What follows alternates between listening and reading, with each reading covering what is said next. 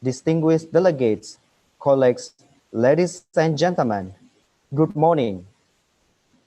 The Honorable Rector and Vice Rector, Universitas Negeri Padang, Dean and Vice Dean, Universitas Negeri Padang, and all the participants of the Third International Conference on Culinary, Fashion, Beauty, and Tourism, ICCFBT 2020. It is a great honor and pleasure for me.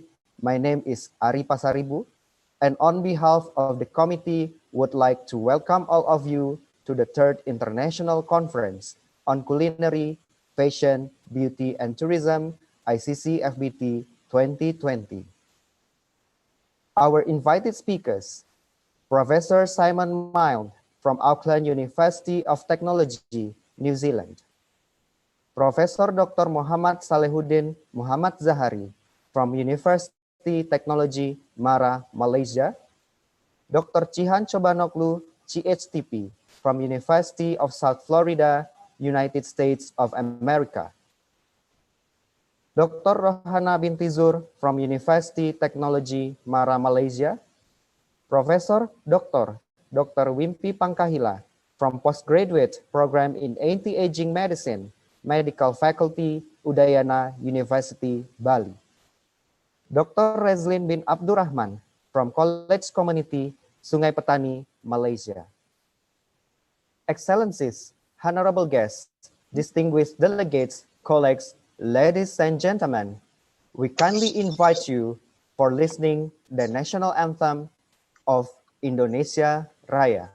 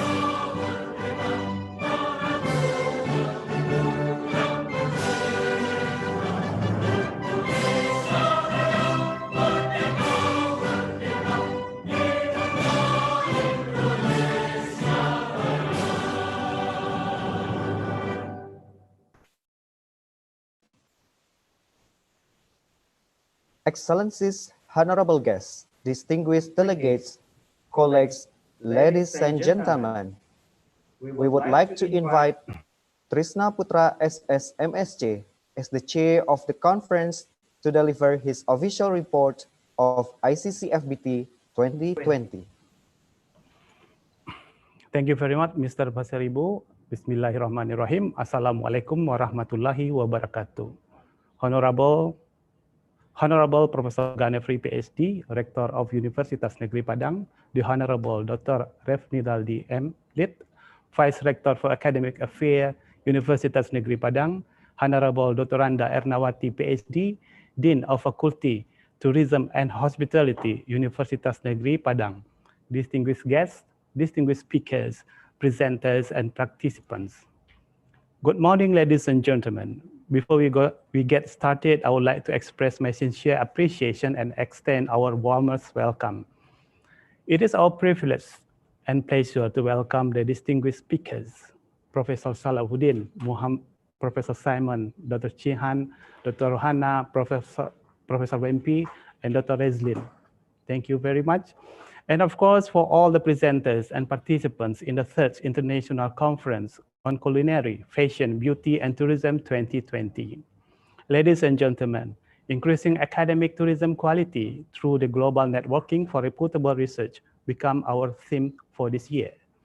All colleges, practitioners, and societies are committed to developing the best applied sustainability in tourism. That is why, through this conference, we can have a great discussion platform for exchanging and sharing knowledge, theme-related studies. In addition, the conference is also expected to be a forum for optimizing, strengthening, and expanding tourism and the creative economic in the age of digital globalization and post-COVID-19 disease. The time has come to renew relations and address topics of common interest with university delegates from all over Indonesia, Asia, and the world. There are 124 participants in this event who will be proposing and discussing about hospitality-related topics. It is pleasing to note that the agenda of the seminar covers a variety of interesting topics related to education and training, management, entrepreneurships, and innovations and development. We hope that the speakers will be able to bridge the differences between academics and practitioners in order to achieve the best performance in everyday culinary, fashion, beauty, and tourism practices. We also appreciate for the participations and cooperations of South Florida University, Auckland University of Technology, UITM Malaysia, Community College Sungai Petani, Polytechnic Sultan Idris Shah Malaysia, Berjaya University College Malaysia, University Sains Islam Malaysia, University Putra Malaysia, Universitas Udayana, Universitas Negeri Jakarta, Universitas Negeri Surabaya, Universitas Negeri Semarang, Universitas Pendidikan Indonesia Bandung, APTA, Tourism Institute, Yogyakarta. I would like to extend my sincere gratitude and appreciation to the Rector of Universitas Negeri Padang, Dean of Faculty of Tourism and Hospitality, official collaborator, as well as the committees that have sponsored both staff and materials, so the international conference is well underway. I would like also to thank you all for attending our conference and bringing our experience to our conference. Thank you very much. Thank you very much. Assalamualaikum warahmatullahi wabarakatuh. Among this time, we would like to invite Vice Rector of Universitas Negeri Padang for Academic Affairs, Dr. Refnaldi M. Lid, to convey an acknowledgement and officially open the third ICCFBT 2020.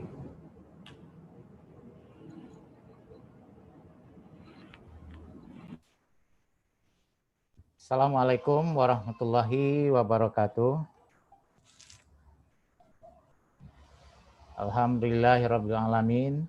Shalatu wassalamu ala asrofil anbiya wal mursalin wa ala alihi wa sahbihi rasulillahi ajmain.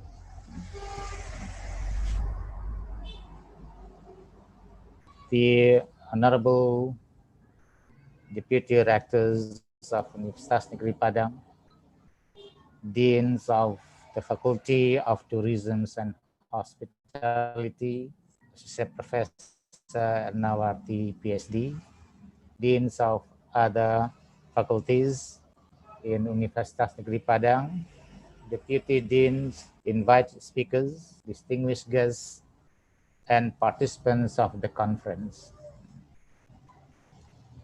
I'd like to say an apology from directors of Universitas Negeri Padang who cannot be together with us in this opening ceremony because he has to attend another activity that is lasting at the same time. Ladies and gentlemen, we know that COVID-19 has devastated communities and economics around the world and profoundly changed the ways in which we live and work. Many of those effects will no doubt prove to be temporary. So it is only temporary. But as a sequence, numerous congresses, seminars, conferences, scientific meetings, and even workshops have either been cancelled or postponed. Thus, the traditional arena for exchanging ideas has come to a halt. However, many groups are utilizing modern technological solutions like Zoom meeting, webinar, and some other tools in which we can all participate in international conference, in international seminars, or in international workshop. So I'm pleased to welcome you to the third international conference on culinary, fashions, beauty, and tourism, organized by the Faculty of Tourism and Hospitality of Universitas Negeri Padang. So the theme of the conference is increasing tourism's academic quality through global networking toward reputable research. So the themes is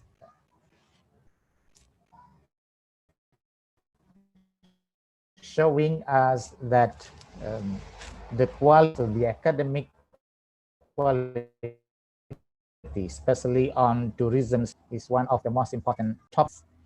And this is also related to the way we as the lecturers, as the researchers in publishing our research papers, in publishing our ideas, especially in the journal, not only at the national levels, but also at the international level, especially at the reputable journals.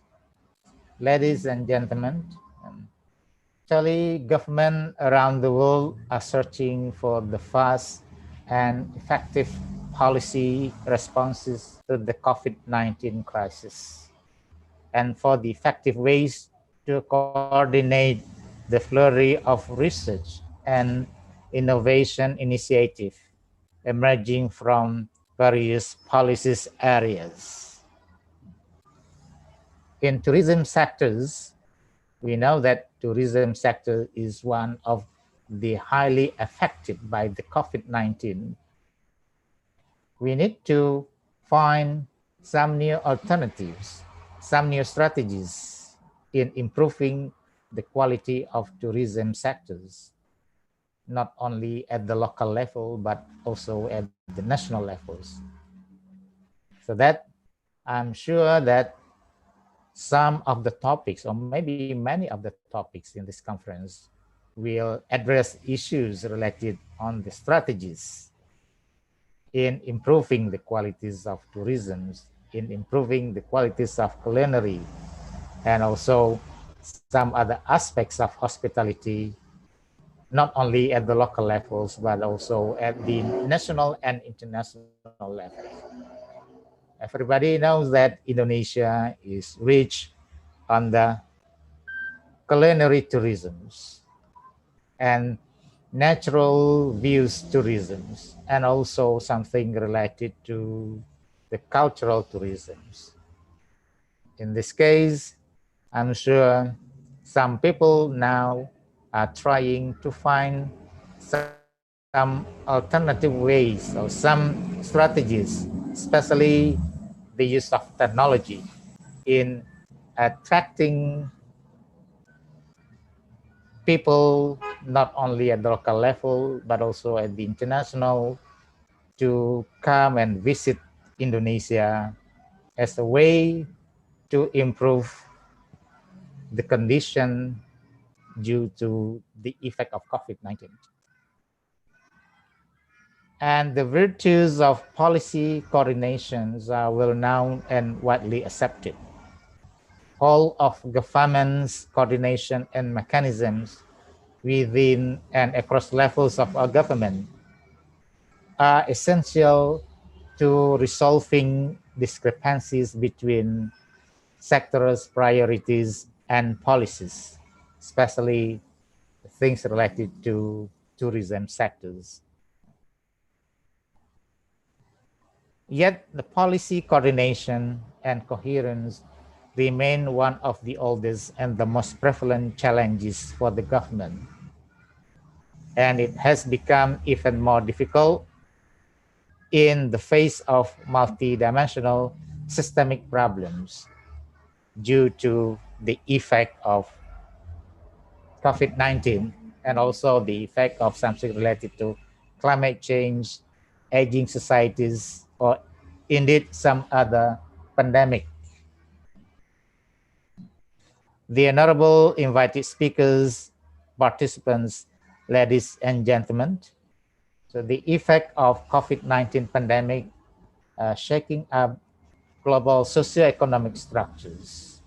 The impact are estimated to be astronomical in terms of numbers of lives and jobs lost. The scientific, innovation, and business communities are working frantically to support emergency responses and government action. And we are witnessing real-time collaboration between scientists across the globe in a race to develop the production of vaccines and antiviral medications. The industrial sectors, especially also tourism industry, is repurposing production process to suit to the current condition. Technology innovators and startups are teaming up to provide solutions to the most pressing issues.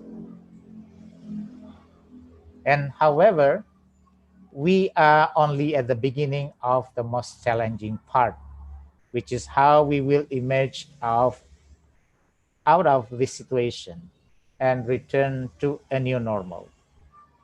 So this is a race against the clock.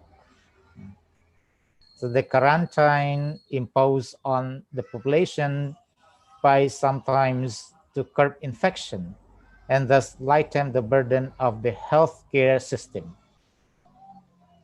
But countries should also take advantage of this time to prepare a proposal on how people could gradually resume their normal lives.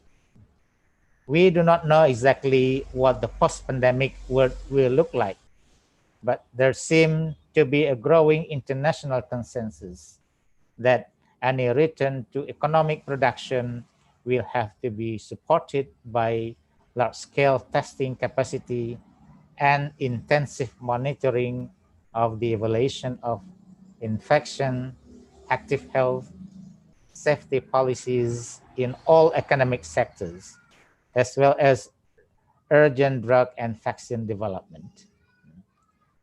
Ladies and gentlemen,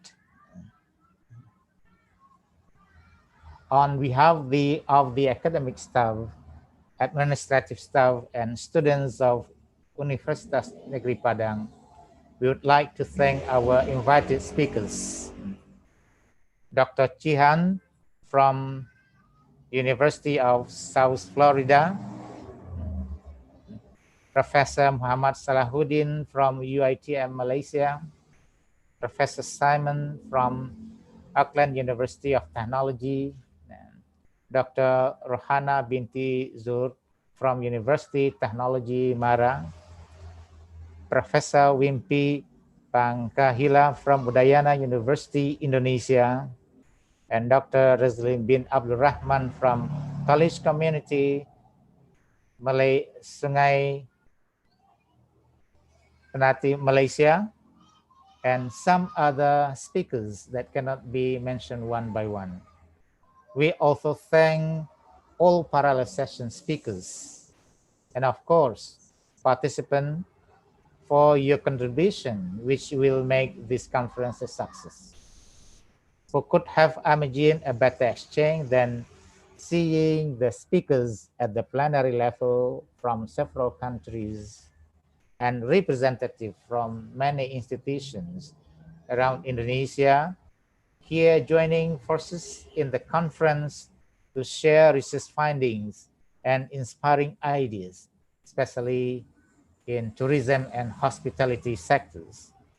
And the important thing is having the opportunity to renew old friendship and to make a new acquaintances. Ladies and gentlemen, we expect we will learn new ideas from each other, which we can adopt and adapt to further improve our work in this important area. I know that there will be many interesting and useful presentations, both in plenary session and in a parallel session. I believe many good experience will be shared and many good lessons will be learned. Members of organizing committee have been working very hard, and I would like to thank them for their dedication, time, and effort. I wish also to thank our patrons, individual and organization partners and volunteers. Without their generosity, we would not be able to create a total environment to support your full participation. Thank you all for your presence and participation. And you are the very important part of the conference success. Please enjoy the conference. Ladies and gentlemen, by saying Bismillahirrahmanirrahim, the international conference organized by the Faculty of Tourism and Hospitality of the Universitas Negeri Padang is officially open. Thank you. Assalamualaikum warahmatullahi wabarakatuh. Waalaikumsalam. Thank you very much to Dr. Refnaldi Emlit, who has officially opened the third ICCFPT 2020. Excellencies, honorable guests, distinguished delegates, colleagues, ladies and gentlemen, for closing the opening ceremony with the blessings, we would like to invite Al-Ikhlas LCMA to lead the Doa recitation for Muslim.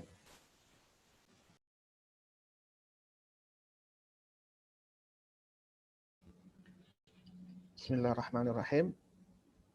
Assalamualaikum warahmatullahi wabarakatuh.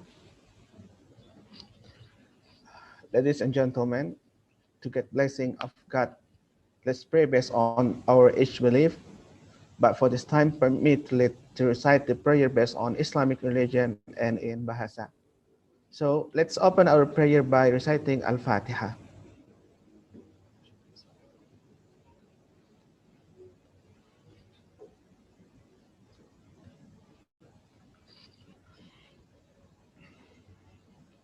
أعوذ بالله من الشيطان الرجيم. بسم الله الرحمن الرحيم.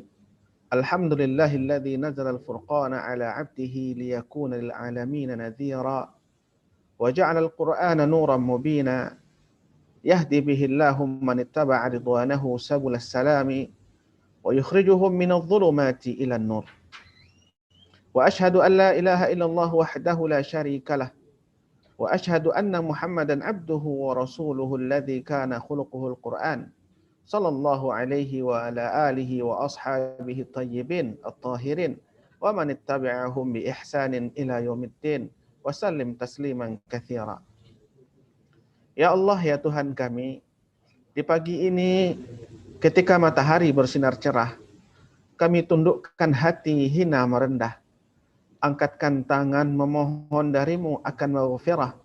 Semoga setiap langkah yang kami tapakkan dalam kehidupan ini Engkau sertai dengan hidayah, sehingga setiap aktivitas pada setiap lini kehidupan ini Engkau liputi dengan berkah. Ya Rahman, kami sadar tanpa ampunan darimu kami akan sengsara, tanpa petunjuk darimu kami akan tersesat, tanpa lindungan darimu kami akan binasa, tanpa kasih dan sayangmu kami akan terlaknat. Oleh sebab itu ya Allah, ampunanmu adalah harapan kami. Petunjuk darimu adalah pelita hidup kami. Lindunganmu adalah permohonan kami. dan kasih serta sayangmu adalah dambaan diri. Ya Alim ya Majid, di pagi yang cerah ini juga, Fakultas Pariwisata dan Perhotelan Universitas Negeri Padang angkatkan kegiatan seminar internasional dengan tema Increasing Tourism Academic Quality Through Global Networking Toward Reputable Research. Berkahilah acara ini. Lancarkanlah dari awal hingga ke akhir nanti.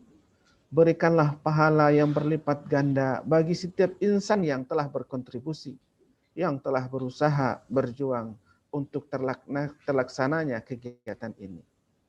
Allahumma alimna ma yanfa'una, wanfa'na bima 'allamtana, innaka antal alimul hakim. Ya Allah, karuniakanlah kepada kami ilmu yang bermanfaat. Dan dengan ilmu itu jadikanlah kami orang yang bermanfaat, agar dalam kehidupan ini tercipta maslahat.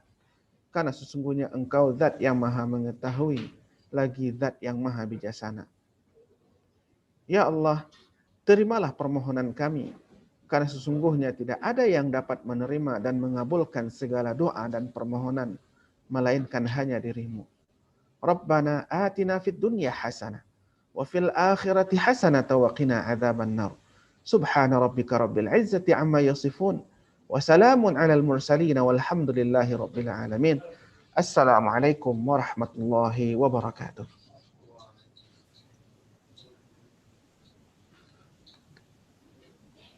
Excellencies, honorable guests, distinguished delegates, colleagues, ladies and gentlemen.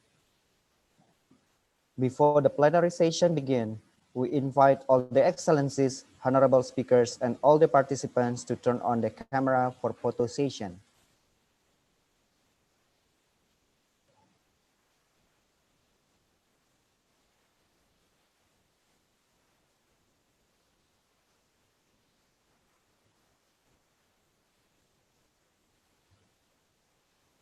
Thank you very much, ladies and gentlemen. Now we are going to our next agenda. We would like to invite our moderator for morning plenary session, Dr. Red Aningtyas, MSc. The time is yours. Okay, thank you, Mr. Ari. Good morning, ladies and gentlemen. Welcome to our webinar, today's webinar, the third International Conference on Culinary, Fashion, Beauty, and Tourism, increasing tourism academic quality through global networking for reputable research. First, before we start, let me introduce myself. My name is Tias. I'm from Faculty of Tourism and Hospitality, Universitas Negeri Padang. It's my pleasure to be moderator for this session, and I'll be responsible for hosting this presentation today. First of all, I briefly introduce to you the topic from our invited speaker. First, managing over-tourism and under-tourism, lesson from the South Pacific, presented by Professor Simon. The second one is gastronomic tourism, unleashing its potentiality, presented by Professor Dr. Muhammad Salahuddin Muhammad Zahari.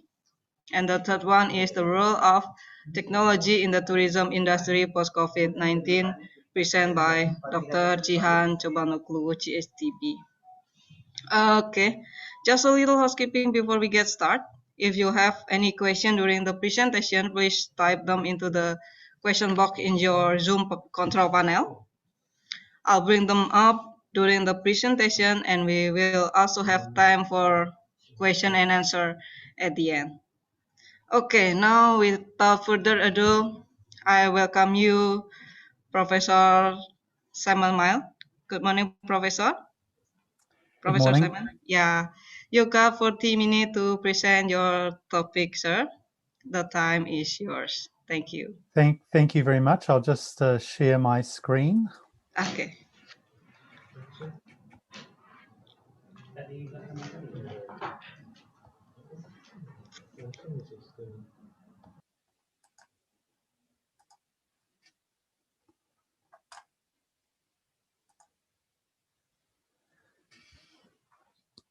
Just checking that everyone can see the screen okay. Yes, I can see your presentation, Professor. Fantastic. So today is a chance to talk to you about work and experience that my institute has had in the South Pacific in recent times, and helping destinations deal with the previous challenge of over-tourism and the current challenge of under-tourism. So we've seen a dramatic shift from places in the South Pacific that have struggled with rapidly growing visitor numbers and that have suddenly had to deal with the challenge of well, no tourists. So I'll look forward to giving you a bit of a talk about how we can manage these challenges, how sometimes the challenges of under-tourism and over-tourism are actually quite similar. And I'm going to be drawing from work that we are doing called the Pacific Tourism Data Initiative. That is funded by the New Zealand Ministry of Foreign Affairs, by the World Bank, by a number of other agencies and governments. And at the moment, we're working in 7 different Pacific nations, as you can see there in the solid red circles. We also have projects starting in 3 others, Kiribati, Timor, and Tonga in 2021. So we are looking to help develop the data and information that can be used and is available to these countries to help them manage tourism more effectively. That management was focused on dealing with large growing numbers of visitors. Now the focus is on how do we build back following COVID. And I'm going to use today the example of the Cook Islands, which you can see here. This is the destination that we have been working in the longest. And I'm going to show you how we've been able to use different data to allow us to build a decision support system that can help destinations, whether they are nations or regions or even communities, begin to understand how to better manage and develop tourism in the future. So I'll be talking a lot about international visitor surveys today. I'll also be talking about what we call business confidence index or business surveys, and also the importance of looking at community attitudes and understanding the community dimension of tourism impacts. I also just want to share with you this slide. If any of you want to look at the resources or the information that I'm presenting today, this website presents all of the reports and information we have provided for the Cook Islands in partnership with the Cook Islands over the last 8 years that we have been running the Pacific Tourism Data Initiative in the Cooks. So this will give you a chance to look at some of the presentations and the talks that that we have provided to the Cook Islands. I guess the first message I just want to drive home, I guess, is that we have a situation in the Cook Islands of rapid growth in tourism up to the period of the border shutdown in March 2020. Numbers of visitors in 2019 were over 170,000, and they had grown from only 1,000 in the early 1970s. Now, 170,000 probably doesn't sound like very much, but when we consider that the total population of the Cook Islands is only around 15,000, you can see that we have a really high ratio of visitors to locals.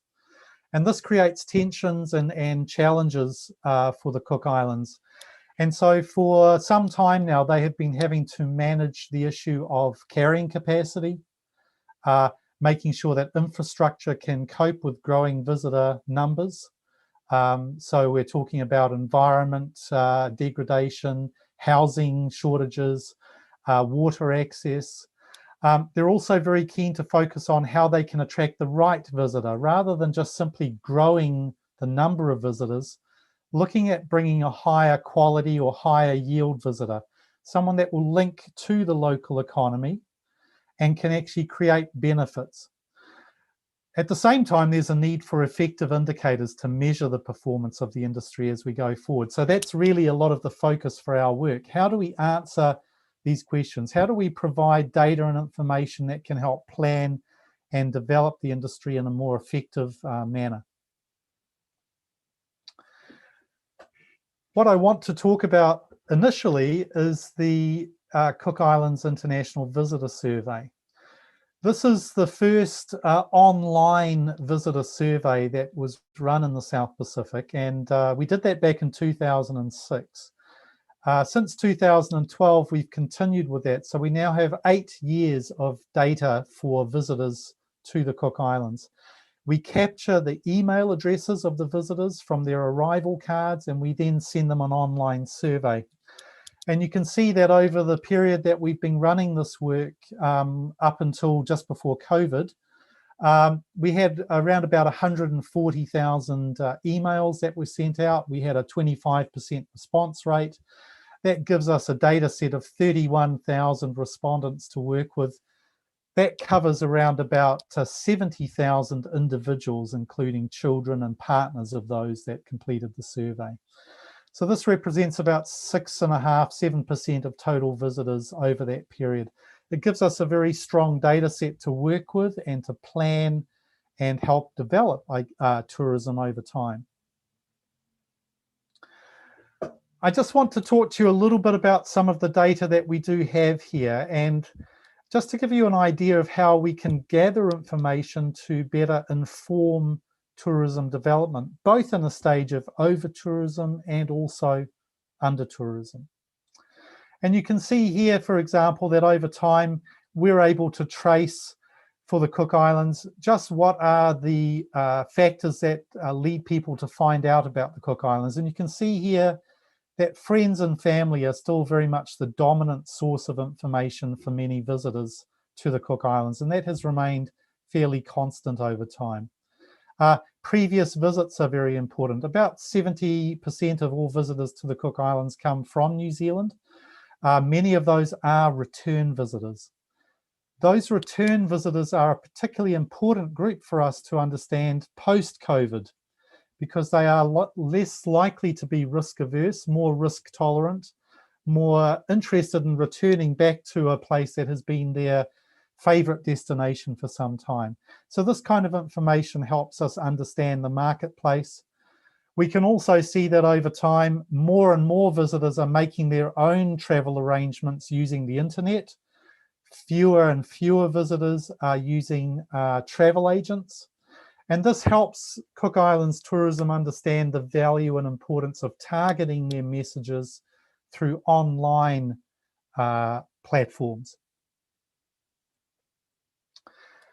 We also gather data on how much money the visitor spends. And again, this allows us to understand the economic impact of different types of visitors. So we gather information on how much people spend in the country. We also gather information on how much they prepay on their package before they arrive. We estimate the amount of that package that comes back to the country, and that allows us to have an overall figure, an overall impact per day and per visit. Once we have that information, we can then understand the value and impact of different types of markets. So for example, here you can see that in a recent annual report that the Australian market was the highest yield market for the Cook Islands. The New Zealand market during this particular time period was a lower yield market. We can begin to understand which type of visitors bring which types of impacts and how those impacts are spread to different sectors of the economy. During over-tourism, this is important because it allows a focus on visitor yield rather than simply growing visitor numbers. During under-tourism, this is also important. So post-COVID, this data is really critical because we know that the numbers of visitors are going to be small. We know that they are going to be coming from very specific markets and destinations to begin with. This can allow us to target and really begin to reset an industry with a focus on high yield and high impact visitors. It doesn't mean 5-star visitors necessarily. We're also interested in backpackers, business travelers, people visiting friends and relatives. The key message is that we want to try and get more money out of each of those visitors and to get the right mix for the tourism industry as it begins to rebound from COVID in the future. The data also allows us to have a time series information on how visitor spend has been changing over time. This is important because it means that the Cook Islands government has been able to shift its targets away from growing visitor numbers to growing the yield per visitor. And that's a more sustainable way to manage your industry and a more sustainable way to think about tourism development. So you can see here over time that visitor yield has been increasing, mostly from in-country spend rather than outside country or prepaid spend. And this reflects Cook Island government policy to really begin to build more product, more visitor experience that links to local economy, local food, local cultural activities, to shift people away from sun, sand, and sea, and to move them towards cultural and land-based experiences as well, to try and build a stronger yield for the economy.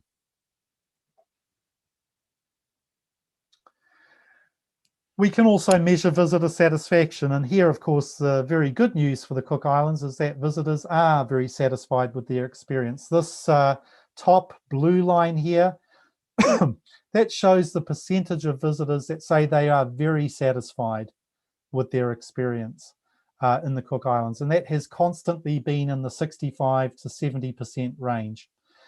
Below that, we can see the visitors that say they are satisfied, so that sits in the 20 to 30% range. So consistently for the Cook Islands, over 90% of visitors say that they are either satisfied or very satisfied with their experience.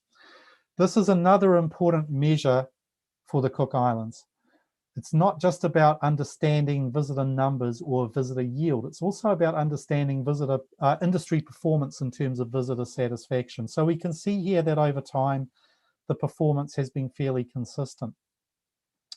The good thing about the Pacific Tourism Data Initiative is it also allows us to compare different countries in the region. And we are currently developing a dashboard that will allow governments and businesses to do these comparisons directly. And you can see here the Cook Islands is really a very good performer. They have the highest percentage of visitors that say they are satisfied or very satisfied, compared, for example, to Papua New Guinea or the Solomon Islands, where those percentages are considerably lower. The good thing is that this kind of regional comparison allows countries to understand how they compare to their competitors and to learn lessons and to perhaps improve their own performance. And again, we believe that these regional comparisons will be very important as we begin to move out of COVID, to understand from different countries what their performance measures are, what kinds of policies or approaches they have been introducing. If we can share knowledge, we can perhaps all bounce out of the negative situation at the moment more speedily and more robustly. What our visitor data also shows us is what people find appealing or less appealing about their visit. And this is drawn from qualitative data. So we ask people to write long answers and we then analyze that data using software and also our own analysis of the qualitative data. You can see here that for the Cook Islands, consistently the environment has been the #1 most appealing aspect of the visitors' experience of the Cook Islands, followed closely by local people. What the Cook Islands wants to do is to try and bring that local people dimension even closer to environment, to build that link to culture and to local people. But what's really important for the Cook Islands is to understand what the visitor finds least appealing, because this allows us to understand where the product needs to be improved. And this is going to be very important as we guide the industry out of the current COVID situation. And you can see here, for example, that consistently over time, visitors have tended to label public services and related infrastructure as a least appealing aspect of their visit. So that could be a lack of public toilets or poor public transport. But the most important and interesting thing for us is, given that environmental quality is so important to the visitor, is to see how visitors feel about the environmental quality of this destination. And you can see that typically visitors are saying only about 5 to 10% of visitors complain about environmental aspects being the negative or the least appealing aspect of their visit. But at 2 times here and here, you can see those percentages rose up to 20%. And this is when there was an algal bloom occurring in the main lagoon on Rarotonga. People were concerned about water pollution and about the impact that was having on their visit. So we can show quite clearly to the government that they must act on these environmental issues and concerns. They must address environmental degradation of over-tourism to bring back down that level of complaint from visitors.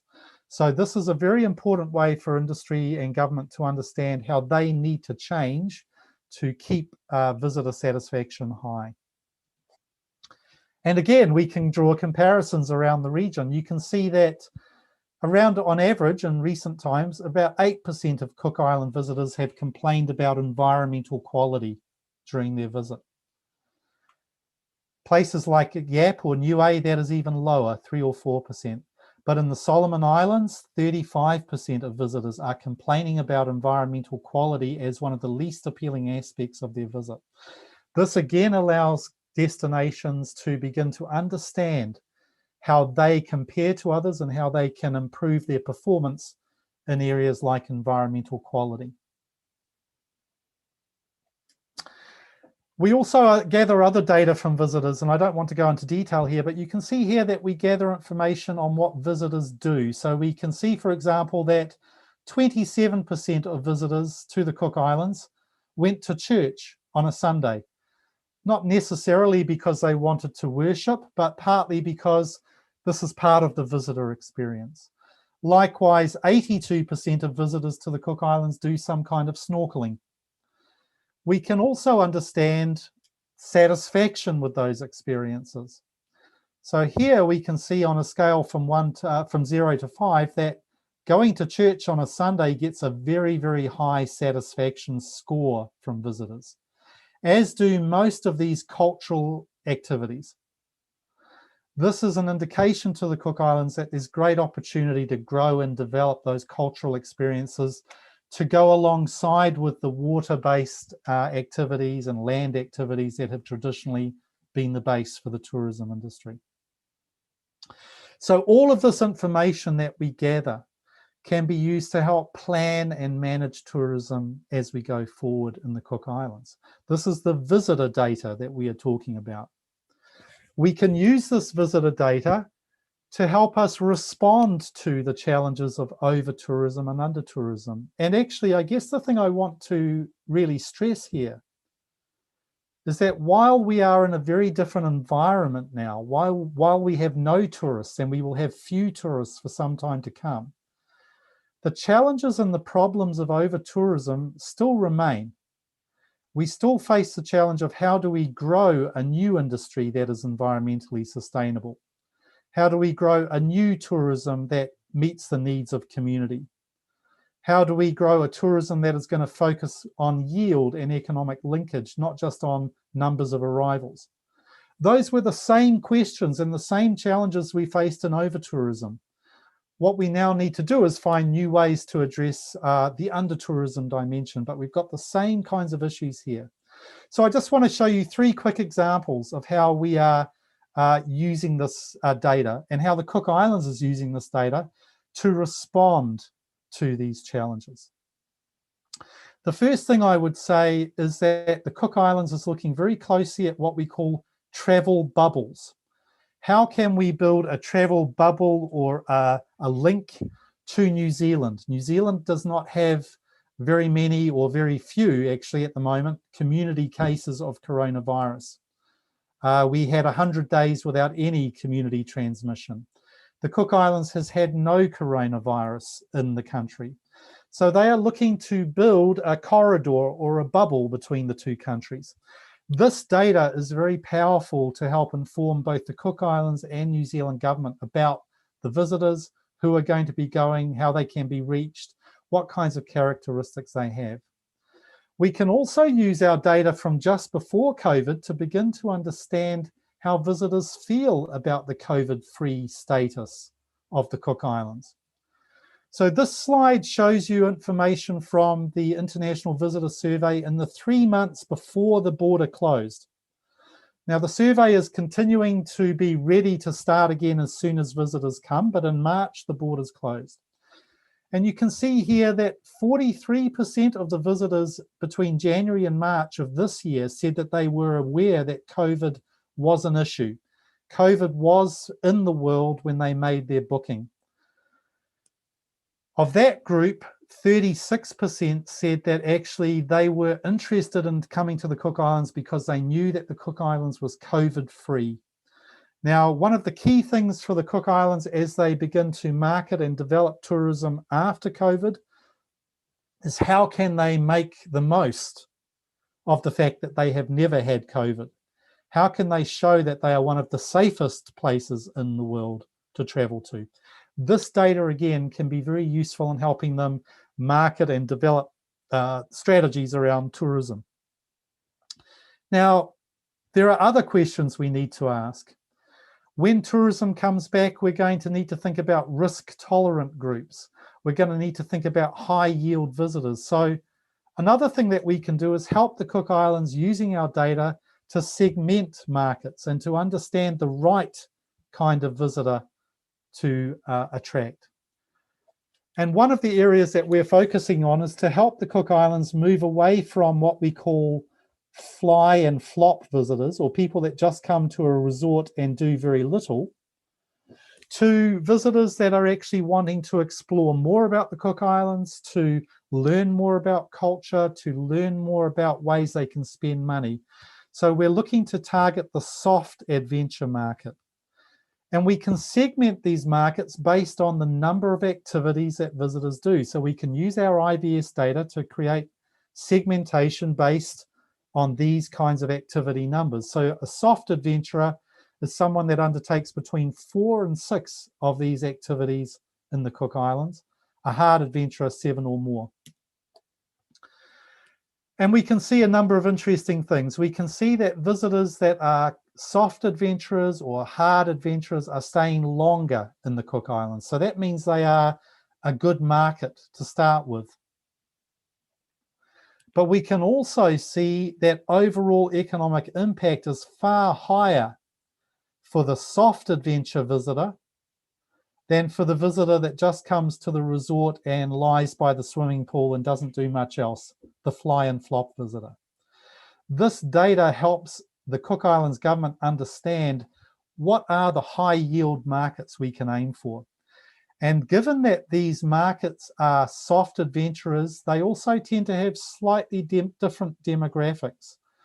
Demographics that lead us to believe that they will be more risk tolerant, more willing to begin to travel than some of the more traditional family type resort travelers, for example.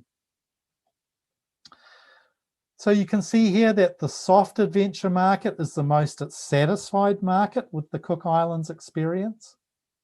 So this is another factor that we are saying should lead the Cook Islands to think about this market as they begin to bounce back from COVID. But you can see also that over time, this soft adventure market has remained quite stable, maybe even declining a little bit in recent years. So the message for the Cook Islands is that they need to be thinking about developing new marketing tools, new approaches to attract a market that is higher yield, younger, more likely to engage with the economy directly, and is probably the most risk tolerant of all groups. So this can help the Cook Islands guide and understand their policies towards new visitor markets. And you can see here that when we look at soft adventurers, there's only 53% of that market actually come from New Zealand. Nearly 3/4 of the fly and flop or resort visitors come from New Zealand. The big focus for us in the Cook Islands now is how do we take that New Zealand market, which will be the first market to come back to the Cook Islands, and how do we encourage more soft adventure travel out of the Cook Islands. So this allows the Cook Islands to really target their marketing, really target specific groups, and begin to build COVID in a very focused, rebuild post-COVID tourism in a very focused way. And likewise, as I said before, we can see that the younger age groups are dominating these adventure travelers. They are more likely to be risk tolerant. So this is another message that we drive home to the Cook Islands. Now, I just want to talk briefly about the other research that we do in the Cook Islands. Because we want to understand not just the demand side, but also the supply side, we conduct a business confidence index or a business survey, which runs every 6 months during high and low season periods. And we've been running this now for a number of years. It's an online survey, and we get a very strong response rate to that survey. I just want to show you some of the trends that we see emerging from this research. This research helps us understand what the industry feels about tourism. It also helps us understand how confident they feel about tourism in the future. It also helps us understand how many people they employ, what kind of linkages they create to the economy. It helps us create a multiplier analysis from our visitor data as well. I'm not going to cover all of that. I just want to show you a couple of really interesting trends. We have just finished our latest business confidence index. So this is the first that has been conducted post-COVID. And you can see it is this one here. So this is the 9th phase, or the 9th time we have run the survey. So this is over now nearly 5 years. And you can see that for both non-tourism businesses, so businesses that are not tourism businesses, and also businesses that are hotels, tour operators, restaurants, confidence has been quite high for a number of periods, a number of years, especially in the tourism sector. But post-COVID, that confidence has disappeared. Now, that's not a surprise. But what it does show us is that we now have a benchmark. So when we do our survey in 6 months' time or in a year's time, we're going to be able to see how that confidence changes and evolves. We need to have that benchmark so that we can begin to understand how the industry feels about COVID and bouncing back from COVID as well. This gives us another way of understanding industry performance and also projections of how the industry may change over time. Now, there's a lot here, but I just want to highlight one thing. In our survey, we ask our respondents on a 5-point scale, how important is it to maximize visitor spend and to maximize visitor numbers? And you can see that in the Cook Islands, consistently, the businesses have been very interested in building visitor spend, visitor yield. But in the last few years of over-tourism, the businesses themselves have been saying, we do not want to keep growing visitor numbers. That is not important for us now. In fact, we can't keep growing visitor numbers because we're going to destroy the goose that lays the golden egg. It's going to destroy our resources, our resource base. So you could see that just before COVID, the Likert scale had dropped down to 3.6. Post-COVID, we have seen that grow again. So businesses are thinking more about growing visitor numbers, but that has not come back to the level that it was.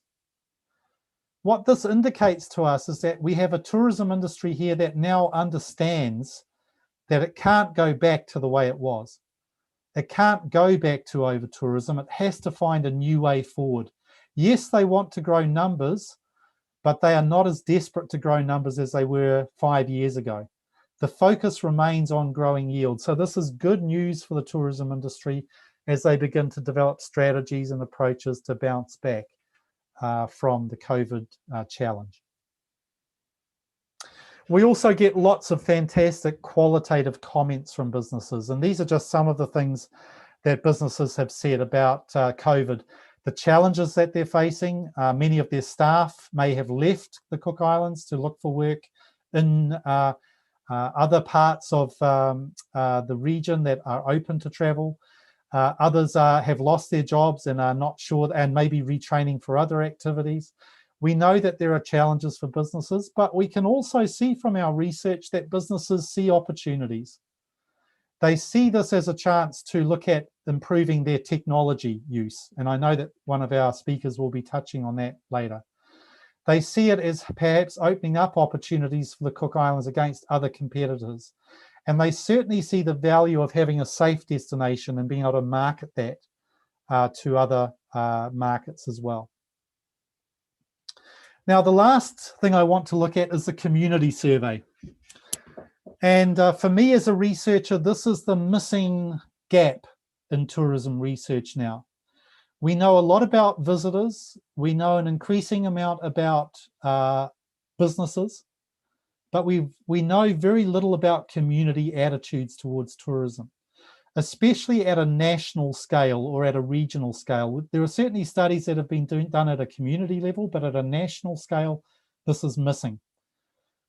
And this is particularly important now because if we want to measure tourism performance, we need to understand how community feels about tourism. If tourism works for communities, then communities will work for tourism.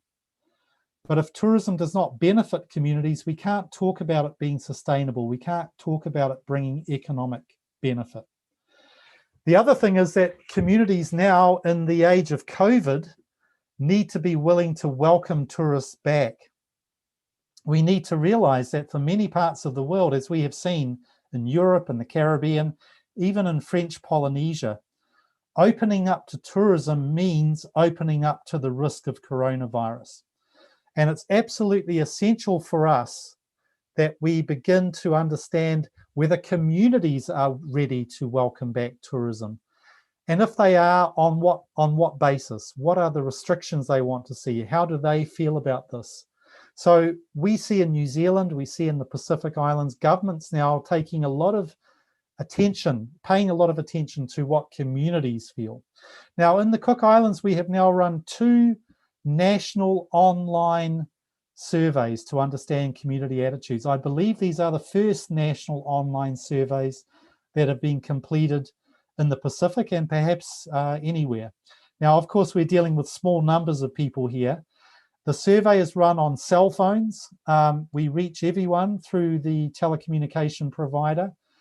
And we've had a very strong sample response, nearly 8% of the total population, nearly 1,000 respondents. It gives us a very robust data set. And we've now done this twice, and we are about to do it again. So in a few months, we will have our first post-COVID survey. This was done just before COVID. I just want to show you a few quick details. You can see that whether people in the Cook Islands live on the main island of Rarotonga or on the second tourism island, which is Aitataki, they support tourism. They believe that tourism is good for the Cook Islands. And that is generally because they can see the economic benefit that the industry brings. You can see also that based on a Likert scale, whether people work in tourism or whether they don't work in tourism, they feel very proud about the fact that the Cook Islands attracts lots of visitors. However, they do not feel, if they work outside tourism, that they benefit from tourism. They don't feel that they're getting much benefit from the industry. This indicates a challenge for tourism. How can we show people that they are actually benefiting directly if they work in a supermarket, if they work as a farmer, that they are actually getting real benefit from the tourism sector? So this highlights an area that we need to work on further. We can also see that the Cook Island Maori, or indigenous population of the Cook Islands, are less likely to feel that they benefit directly from tourism. That it's the non-Cook Islanders that are saying they are more likely to benefit. So this is, again, another measure that we have to look at as we move forward with the tourism industry post-COVID. How can we recreate, reimagine, reset a tourism industry that will bring more benefits to some of these groups? We have the data to measure this over time. We have data that shows us people's attitudes about, again, Likert scale attitudes about whether tourism is good for the economy, whether businesses, foreign businesses, should be restricted from investing in the economy, whether house prices have gone up because of tourism. So we can begin to measure the tensions or the challenges that the community faces because of tourism development. We can also see here that people living in Rarotonga are far more likely to feel that tourism causes overcrowding.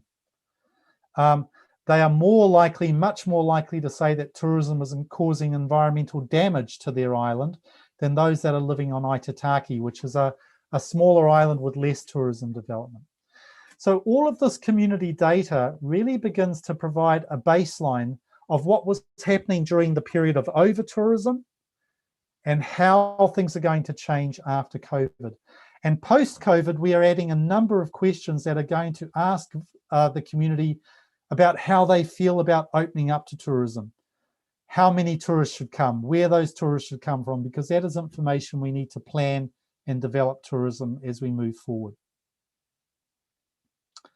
We ask other questions. We ask Likert scale, again, responses around whether people are keen to feel that tourism brings opportunities to learn from other cultures, whether it's made them more aware of their own cultures. So we capture a lot of information. You can see 90% of Cook Islanders say they would like to share their culture and values with tourists.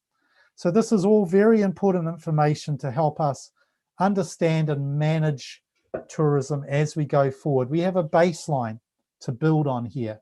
We can be sure, for example, as we move forward, that there are more people in the community that rate highly the notion that they are well informed about tourism, that feel that they have the opportunity to express their views about tourism. These are all Likert scale responses that we would like to see grow over time. We also gather lots of information from the community in terms of quotes and qualitative data. And you can see here that people are really feeling that tourism is positive. It creates opportunities. It brings a sense of pride in their place. They want to show off who they are to the rest of the world. But we can also see that many of our community people in the Cook Islands are saying that numbers before COVID were too high, that tourism was leading to some increases in inequality, that it was harder and harder to find accommodation because everyone was renting properties to Airbnb. So what all of this shows us again is the challenges facing the community before COVID. What we can do now is trace to see how COVID changes this over time without losing perspective on this. So I've got just 2 or 3 minutes to finish, and I just wanted to show you what all of this means, how we're bringing this together for the Cook Islands. We've worked with the Cook Islands to develop a sustainable tourism framework. And that framework is based on the indicators that we can take from the visitor survey, the community survey, and the business surveys. Those surveys give us indicators upon which we can measure and understand the performance of tourism. Not just about tourism numbers, but actually a focus on well-being, on economic impact, on environmental sustainability. Those are indicators that we can measure easily through this data. We don't need scientists. We don't need to spend lots of money on extra research. We've actually got the tools here to help us do that. So the framework which we developed with the Cook Islands features lots of different ideas about how to manage and grow tourism in a sustainable way so that it provides a future for the children, the young people of the Cook Islands. And all through the framework, there are a series of indicators. One indicator, for example, is how many visitors say that they have had a good experience or are able to access local food. How many complain about not being able to access local food? We've got 8 years of data on that, so that allows us to use a series of symbols to understand whether we are having positive outcomes with these indicators or negative outcomes.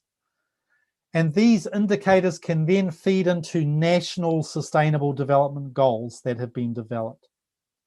So for example, we can see here that the percentage of visitors over time that have made positive comments about the availability of local food have been increasing. The percentage saying that they have had negative experiences in accessing local food have been going down. We can do the same with people's attitudes about environmental quality, about visitor expenditure, a range of different things. So we have now provided the Cook Islands with a set of data and indicators that can allow them not only to plan tourism, both for a time of over-tourism and under-tourism, but can also help tourism now to link into the UN Sustainable Development Goals and a national sustainable development framework. And I believe this is the first time that this has been achieved in the Pacific. The good thing is we've got data that we can collect and continue to collect very cost effectively. And we've got a growing awareness of how important research is and universities are to helping create sustainable tourism plans and strategies. Thank you very much. I think that's my 40 minutes and I appreciate this. I covered a lot of ground. I hope you found some of those messages to be useful. Thank you. Thank you, Professor Simon. Thank you for your enlightenment on how to manage over tourism and under tourism. I'm sure we get the idea of how to manage our destination right now. But before we go to the next session, there are a few questions for you, Professor Simon. First from Miss UK Permata Lisna. He asks you about what you see from Indonesian tourism industry. What we should do to do the best to be what we should do to be as good as Cook Island. I see you have a research about Mentawai too, so maybe you can give us a clue how to be as good as Cook Island. Well, that's a great question, and I'm sure the Cook Islands are very, very flattered to hear that. I guess I think the main message I would have, and we're lucky also to have some PhD students with us from Indonesia who are working on challenges there, who are actually in New Zealand at the moment. I guess my first message would be that it's important to think about regional and local scale. It's important to think about how you can manage these challenges, obviously at a national level, but Indonesia is a massive, massive country. You are one of the biggest countries in the world. Cook Islands is one of the smallest countries in the world. So the Cook Islands is operating at a very different scale. But I know from my experience that what I have learned in the Cook Islands is very useful in New Zealand when we start to talk about communities or regions. And Indonesia, as you are all aware, is a very diverse nation with many different regions, many different challenges and many different opportunities. So my first message would be try and find ways that you can work at a local or a regional scale to build data and information to inform your planning and strategy as you go forward. That takes time though, and you can see that we've worked for 8 years in the Cook Islands to get to where we are now. In some of the places we're working, we've only worked for 3 years and we're only just starting in some places. But even then, there are things that you can do straight away. You can start to think more about understanding visitor behavior and expenditure rather than just arrivals as a way to plan and develop your industry. You can begin to think about your community and how they are linked to tourism and feature in tourism. We have an Indonesian PhD student right now who is trying to understand how destination management systems and websites that are designed for marketing, how well they actually show the opportunities for visitors to engage with local economies and community and culture, for example. So there are many ways I think that you can make some starts to this, but the real challenge, of course, is to get on top of COVID and to manage that. And hopefully that will be something that will happen over time. And then you can begin to understand who are your risk tolerant markets, where can you begin to open up your industry, and then begin to build on these ideas that we've been talking about today. I hope that answers your very good and very big question. I know it's I only have a short time. Okay, thank you, Prof. And we have a few question 2. The next one is from Mr. Pasaribu. Yeah, his question is, what strategy would you like to suggest to convince the local community to welcome the visitor, especially foreign visitor, in this current pandemic condition? And also, what the strategy for convincing the tourism business that tourism is still leading business sector for countries like in New Zealand? Thank you, Prof. Yeah. Okay, that's a really good question.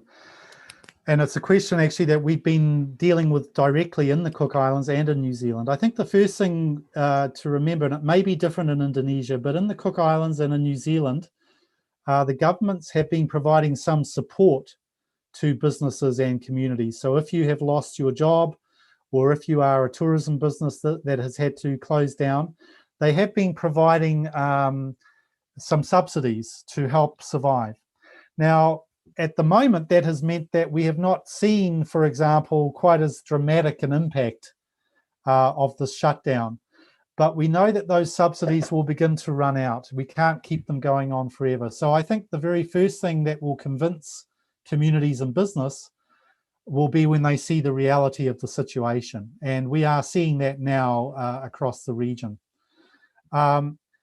The second thing I think that is so important, and this again comes back to research and data, is to really be able to show business and community just how important tourism is.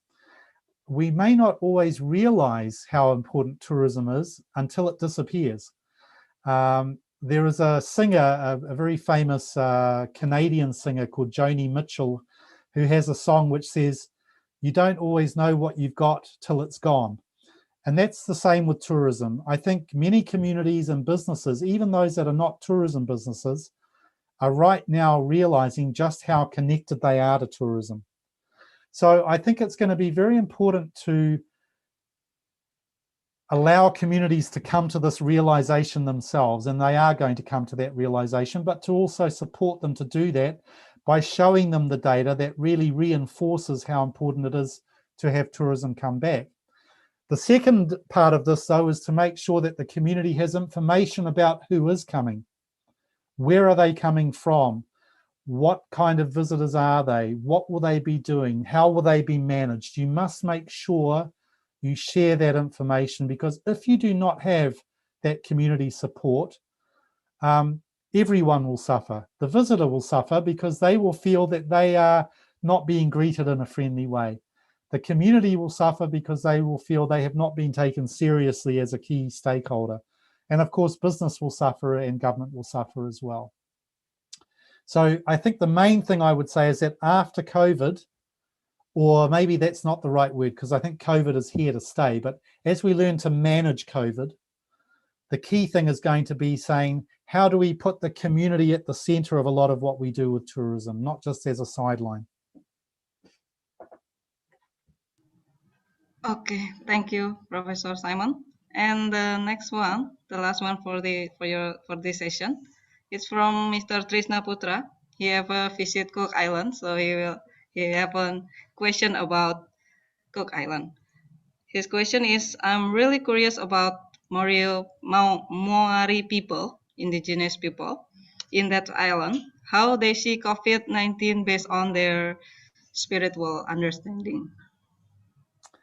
Okay. Well, that's a great question, and I'm afraid I'm not Cook Island Maori, so my understanding of their spiritual needs is limited.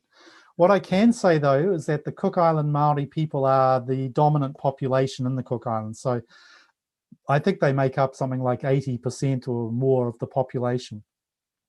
Cook Island Maori are also very closely related to and linked to New Zealand Maori. They are very similar in many ways. They are very connected.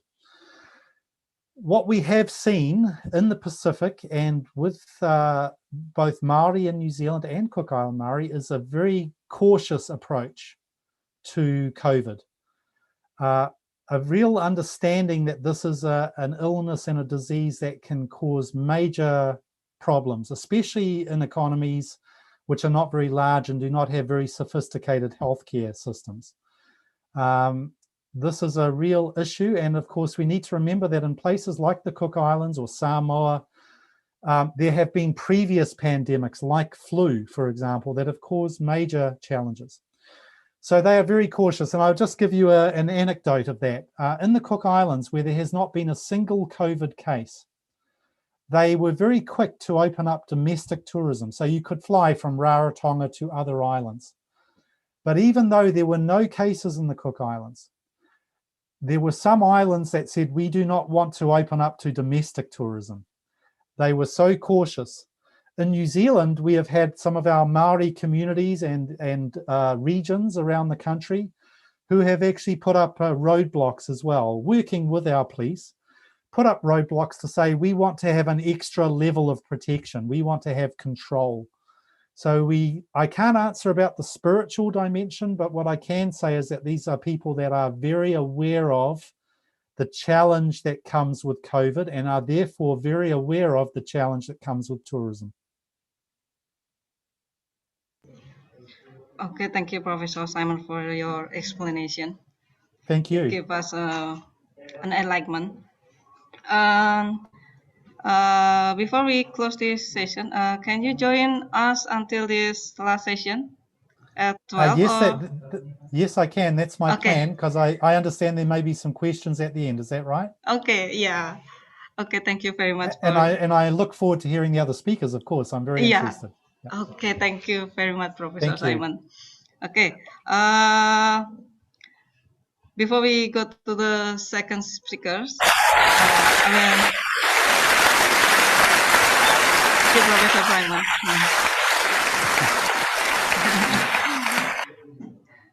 Before we go to the second invited speakers, let me show your profile before, because I forgot in the first time.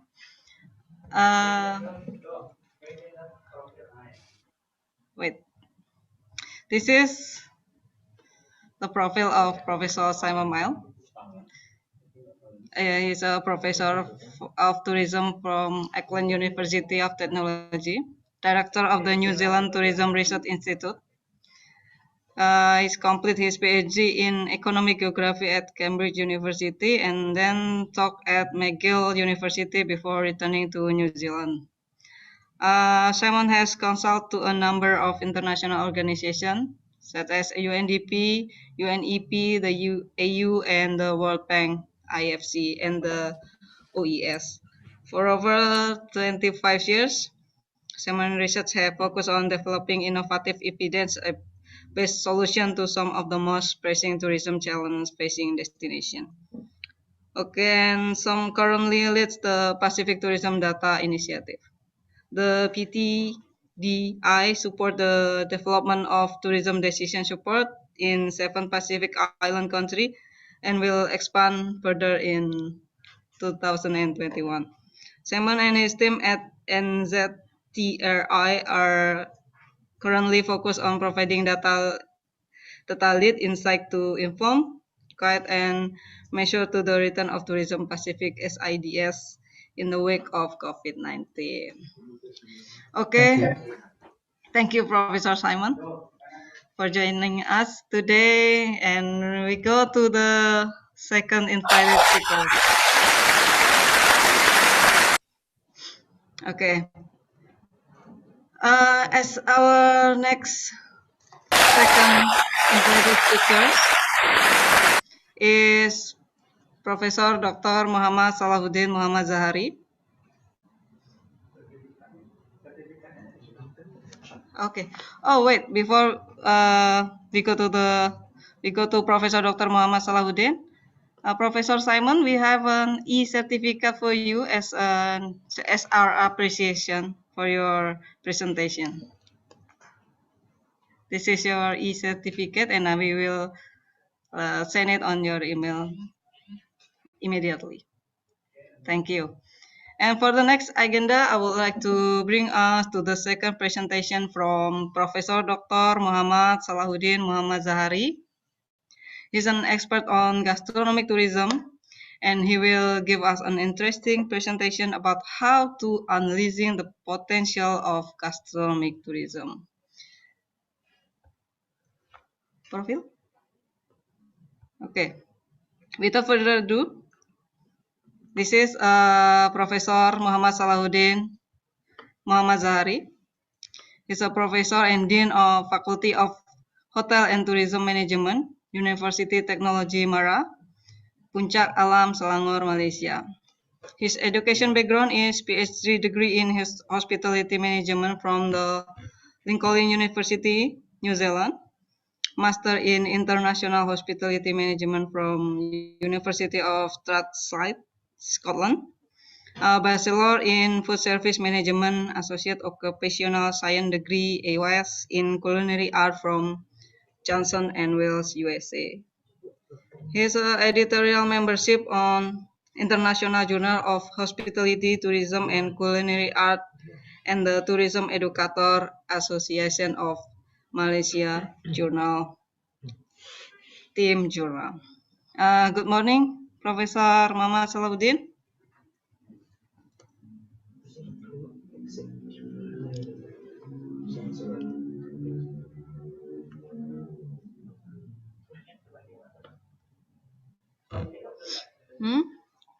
Hello, Prof. Your camera is. Yeah. I need to check. I need to change the. Oh, where is it? Okay. Wait. Let me change this one first. Okay, Prof. How to turn this one? Wait. Oh boy.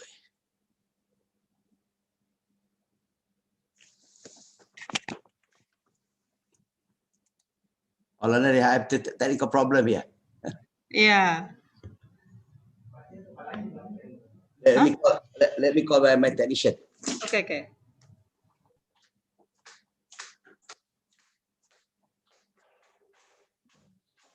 What?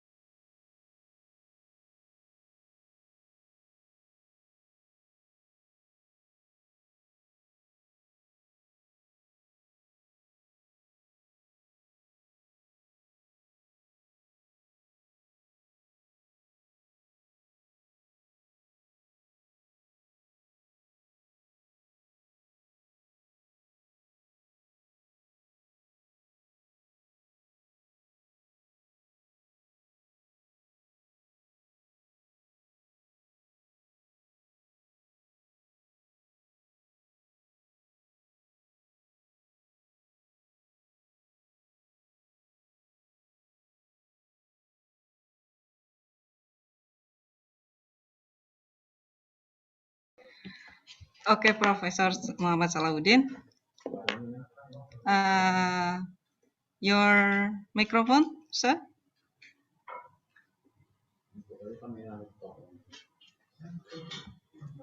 Okay. Okay. All right. Sorry about that. Okay, that's okay, Professor. Maaf ya. Yeah, that's okay. Okay. Okay, Professor Muhammad Salahuddin, you've got 40 minutes to present your topic, and the time is yours, sir. Okay. Can you highlight the my slide presentation just now, or you want me to highlight? You want me to share or? You can share it by yourself, sir. Okay, saya. Okay. Okay. Assalamualaikum warahmatullahi wabarakatuh. The Excellency Professor Ginatri, Rector Universitas Padang Negeri Padang, Dr. Rizaldi, Deputy Rector Universiti Negeri Padang, Dr. Ibu Ernawati, Dean of Faculty and Tourism and Hospitality, Bapak Trishna Putra, Chairman of the conference, Prof. Chihan from University South Florida, Professor Simon from the AUT New Zealand, organizing committee, and all online conference participants. Apa khabar? And how everybody's doing? Okay, thank you very much for organizing committee, for inviting me to give or to share my knowledge on the gastronomic tourism. Okay. Oh boy, that's the problem.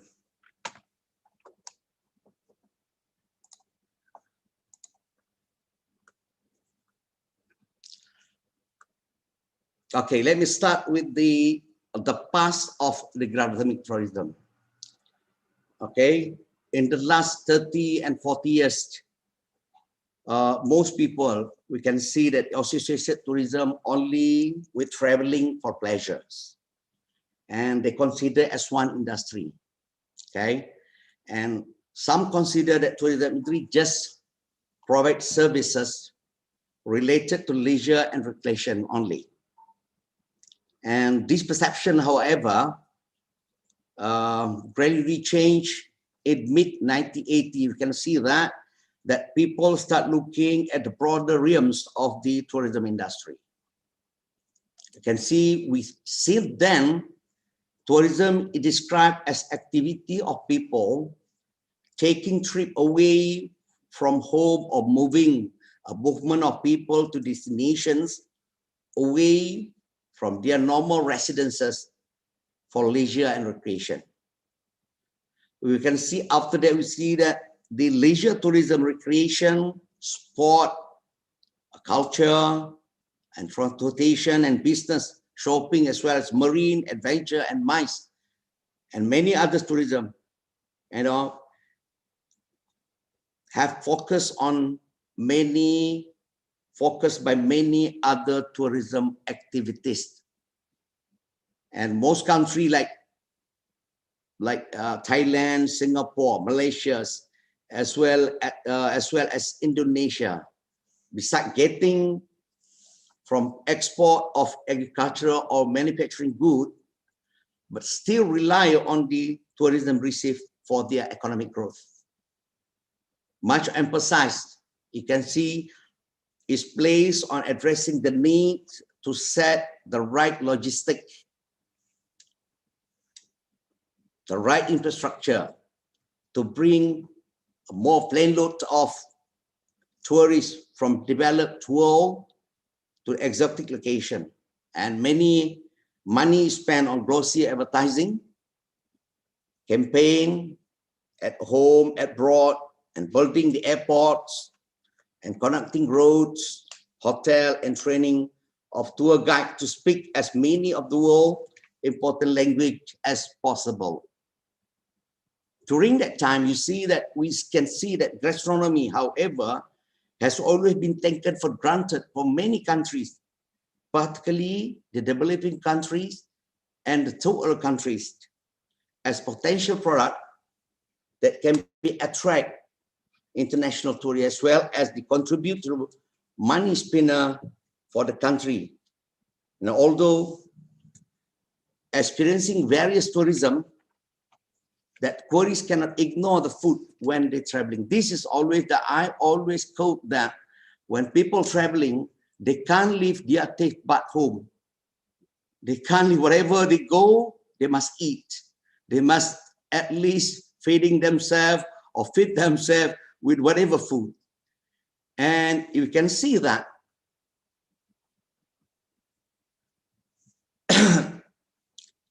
from the statistic showing that most of the country accommodation with regard to food and beverage is ranking #1. It's around 50 to 55% of expenditure is used for the accommodation and food and beverage. Second, shopping. The third is transportation, entertainment, domestic affairs, and organized tour, and others like 1% for miscellaneous. Okay. Then we see that in line with this statistic, many of the countries realize that either in developing countries, developed country in particular, perceive that gastronomy and food can provide an impetus for economic and social growth of the country. We see in America, Europe, Spain, French, Japan, Chinese, Hong Kong, Australia, New Zealand. Just to, I name a few only. Besides other products that they have, they start off putting effort into the tourism, gastronomic tourism. We can see a lot of the packages in Australia. Like I can give example, Intrepids in Australia. They're bringing people, they're bringing tourists to the area of vineyard area. Okay, you can see also in France, a stranger. In Italy, I can name a few. They're bringing tourists to tasting wine at the vineyard, visiting historical places, and for their history and art and culture. And in fact, you can see coffee known as Historica, and this one also, Indonesia is part of it. Coffee tour, country like Costa Rica, Nicaragua, Peru, Panama, and Brazil, and Ethiopia. Tea tour like Sri Lanka and Japan. Okay, chocolate tour, Belgium. Although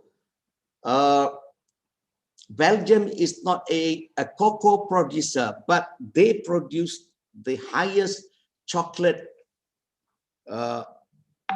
in the world, as well as the Switzerland.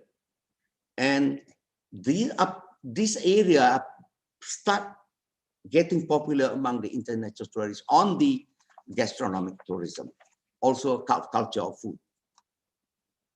Okay.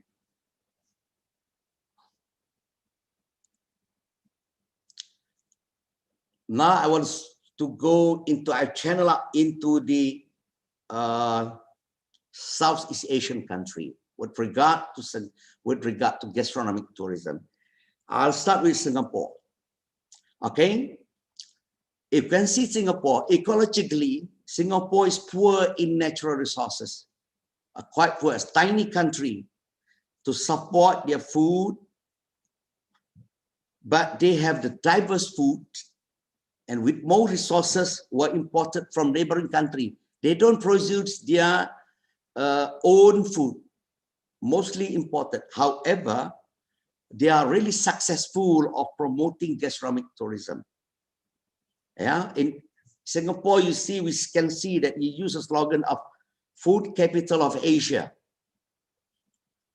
Food dining, dining out, Singapore Festival, World Gourmet Festival. But now during COVID, kind of slow thing in terms of the gastronomic tourism in that particular, even the world, right? Or hopefully that after the COVID-19, like I said, I don't want to say that COVID-19 been lifted, but COVID-19 been under control. So hopefully the gastronomic tourism can be as active again, right? Singapore, if we think that Singapore is the street stall, the most popular street stall in the world, they really have the kind of clean environment with all the stall. That's the reason why they're attracting more tourists into the this tiny country. Second, in Malaysia, we started promoting gastronomic tourism in 2007. Yeah, because Malaysian gastronomy aspect are the product of, in terms of acculturation, assimilation between the major ethnic Chinese, Indian, and Malay, and other small ethnic in Sabah and Sarawak, and also the Malaysian government realized that the food tourism can be grossly promoted. So therefore, we used the Malaysian used the campaign of the food ambassador in collaboration with professional chefs.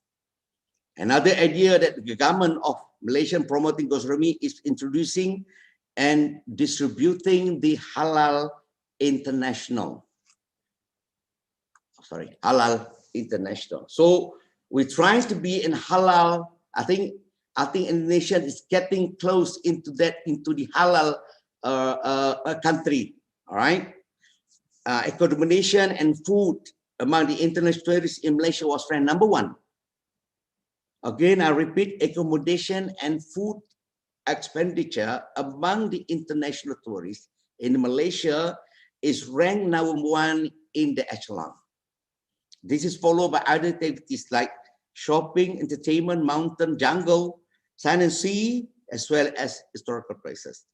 Now we go to the next, our neighboring country, Thailand. Yeah, Thai food and Thai food culture has long been recognized with unique taste and ingredients. The Tourism Authority of Thailand have prevented many efforts in settling up the kind of like institute, exploring and developing some of the innovative attraction like river market. Okay, Thailand is popular with river market, things like that. And at time to combine the food, the local souvenirs, the culture into potential tourism experience for the visitors. If you can see, if I can quote one or two, clothing market, Klong Lat floating market in Bangkok, Taling Chan floating market, a lot of floating market, floating Pattaya floating market. This is image that developed by Thailand in order to attract the international tourists into the, beside the other tourism product, but they try to increase the popularity of the gastronomic tourism. Just Thailand. Some example of the food there. And then we go to the specific area of Indonesia. Yeah. Compare with Singapore, Malaysia, Thailand. Undoubtedly, we cannot deny that Indonesia has the most complete asset and advantage in gastronomic tourism. Why I say that? 34 provinces with 17,000 islands, 485 ethnics. I hope I account right that one. If anybody don't agree with me later, boleh challenge. Okay, a wide area with high biodiversity, huge diversity in ethnic and tribes, various culture and tradition. I'm really confident, absolutely confident that Indonesia having a wide spectrum of traditional cuisine, food, and culture. Yeah, why I say that it's clear evident that Indonesia gastronomic tourism can be hugely be promoted to the local and international tourists. Thousands of the local food that can be offered can offer a strong focal point that portraying Indonesia as a tourism destination. I think now the Indonesian government start engrossly focusing on the gastronomic tourism as well as other tourism, the conventional tourism, the modern tourism. And then, like I say just now, when they travel, they can't leave their taste bud home. So they need to eat. So therefore, indeed, that this country, Indonesia, has a unique and diverse food-related activity that international visitors could experience when traveling here. I will talk later based on my study with regards to Padang foods, right? And as everybody knows, I think most of the Indian traditional cuisine had acceptable in terms of taste, and they could be accepted by local and international tourists. For example, we see that West Java, particularly Bandung, known as the shopping destination among the Southeast Asian tourists as well as the European tourists now.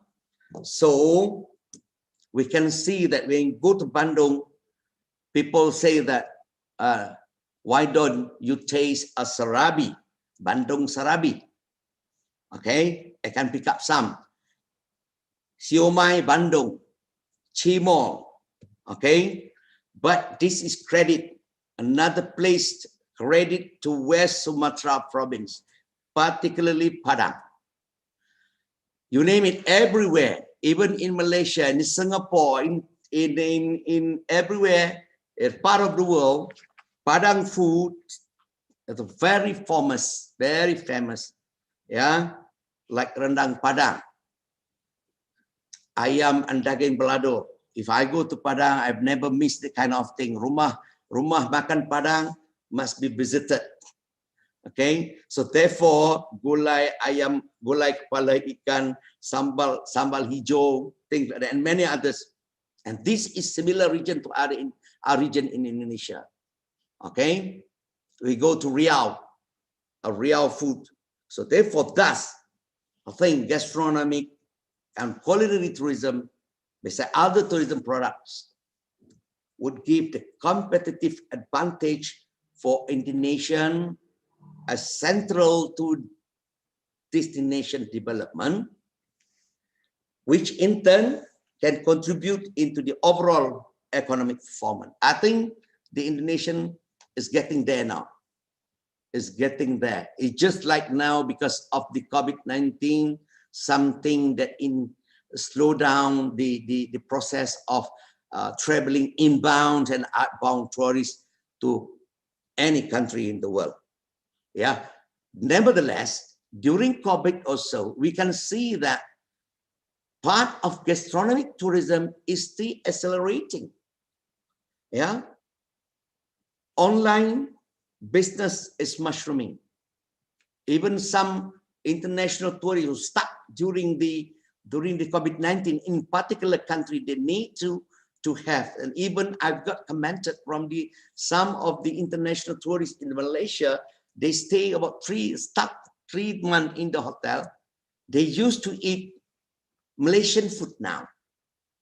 They love spicy food now, although they are European. So therefore, same thing to Indonesia. I think the Malaysia, we know we have a food panda.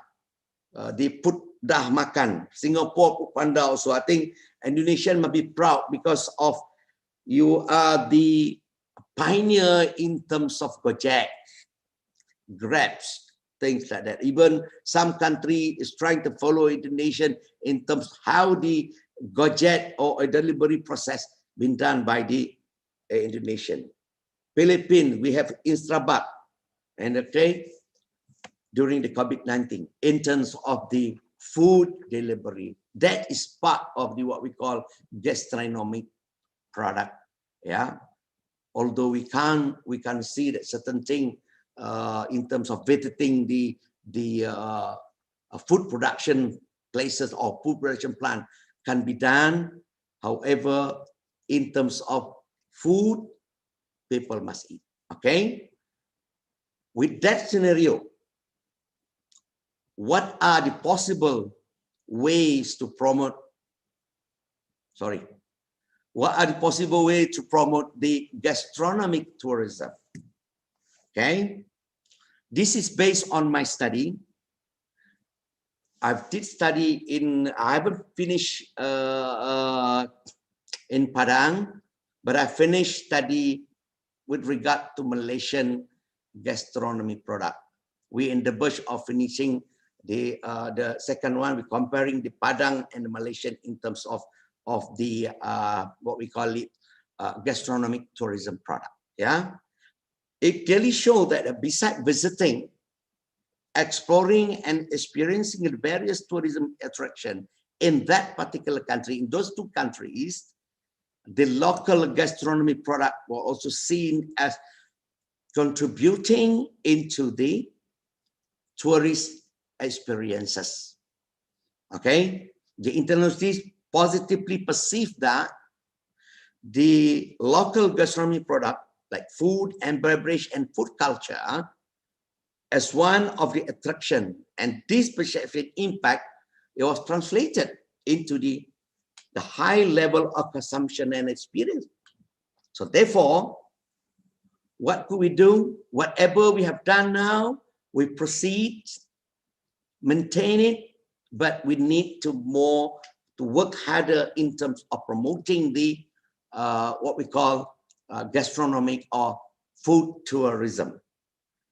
Therefore, number one, food operators. If we had a food operators, either local restaurant, either hawker stall or food court, whatever food court who operate their business at the frequently visited by international tourists should be promoted, more on the various of local ethnic food, yeah, with a good quality, maintain the cleanliness, yeah, and decent presentation. Some part of the country like Malaysia, they have the good food, but they did not maintain the cleanliness of the premises, and the presentation, it doesn't look good. Okay, so that one need to be taken care of. Yeah, and the result of study also show that the local food outlets, such as ethnic restaurant, food court, street stall, are the first choice of dining place among the Western tourists, especially the youngsters. Yeah. The business people or leisure people, business people, they probably go to high-end food premises. But then for the youngsters, okay, the millennial, they prefer to take food at the street stall for to explore something new in their food experience. Okay. Number two is that more research needs to be done, but also on the food tourism, and need to be published. Some people, they just do what we call research, things like that, but they don't publish things like that. So world does not know what is the implication, what is the result of the study, like Prof. Simon said just now. I agree with him. Study need to be, although he said that small, tiny island like a Cook Island, things a very small island, but then some good practices must be done. Yeah, some good practices of that particular area need to be learned by us, right? The next one is food operators in the big cities, okay, should always maintain the quality of food served, provide efficient of service. Sometimes people ignore about services, things like that. Be concerned with cleanliness and premise time. Like I said last time, when I was in last 2 years in University of Padang, I say that I give credit to Indonesian, how they greet people. We are Malaysian, we are learning from you guys in terms of greeting people. Yeah, you go anywhere, even students say, "Ya Pak, ya Pak, ya Pak," things like that. We need to learn things like that from Indonesia. That's good. Indonesia should maintain this kind of greeting for the tourists. Right? The next one is that travel agencies and other tour organizers should also play important role in promoting the gastronomic, okay, through gastronomic packages. Some people, when we travel to go somewhere, normally people will bring the guests to the restaurant to taste their ethnic food or the country food, things like that. We need to maintain that. Okay. The next one is that I think from my study, the results say that encouraging wide use of promotion and local produce through various media platforms. Now, a lot of platform to be to promote the whatever tourism products, including the gastronomic product, WhatsApp, Facebook, Instagram, many other, YouTube, everywhere. Okay. And then the next one, identifying the assessing of the tourist market. Who are our market? We need to do that. Okay. Even restaurant, they need to do that. They need to promote their food. They are the market segment. Okay. To dine at their particular restaurant. Okay, the next one is gaining knowledge about the tourism market as a tourism data. We need the data as well. The data, how much that tourists spend average when they stay in a particular country, how much they spend for the food, how much they spend for accommodation. Like medical tourism in Malaysia, we are depending, the medical tourism in Malaysia is depending on the Indonesian market. And the most undertaking medical tourism in Malaysia is among the Indonesian. Without Indonesian market, I think we can't grow in terms of our medical tourism. Same thing to the gastronomic tourism. Okay. The next one, building a destination brand. Brand is another one important. That's why Padang has the international branding in terms of their food. Yeah. You go to Bali, went to Bali, we will look into Padang's food, things like that. Meaning that brand is very, very important in terms of when we have a brand, people know about it. When people talk about Indonesia, they say, "Oh, this food is very nice. This food, have you tried this one? Have you not tried this one?" Things like that. Yeah. Okay. Building the destination brand based on local production or food service establishment. Like people argue in terms of kopi luwak, things like that. Now, part of your country, part of Indonesian popular with the kopi luwak, things like that. Yeah, we need to promote that one. But then inshallah, if you do that, inshallah, sooner or later, any country that promote tourism, other tourism product, as well as food tourism product, they will be successful. Things like that. Okay, next one. I think collaboration and better networking, network between region and the group.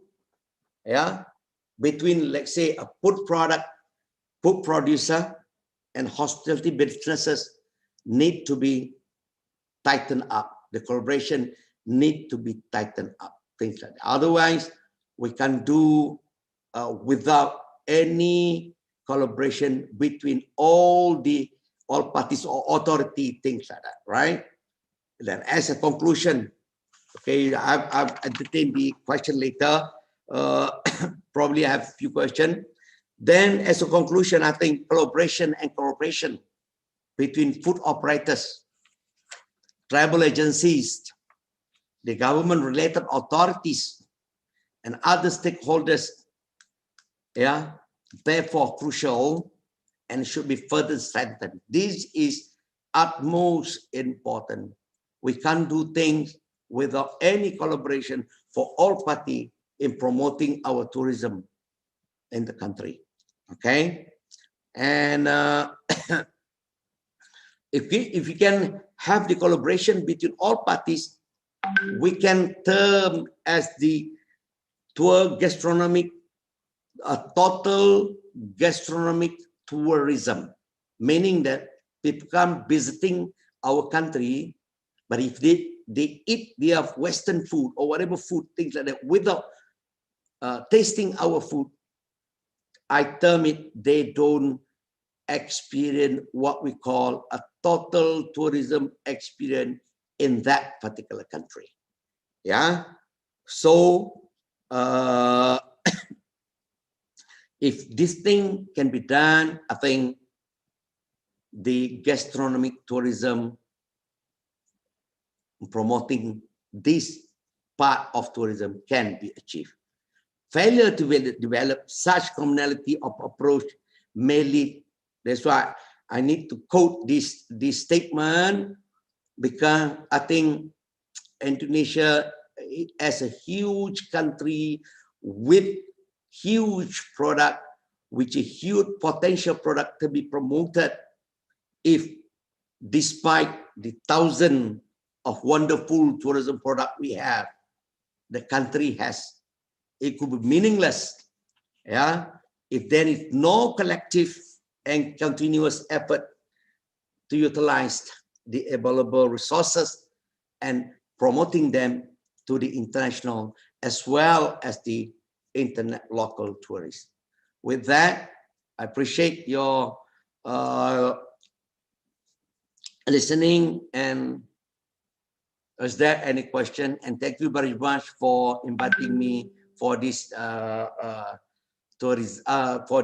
conference. I hope that we can tighten up our collaboration between UNP as well as Faculty of Hotel and Tourism, UITM, Shah Alam. Thank you.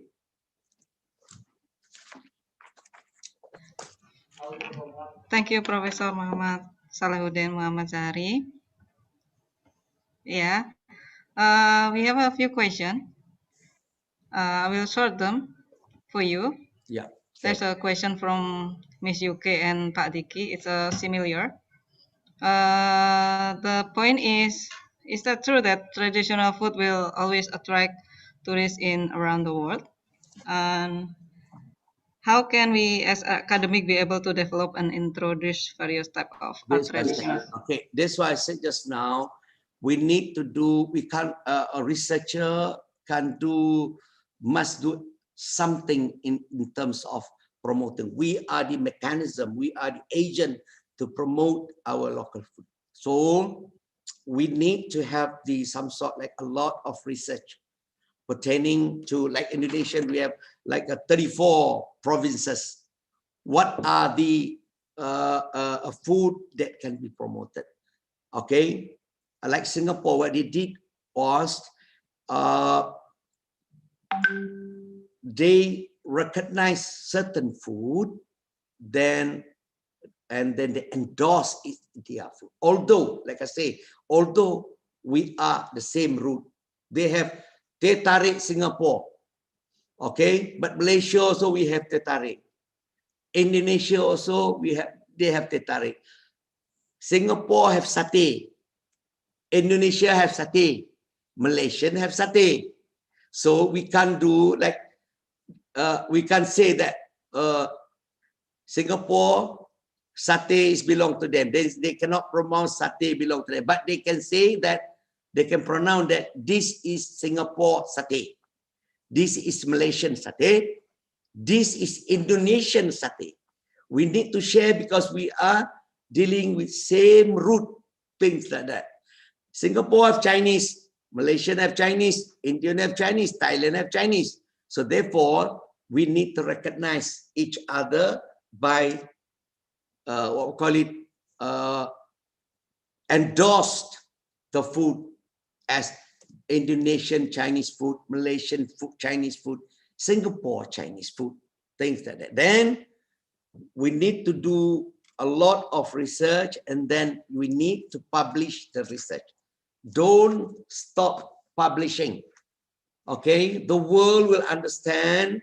I remember that I did a few research, then I published in terms of food. I put it there, gastronomy, my studies on gastronomy, tourism, and opportunity for educators. And then I got called from England. I got called from many researchers to join me in terms of getting the research into it. So now, by using the platform of journal, things that people can see our product, then that's the way we can promote our product in terms of food and many other products. Thank you. Okay. Last question, Prof, from Mr. Pasaribu. Yeah. How do you see the gastronomic tourism challenge for local cuisine, conventional restaurant during this pandemic condition? During pandemic, I think any industry is getting slow, yeah, really slow. But then, like I say just now, food, whatever things, people must eat. Yeah. So we need, at least at this time, a lot of, during the COVID, a lot of traditional food been, at least a lot of people, what we call it, do the online or online business, things like that. Even a small scale in terms of business, people need to survive. In order to survive, so food is one of mechanism of surviving, life surviving, things like that. Despite like conventional or conventional cuisine, thing like that, we need to be promoted. Although, I don't know, in Indonesia, in Malaysia right now, in the restaurant, we can sit 2% in one table. One table, 2% sitting. Not more than that. I don't know about Padang. Is there a restaurant still open, or we can sit more than 3 or 4 people, things like that? Dr. Retna? Yeah. How many people in Padang right now can sit in the restaurant? There's a few restaurant apply that thing too, sir. There's only 2% on one table. 2%. Yeah, but there's a few with a lot of person in one table too. We can't stop totally, right? We can't Yeah. stop totally. Otherwise, the economy is going down. It's very, very bad, things like that. But it's just that, like Pak Ari said just now, the business must be accelerated. Yeah. Otherwise, economy down. The big country like Indonesia, even America, claim that the world best country. They also facing a lot of problem, things like that. But food play the important role, and the delivery in that particular thing, in that restaurant, playing important role of delivering the product, the food product, to the customer. Thank you. Thank you, Prof.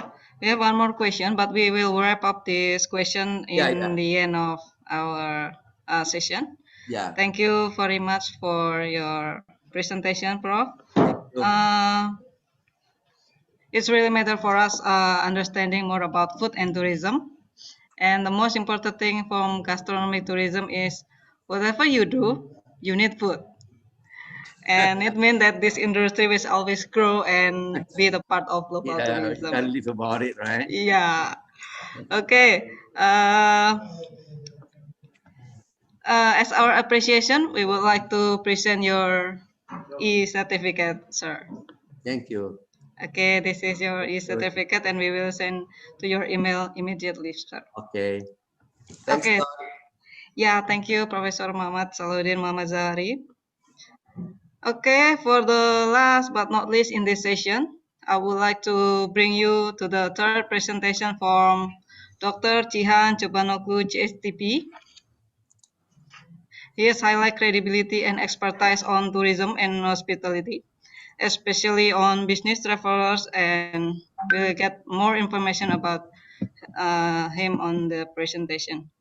Mr. Chihan Chobanoglu, PhD, GSTP, is Endowed Chair Professor of Hotel Management, Director of M3 Center of Hospitality Technology and Innovation Coordinator for International Program for the School of Hospitality and Tourism Management, and he is a president of Association of North America Higher Education International. Good evening, Dr. Sihan.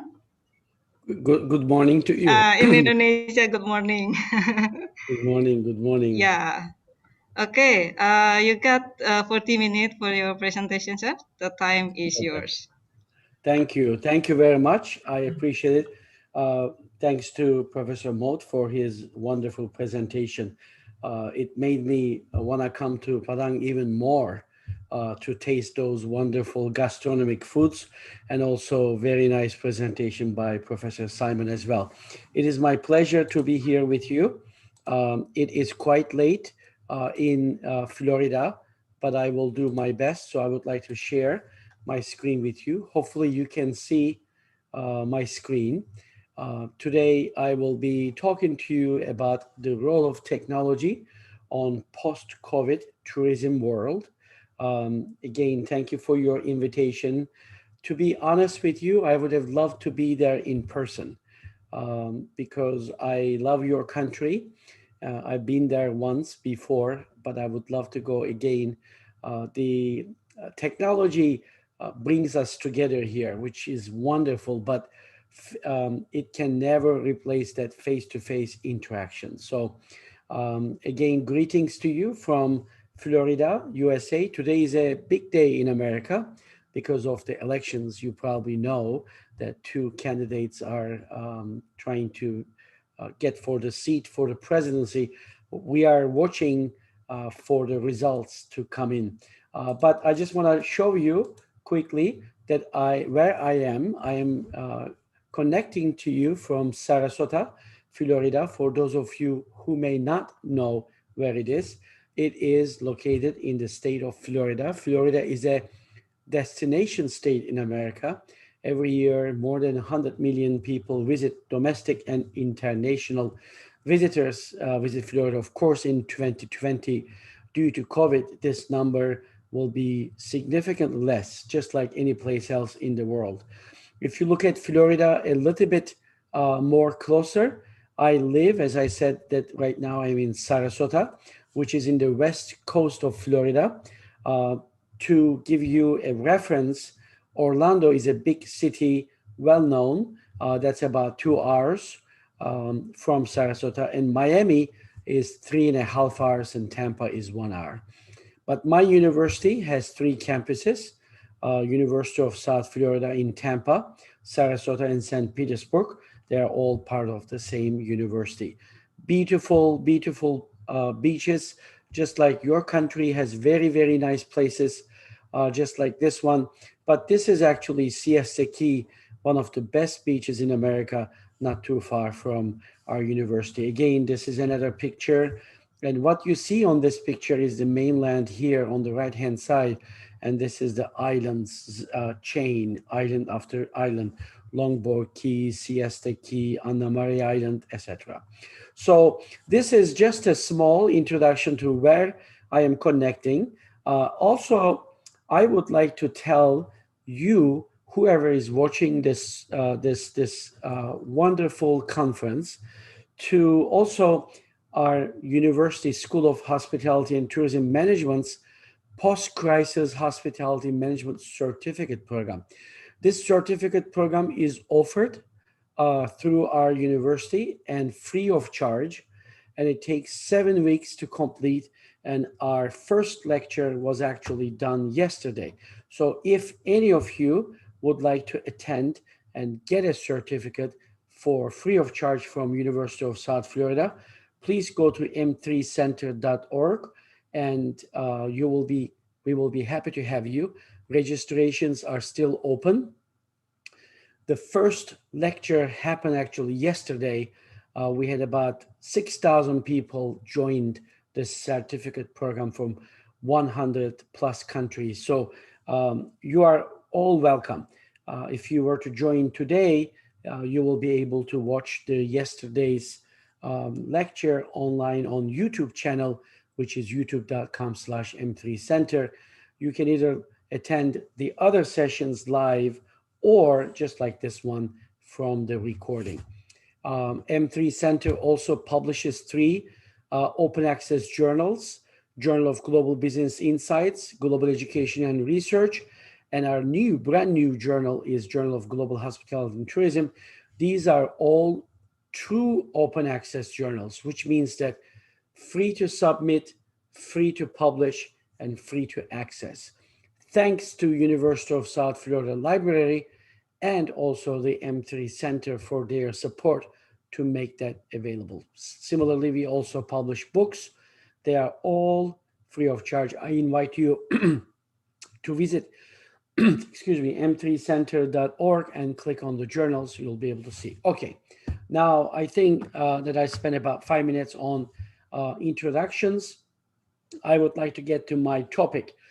I would like to tell you that some of the results that I'm going to present today is coming from series of events. One of them is M3 Center think tanks, hospitality and tourism think tanks. We started this actually in later part of 2018. What we wanted to do at that time is to be able to bring people together in think tanks and try to project to year 2030 and see what are going to happen, what changes are going to happen in hospitality and tourism, what are the main trends in hospitality and tourism. For that reason, we have done 3 think tanks. The first one happened in October 2018 in Vietnam. We had a conference there in Ho Chi Minh City. Throughout this conference, we had it. The second one was in November in 2018 in New York. And we also had the third one in Cyprus in February 2019. We also did a global study. We utilized Delphi method. We got 14,000 entries from almost 2,500 participants from industrial professionals, academicians, and tourists. So that's a lot of data. We brought them all together, qualitative data, and come up with the top 10 trends as of 2019. Again, these trends that I'm going to show you was announced in the later part of 2019. Number 1 was sustainable tourism, followed by technology, experience tourism, innovation, security and safety, personalization, artificial intelligence and robots, sharing economy, over-tourism, and alternative tourism. If you look at this list, first of all, you see over-tourism here, which now, after this pandemic, we all wish that we had actually over-tourism. But unfortunately, right now, over-tourism became no tourism or little tourism. For that reason, we have updated this list as of 2020 because of the pandemic. News like this that you are seeing on the screen that many people have done. So now over-tourism went out. Number 10 in the previous list became number 9, alternative tourism, and number 10 became wellness tourism.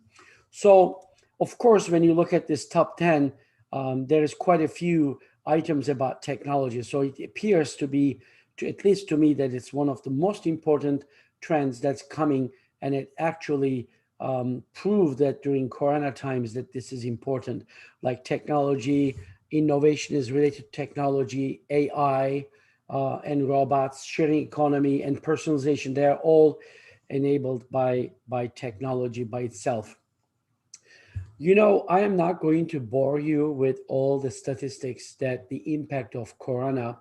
This actually is a study that myself and one of my colleagues, Faizan Ali, have done research in early March about the impact. At that time, we estimated that about 50% of the travel worldwide will be impacted. Now we know that that is true, if not more. So the coronavirus, this pandemic, have impacted the entire industry, every segment of the industry, probably the most among all other industries. We all know that. And we also at the M3 Center, after the pandemic, as of July, start to track what we call global travel confidence. So 1 is zero confidence, 100 is full confidence. We ask people a variety of different questions, which we then calculate. Their overall travel confidence is 62% worldwide, which means that normally, of course, we did not do this, track it before Corona. But if we did, we would probably have anywhere more than 90% confidence index. So we are asked people about the travel restrictions, and 92% of them, they said their companies have travel restrictions. That's not surprising, including my university. As a matter of fact, we cannot even travel any place right now, especially outside of the United States. This is again from the same study, Travel Confidence Index for US only. If you look at car, people feel more confident traveling their cars than cruise lines and other modes of transportation. There is hope. Many people hope that this is going to finish. As a matter of fact, today's elections in America is going to determine how we are going to treat coronavirus in America, because as you may probably know, that there's really a very significant differences between two candidates' policy for handling this.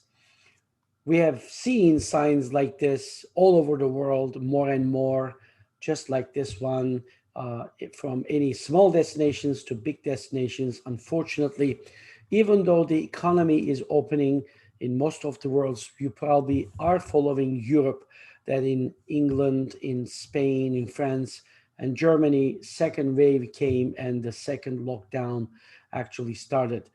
USA is still, even though the number of cases are increasing, still trying to open the economy. But we are seeing pictures like this. This actually was in March in Hong Kong airport.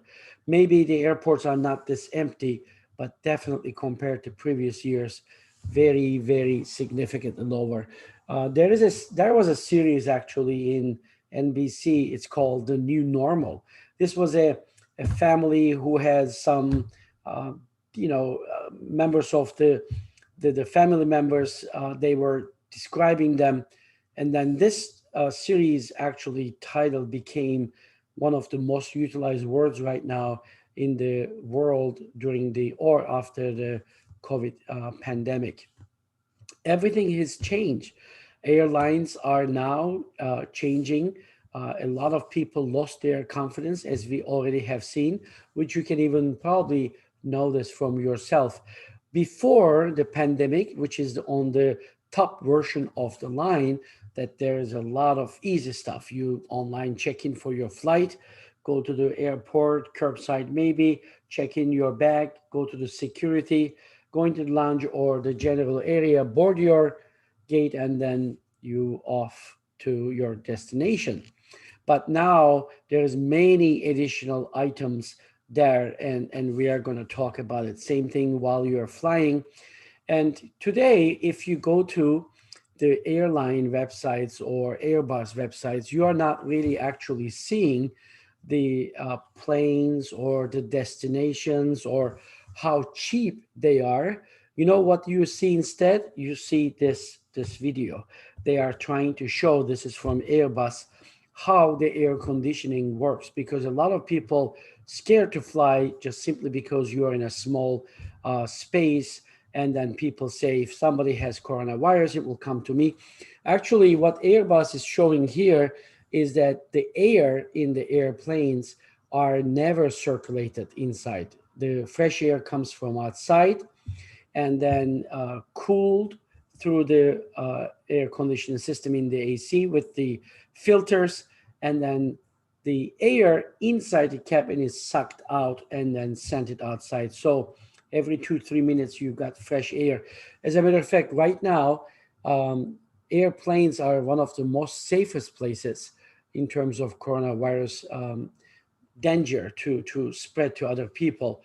Airports may not be the same, but airplanes definitely. So a lot of things are changing, and what we focus is also changing. Another news, this is from April, Emirates Airline started to do a rapid corona test, and they actually wanted to start this just to increase the confidence in people's mind, because they wanted to, again, the scare is happening there. Look at this video now.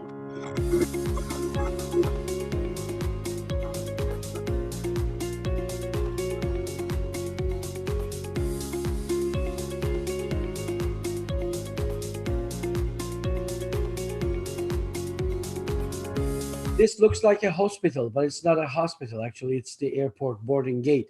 So they are giving the same thing is happening now with United Airlines in America.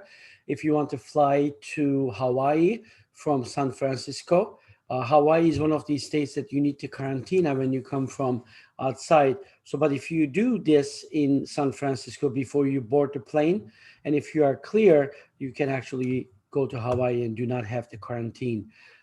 This is Bellagio, beautiful Bellagio hotel in Las Vegas.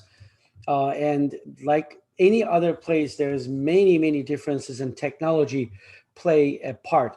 The whole framework for this is the smart city. You know, the word smart is overly used right now. So what I would like to just tell you what I understand from smart and how I define.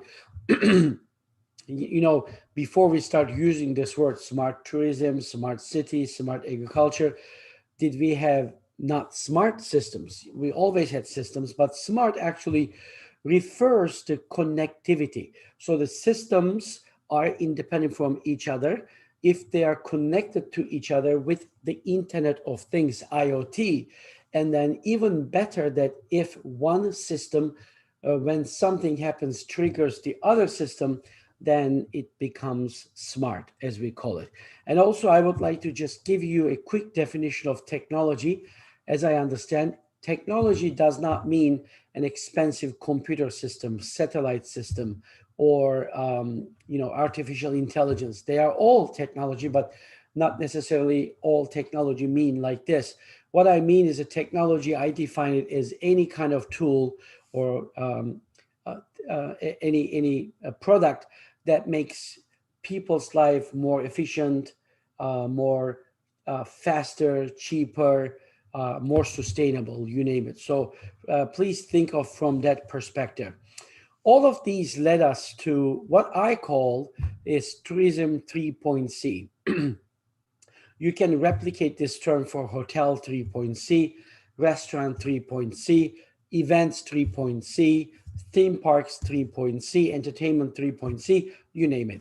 What I mean by this is that Tourism 1.0 is the tourism before we introduce a lot of technology, mainly computer systems, before the property management system, central reservation systems, or global distribution systems in hotels and travel.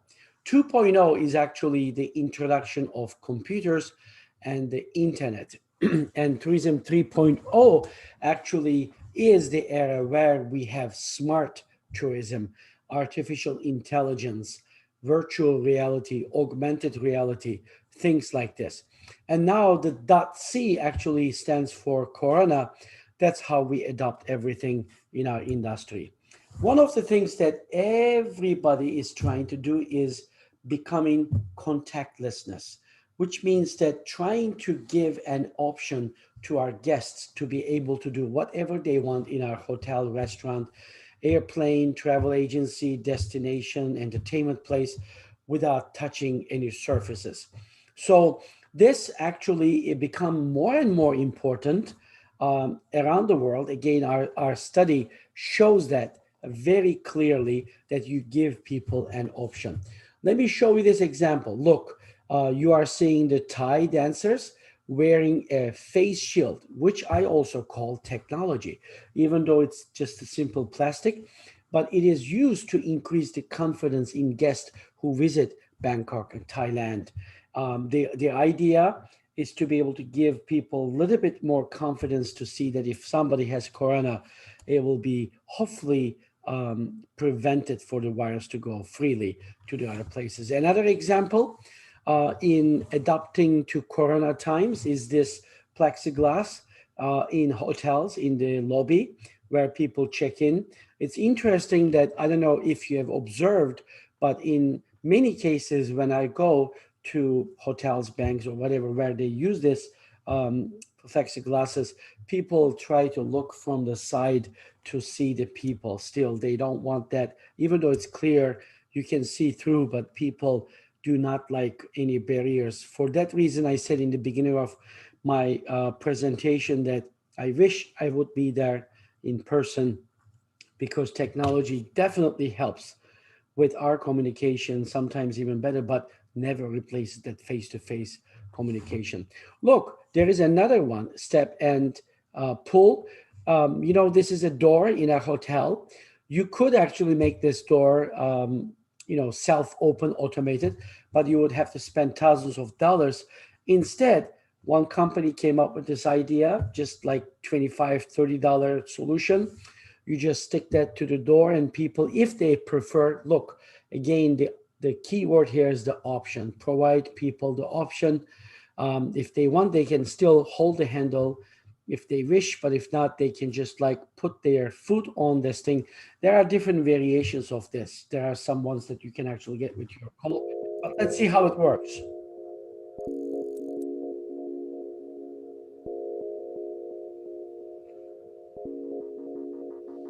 As you can see, very simple technology in there. Now we are seeing thermal cameras, especially this was even higher in demand during the height of the pandemic. Not that we are not still in, but especially in the beginning, that this was kind of give people a sense of security. If somebody is high temperature, that that person needs to be taken away from that public space. So there are many, many different versions of this. The ones that you see right now is mobile one, but there are also other companies who invent similar technologies, even more advanced. Like this particular company that you see, it's like a airport security gate, the ones that you kind of like raise your hand.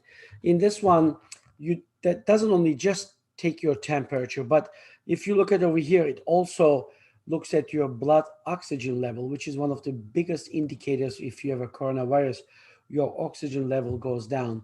Of course, temperature, elevated heart rate, respiration rate, shortness of breath, etc. So we are seeing more and more, and some hotels actually turn into technology again to be able to increase that confidence level, which is something called a robot zapping germs. And this is something that you bring inside the hotel room or any other place that you want. And with the ultraviolet lights that you kill most of the viruses in that room. Let's see how this works quickly. A hotel room can be a hot zone of bacteria. After all, you're sharing the same space a complete stranger was using the day before. And this is how it works. Xena is strategically positioned inside hotel rooms of this Westin location. The robot raises up to about 6 feet high, and that's when the germ-killing party starts, so to speak. So light strike germ zapping robots create broad spectrum high-intensity. As you can see here, this is again one more technology. Of course, this is proven to harm the eyes, so you need to leave the room. But there is some companies now that I see that they are doing similar things that doesn't even harm the eye. So event industry adopted. One of the first things that they've done to increase the confidence, of course, limit the capacity. As you can see, this is from an event space that they have allocated only 6 seats apart from each other. Of course, this is not feasible from the business perspective, but many, many more things. Look at this picture. This is from a hotel where you have conferences. Because of that social distancing, instead of that writing, putting an ugly sign, this sink is closed, instead they turn those sinks into plants. It looks much better and also gives that people that sense of confidence and security as well. Here's another picture from a conference. You know, the coffee breaks are taken outside areas when there is the climate allows it. Of course, in cold places, this is not possible, but even if it is outside, they still provide these little networking tables with the plexiglass that, again, to give you more confidence. All the open buffet options in the event industry has been replaced bite-size take by yourself kind of concept. It's still given by somebody else as opposed to you are touching it, but these are things more and more. So touchless buffets become now a mainstream in conferences. Of course, the event industry is doing very, very high to increase that level of confidence. Smart payment systems, they already have been implemented across the country, especially in Asian countries like China. Quite a bit time that, you know, I used to visit China quite often, and that one that I remember, that WeChat or Alipay, you don't need cash, you don't need a credit card. All you need is your cell phone. With the QR codes, you can actually pay and live there. To a level that one day I was walking in the streets of Beijing, a beggar come to me and asked me money. I didn't have any cash at the time. I usually don't carry because of WeChat. And she told me, don't worry, you can just pay me with my QR code. So this lady is a beggar on the street. She has this QR code you can scan and pay. So like this one also as well too. The idea here, what I'm trying to do is that this already, I mean, the article that I showed you earlier was from 2017. It already has been implemented, but in other countries where it has been lagging, the implementation, technology acceptance, that now because of Corona, because of contactlessness, that it becomes even more and more. In America, the usage of mobile pay or smart payments increase significantly. This is my QR code. If you were to scan this, you would go to my website. But the point that I'm trying to make here is that there is also many, many technologies like this one where it allows you, let's say this people who are sitting here, to scan the QR code that's on the table. That eliminates the menu. Again, no contact or less contact. And then you can scan that code, bring the menu up into your cell phones and order whatever you want. That system is connected to your proper point of sale system in the kitchen. And then you can pay, but even more importantly, you can turn this into a very nice experience by actually asking people after they order and they pay their reviews so that they can rate the food that they have ordered. And then the next guest who's coming can actually sort the menu based on the highest number of reviews, likes and dislikes, whatever that you name it. Here's how it works. Use Beep. Just scan, order, and pay. Like this.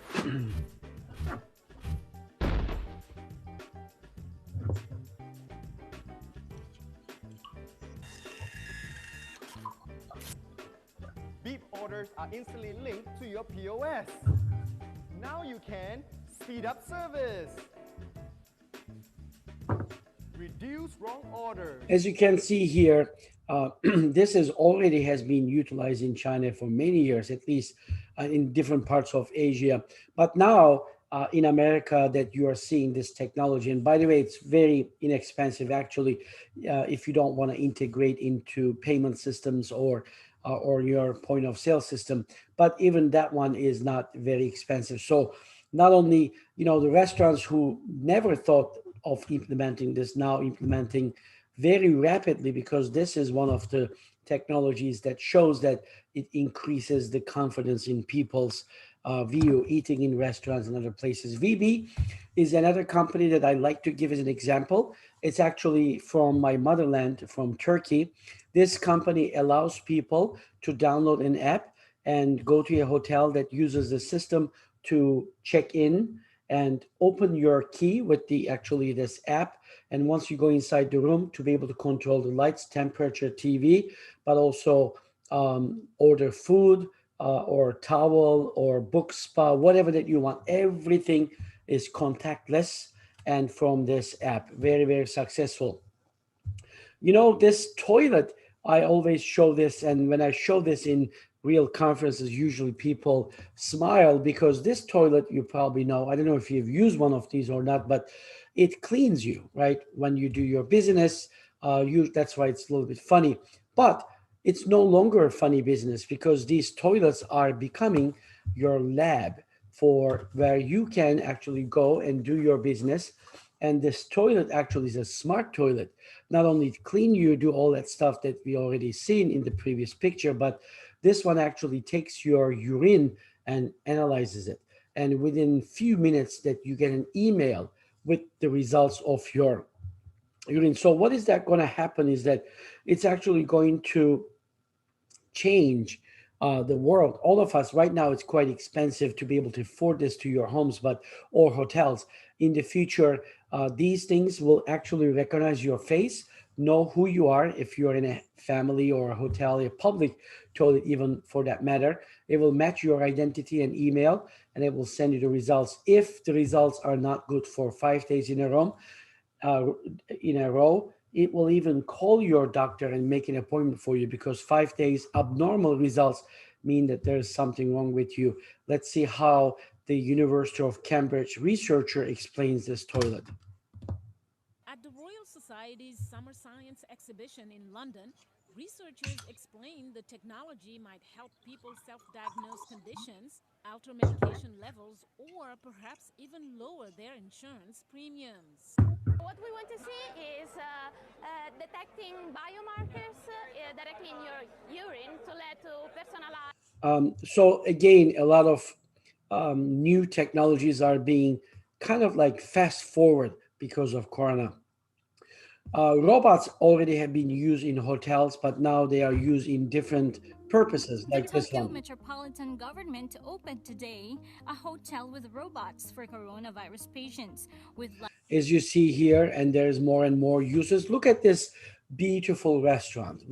Professor Mott actually talked about gastronomical tourism, and when you look at this picture, you are really, it's a treat. Like, look at the sunset. You're right on the water, the restaurant, and the food and the wine looks everything beautiful. But yet, maybe not in a fine dining restaurant, but in fast food restaurants, the way that we cook and serve is going to change, and coronavirus actually speeding this even more than before. Like this one, this is Filippi. Filippi actually was a startup company. It was a prototype. It is a robot that cooks burgers, as you see on the picture here. And now Filippi got a big investment and starting actually serial production. I imagine that technologies like Filippi is going to be widely used in the near future, like this one.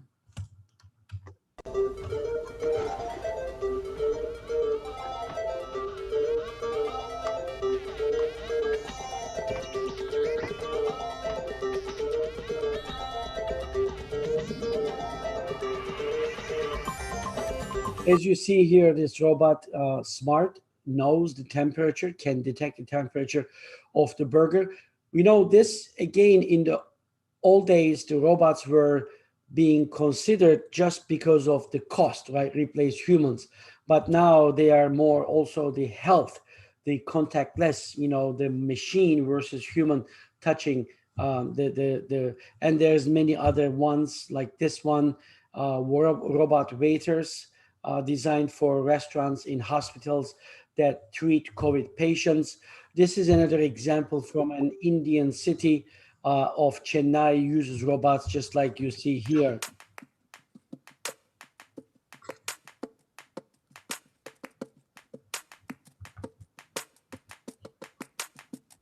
As you can see here, more and more examples. You probably have seen this Hotel Hanna, pretty famous in China. A lot of people talked about it because that's the first hotel that you can be checked in by a robot. But it's also the first hotel that fired these robots because they were not efficient. And it's very normal with any kind of disruptive technology. In the beginning, they are not more efficient. They are actually costly. But this doesn't mean that we are not going to see the implementation of robots in hospitality industry.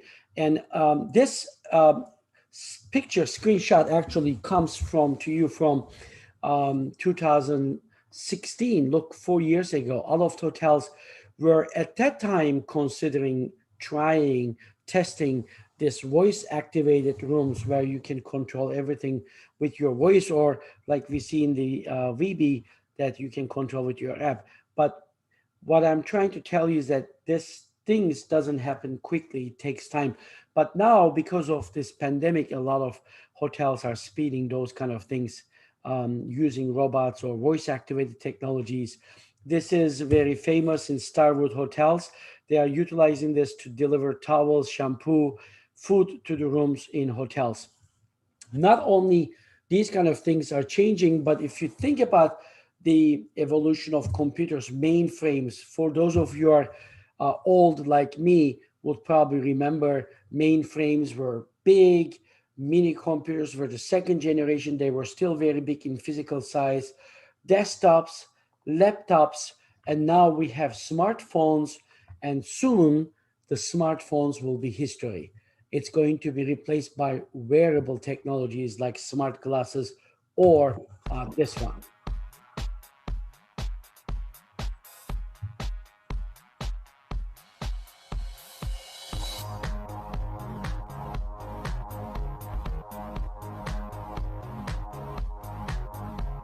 Of course, you can imagine the implications of this in our personal lives, but also hospitality and tourism. Robot chefs are no longer actually a strange or new things. This one you see on the right actually is from Royal Caribbean. That's their bartender. If you ever been to their cruise ships, you would see them. Obviously, right now their cruise industry is really significantly impacted by that. The one on the left is Robot Chef. It actually cooks for mass production, not for one by one, but you can see, I have a video of it here to show you quickly. And I'm almost done.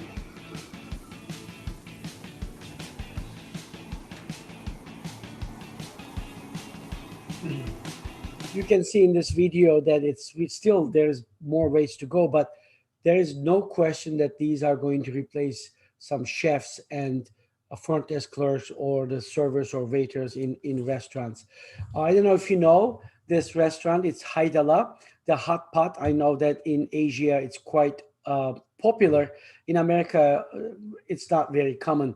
So for my Western friends who don't know this concept, I always explain it's like the soup in the middle of the table, usually partitioned because of the spiciness of the food, and then people boil their small portioned food, either vegetables or meat, and then they dip in a sauce and eat. Very, very nice. I am a big fan of hot pot actually.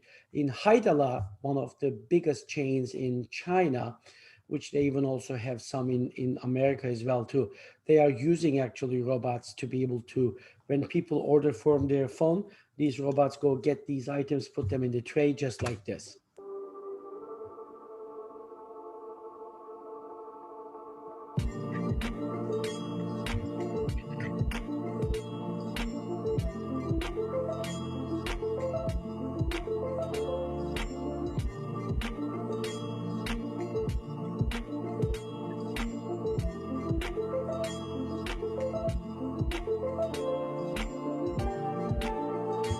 As you can see here, they are going to the guests, and there are more technologies like this one where you can implement this and tell your guests, if this is a conference hall, if they are not social distance from other people. So it allows you to be able to design your rooms social distance. So what does that mean? In conclusion, that all of these technologies that I show you many of them actually replace humans. So you may ask me, Professor, you are tourism professor, but you are talking about technology that's going to replace people. Why is that? Yes, it is going to replace many jobs. This is not even it's not a question of if, it's a question of when. But like with any kind of technology, I don't want anybody to worry, because some of the jobs will be replaced by robots, artificial intelligence, for other things, but that there will be new jobs. Let me just show you. This is actually from H Careers. H Careers is a hospitality job website, mainly in America. Look at these titles. Please tell me if you had these titles about 10 years ago. Have you ever seen? They are all hospitality jobs, by the way. Corporate director of social media producer, e-commerce innovation manager, digital web production analyst. Goes on, the list goes on. Enterprise data applications engineer, events technology manager. 10 years ago, if you went to H Careers or any other job website or places, you would see none of these jobs. So the point that I'm trying to make is that, yes, there will be some jobs lost, just like in the history, but there will be a lot of great new jobs. With that one, I would like to thank you again for inviting me to your beautiful conference. And also, I would like to invite all of the attendees to connect with me if they wish to do so, to discuss any of the items that are presented or other things. My email, Skype, Twitter, WeChat, Instagram, LinkedIn, Facebook, and my website. If you were to scan this QR code in your phones, you will also reach my website as well too. So thank you. Thank you, Dr. Jihan. Thank you for your enlightenment on the role of technology in the tourism industry post COVID-19. There's a lot of useful technology that will help us during COVID. And we have a question for you, but I will wrap up the question for Professor Muhammad Salahuddin first. Okay. Okay. Are you there, Professor Muhammad Salahuddin? Sure. I'm around. Yes. I'm around. How about Professor Simon? You're Yes, still there? I'm here. Yes, I'm still here. Okay, thank you, Prof. To Professor Muhammad Salahuddin. Yes. There's a question from Ronaldus Nongpasser. Okay, he asked about as we know that Indonesia has many cultures that have traditional type of food that are not yet popular and also have great potential to be developed into tourism. How can we as an academic be able to develop and introduce various types of our traditional food product to be recognized as a world tourist attraction? Okay. Thank you for the question. I think that's what I said just now. As a researcher, we need to go to the field.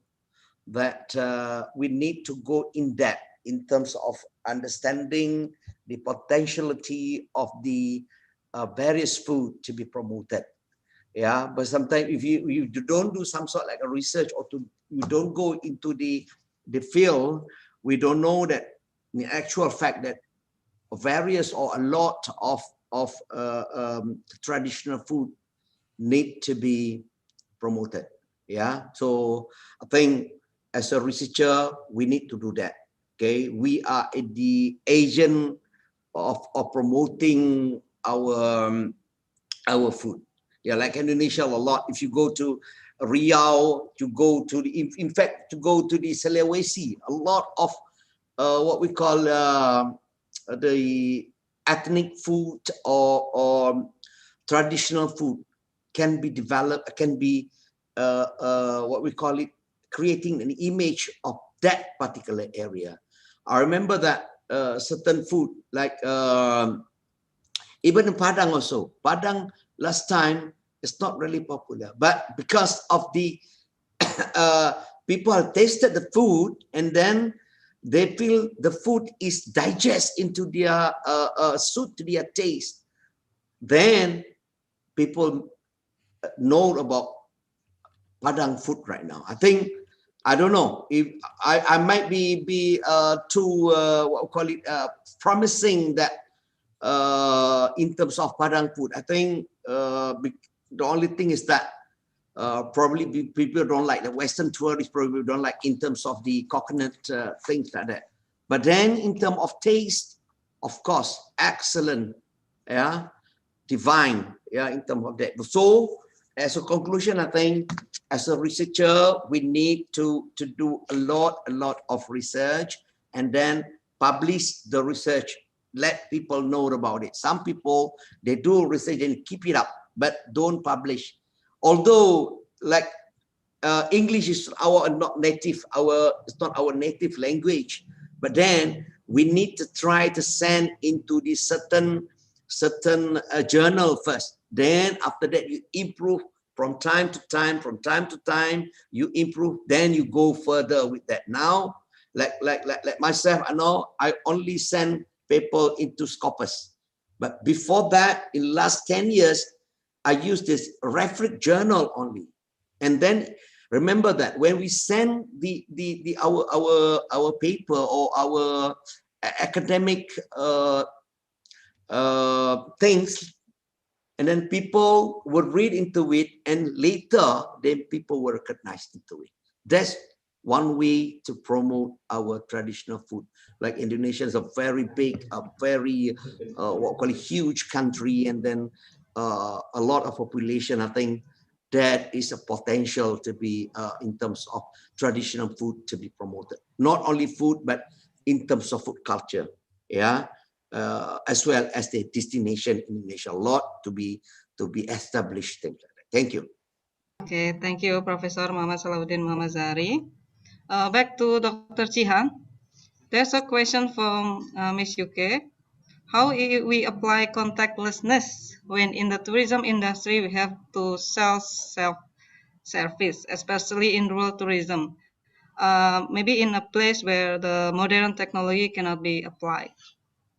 Yeah, you know, this again, as I show in my presentation, that this technology doesn't have to be expensive items.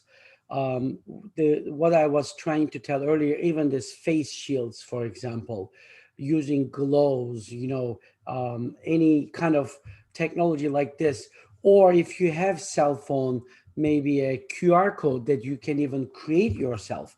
I mean, creating a QR code is free of charge. You can just take a picture of your menu in your restaurant and then create a QR code, put that on the web or anything. And if you don't have that one, that's not really necessary. So the point that I'm always trying to do here, that whatever that you can, rural tourism or other places where I know that there are some places that there is no internet or cell phone or whatever. So in those cases that you do whatever you can, but the main idea is to provide people an option. And many of these things that I show you, all these technologies are technically maybe not 100% effective, but it gives at least a psychological impact on your confidence level. Okay, thank you, Dr. Jian. And the next question is from Mr. Pasaribu. How do you see that technology like virtual tour may influence the tourist experience, comparing with conventional way of travel? And beside that, tourism should increase the economic benefit. Does the technology will reduce the economic benefit for local people? And how do we can utilize the technology in terms of smart tourism that also can contribute socially and economically to local people? Thank you, sir. So I want to start from the last part of that question very quickly, that technology helps you know, social and economic local people in terms of jobs, right? As I told you, technology is replacing some jobs. Like, for example, in grocery stores, in few years, there will be no grocery cashiers in grocery stores. That will be all replaced by this technology where you RFID codes, as you go through, it will be paid. Same thing is going to happen in hotels. So there will be a lot of jobs gone, but there will be a lot of new jobs come, like I was showing you earlier. And in terms of the technology will reduce the economic benefit for local people, I don't think so. I think that the experience will be even richer, better, that people are going to still want to come back, even hopefully in bigger quantities. Also, I want to tell that, because of Corona, there is a lot of problem, or many people do not travel right now. But the minute that the Corona pandemic is over, I think we are going to see these numbers increasing rapidly, although it's going to take a few years. And the last part of this question, the first part actually, this person asked a very good question about virtual tourism. Can it impact tourist experience? As a matter of fact, me and my colleagues are doing a study right now. We are showing people a destination on a two-dimensional view, like a TV screen or a computer, and we are showing the same cities to them in a three-dimensional virtual reality format, four-dimension actually even. And then we are trying to see that if seeing it in a virtual reality make you to visit that destination more or less. So it's an interesting question. It's a new area. I am doing several studies on this topic right now, but one thing that I know that pandemic actually is going to accelerate the use of virtual reality in tourism. Maybe in the future, one day that we may even see virtual reality centers where you would go with these advanced machines, that instead of going to a vacation, when you come out from there, you will feel that you visited a destination. Okay, thank you very much, Dr. Jihan, for your explanation. And before we come to the end of this session, Professor Simon. Hello, Professor Simon. Hello. Yeah. Do you have any answer or add for us about this topic, sir?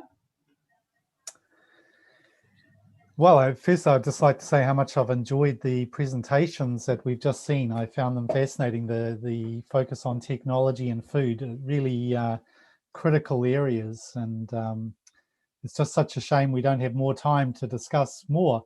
From my perspective, I guess, I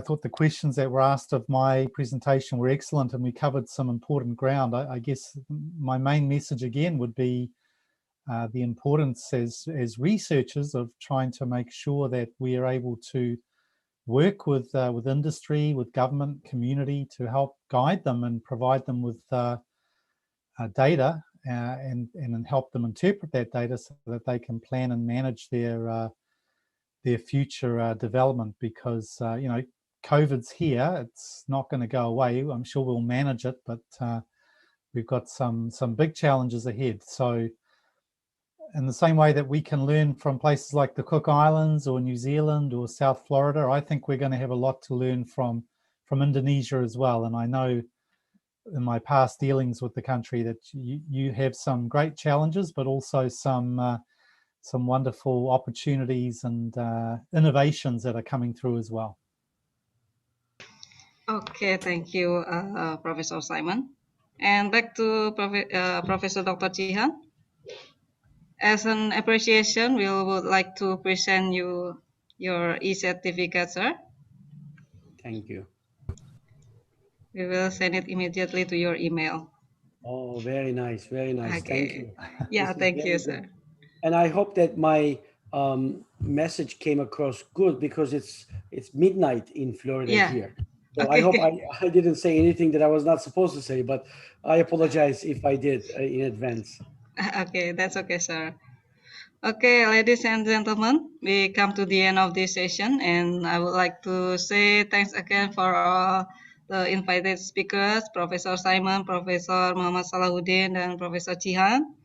Thank you for the interesting talk, and to our audience, thank you for your appreciation and participation.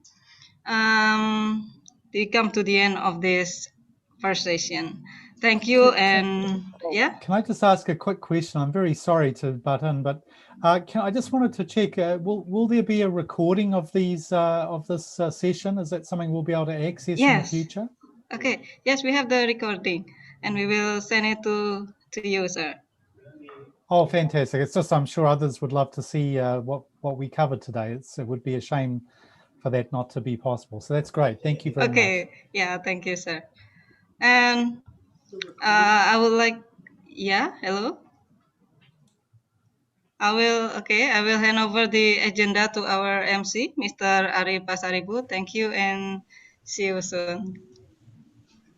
Bye-bye. Thank you. Bye-bye. Thank you very much, Bye-bye, Professor Dr. Sia. guiding us this morning plenary session. We also thank Professor Simon, Professor Salehuddin, and Professor Chihan for your wonderful presentation during this morning plenary session. As mentioned by Dr. Chihan, that we need to meet face by face, and we kindly invite you if the is going down, and we kindly invite all of you to come to Padang. Excellencies, honorable speakers, and all the participants, would you like to turn on your camera before we end this boarding session for a photo session?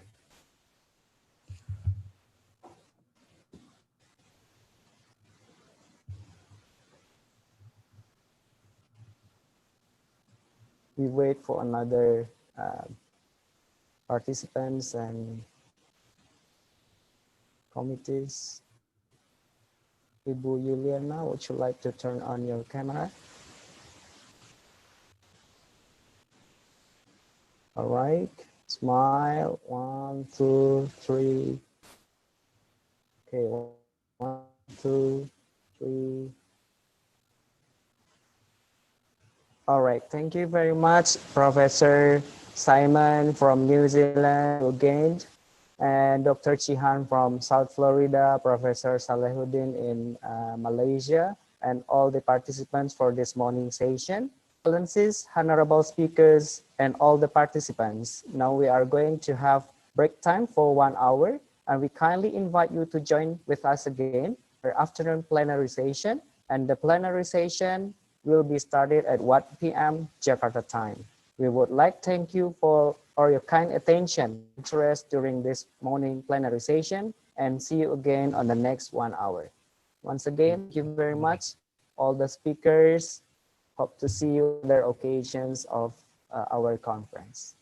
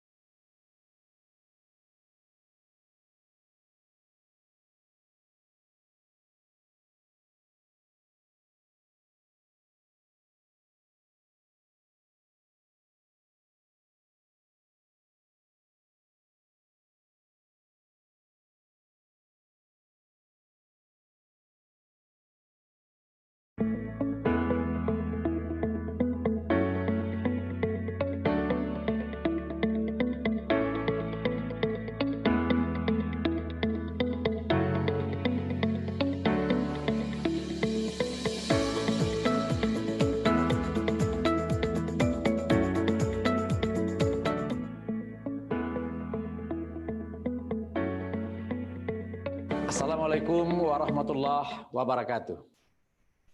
I am Professor Ganefri PhD, Director of Universitas Negeri Padang. Welcome to Universitas Negeri Padang. Universitas Negeri Padang merupakan perguruan tinggi negeri terakreditasi unggul di Indonesia, memiliki 8 fakultas dan 1 program pasca sarjana dengan 42 program studi terakreditasi A.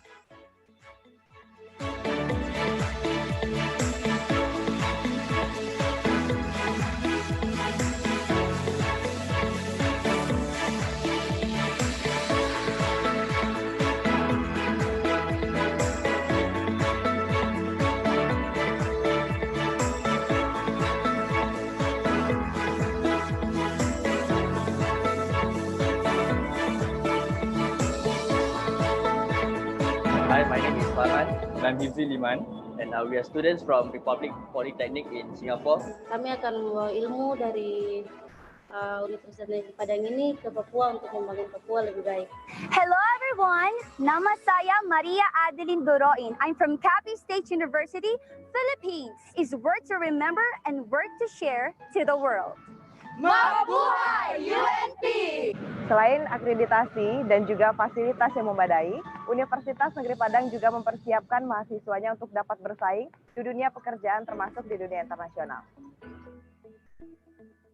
Universitas Negeri Padang memiliki fasilitas dan infrastruktur yang lengkap seperti laboratorium dan peralatan praktik yang canggih, perpustakaan pusat dan ruang baca yang tersebar di seluruh fakultas dan program studi, pusat bisnis, fasilitas olahraga,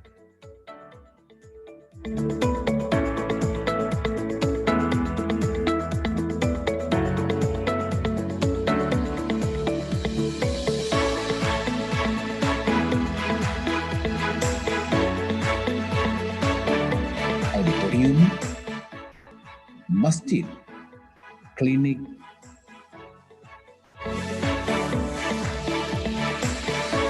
asrama mahasiswa internasional,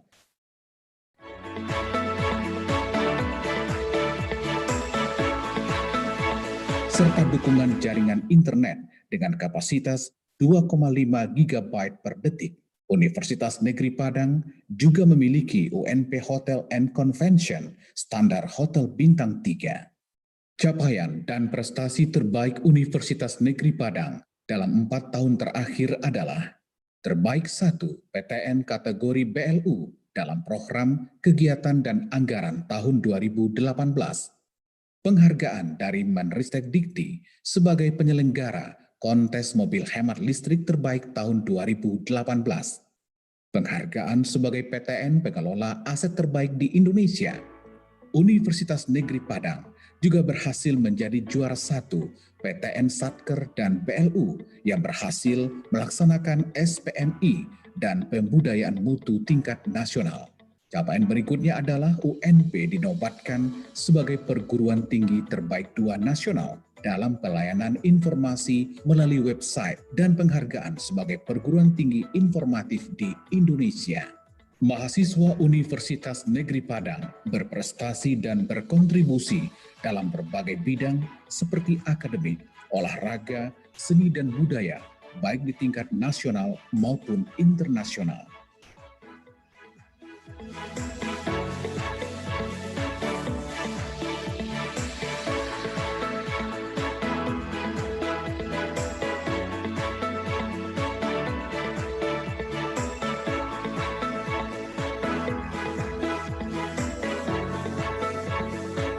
Dalam rangka mewujudkan visi sebagai universitas unggul dan bermartabat di Asia tahun 2024, UNP kini fokus meningkatkan kualitas program studi untuk terakreditasi unggul di BAN PT, serta mendapat sertifikat dan akreditasi internasional.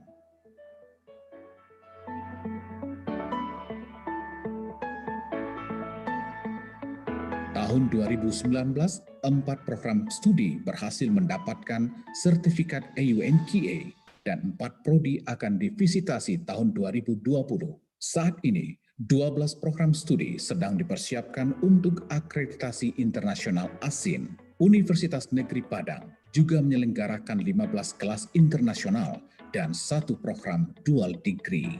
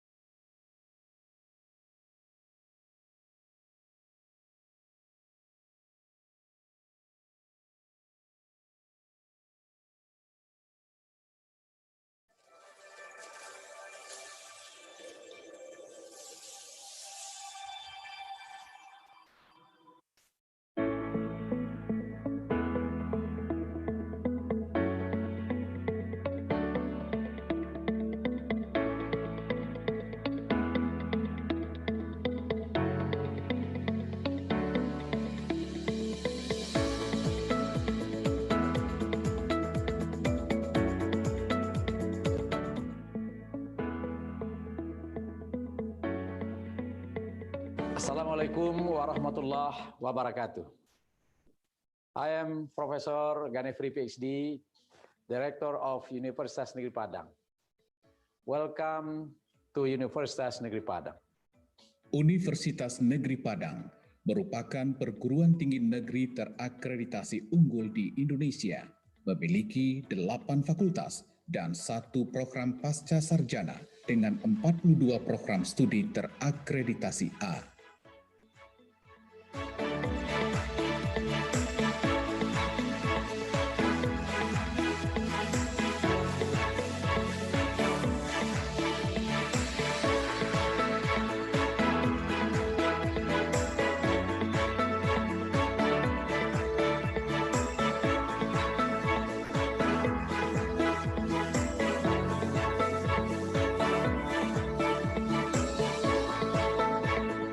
Hi, my name is Farhan and I'm Hifzi Liman and we are students from Republic Polytechnic in Singapore. Kami akan membawa ilmu dari Universitas Negeri Padang ini ke Papua untuk membangun Papua lebih baik. Hello everyone, nama saya Maria Adeline Doroin. I'm from Capiz State University, Philippines. Is work to remember and work to share to the world. Mabuhay UNP! Selain akreditasi dan juga fasilitas yang memadai, Universitas Negeri Padang juga mempersiapkan mahasiswanya untuk dapat bersaing di dunia pekerjaan termasuk di dunia internasional. Universitas Negeri Padang memiliki fasilitas dan infrastruktur yang lengkap seperti laboratorium dan peralatan praktik yang canggih, perpustakaan pusat dan ruang baca yang tersebar di seluruh fakultas dan program studi, pusat bisnis, fasilitas olahraga,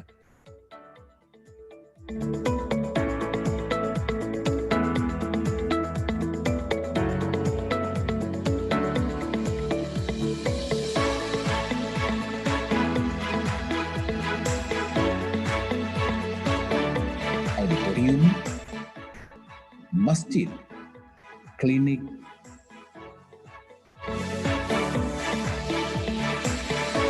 asrama mahasiswa internasional,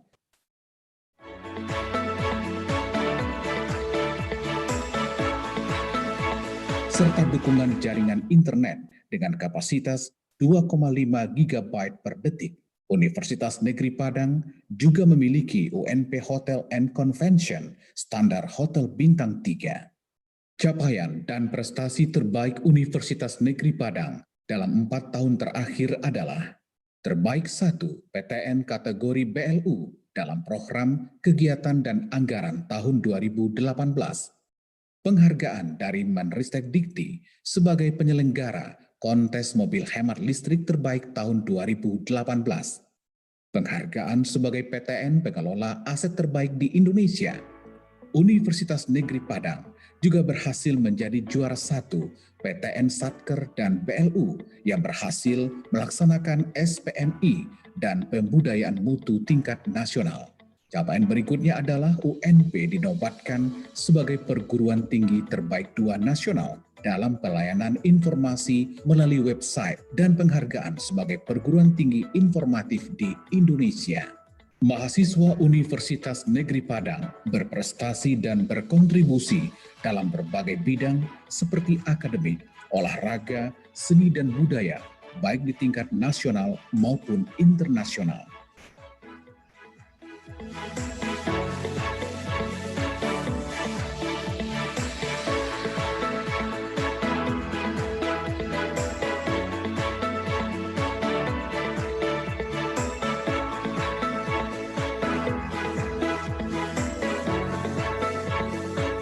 Dalam rangka mewujudkan visi sebagai universitas unggul dan bermartabat di Asia tahun 2024, UNP kini fokus meningkatkan kualitas program studi untuk terakreditasi unggul di BAN PT, serta mendapat sertifikat dan akreditasi internasional.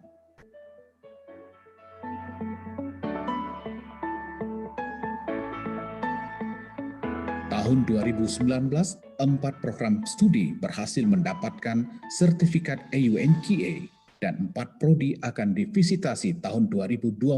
Saat ini, 12 program studi sedang dipersiapkan untuk akreditasi internasional ASIN. Universitas Negeri Padang juga menyelenggarakan 15 kelas internasional dan 1 program dual degree.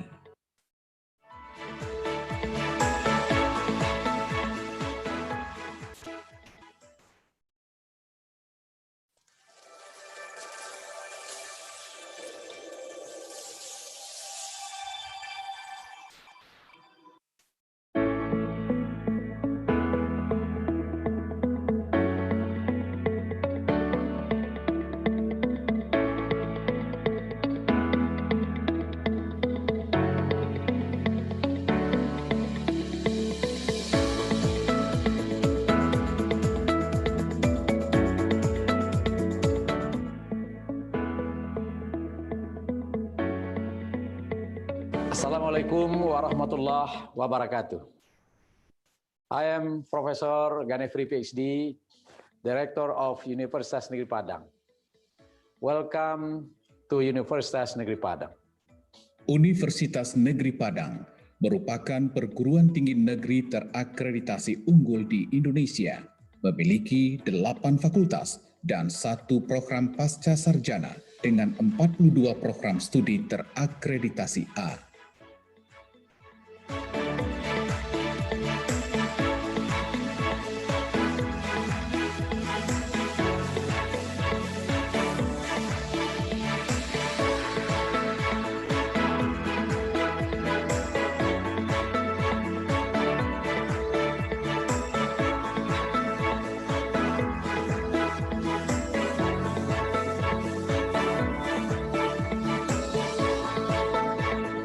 Hi, my name is Farhan and I'm Hifzi Liman and we are students from Republic Polytechnic in Singapore. Kami akan membawa ilmu dari Universitas Negeri Padang ini ke Papua untuk membangun Papua lebih baik. Hello everyone, nama saya Maria Adeline Doroin. I'm from Capiz State University, Philippines. Is work to remember and work to share to the world. Mabuhay UNP! Selain akreditasi dan juga fasilitas yang memadai, Universitas Negeri Padang juga mempersiapkan mahasiswanya untuk dapat bersaing di dunia pekerjaan termasuk di dunia internasional. Universitas Negeri Padang memiliki fasilitas dan infrastruktur yang lengkap seperti laboratorium dan peralatan praktik yang canggih, perpustakaan pusat dan ruang baca yang tersebar di seluruh fakultas dan program studi, pusat bisnis, fasilitas olahraga,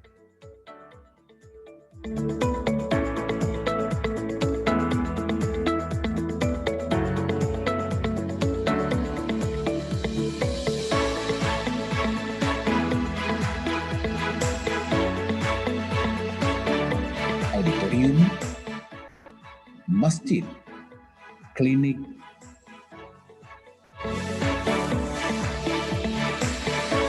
asrama mahasiswa internasional,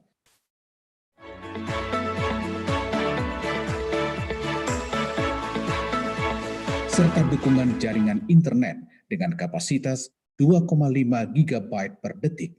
Universitas Negeri Padang juga memiliki UNP Hotel and Convention standar hotel bintang 3. Capaian dan prestasi terbaik Universitas Negeri Padang dalam 4 tahun terakhir adalah terbaik 1 PTN kategori BLU dalam program kegiatan dan anggaran tahun 2018. Penghargaan dari Menristek Dikti sebagai penyelenggara kontes mobil hemat listrik terbaik tahun 2018. Penghargaan sebagai PTN pengelola aset terbaik di Indonesia. Universitas Negeri Padang juga berhasil menjadi juara 1 PTN Satker dan BLU yang berhasil melaksanakan SPMI dan pembudayaan mutu tingkat nasional. Capaian berikutnya adalah UNP dinobatkan sebagai perguruan tinggi terbaik 2 nasional dalam pelayanan informasi melalui website dan penghargaan sebagai perguruan tinggi informatif di Indonesia. Mahasiswa Universitas Negeri Padang berprestasi dan berkontribusi dalam berbagai bidang seperti akademik, olahraga, seni dan budaya, baik di tingkat nasional maupun internasional.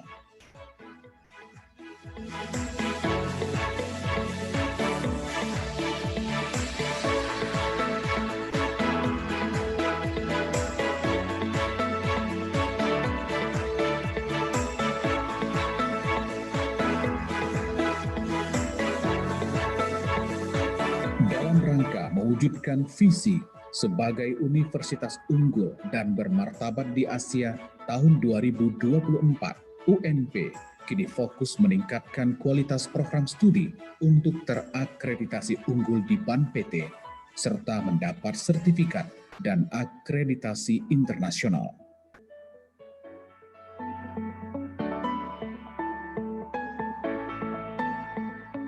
Tahun 2019, 4 program studi berhasil mendapatkan sertifikat AUNQA dan 4 prodi akan divisitasi tahun 2020. Saat ini, 12 program studi sedang dipersiapkan untuk akreditasi internasional ASIN. Universitas Negeri Padang juga menyelenggarakan 15 kelas internasional dan 1 program dual degree.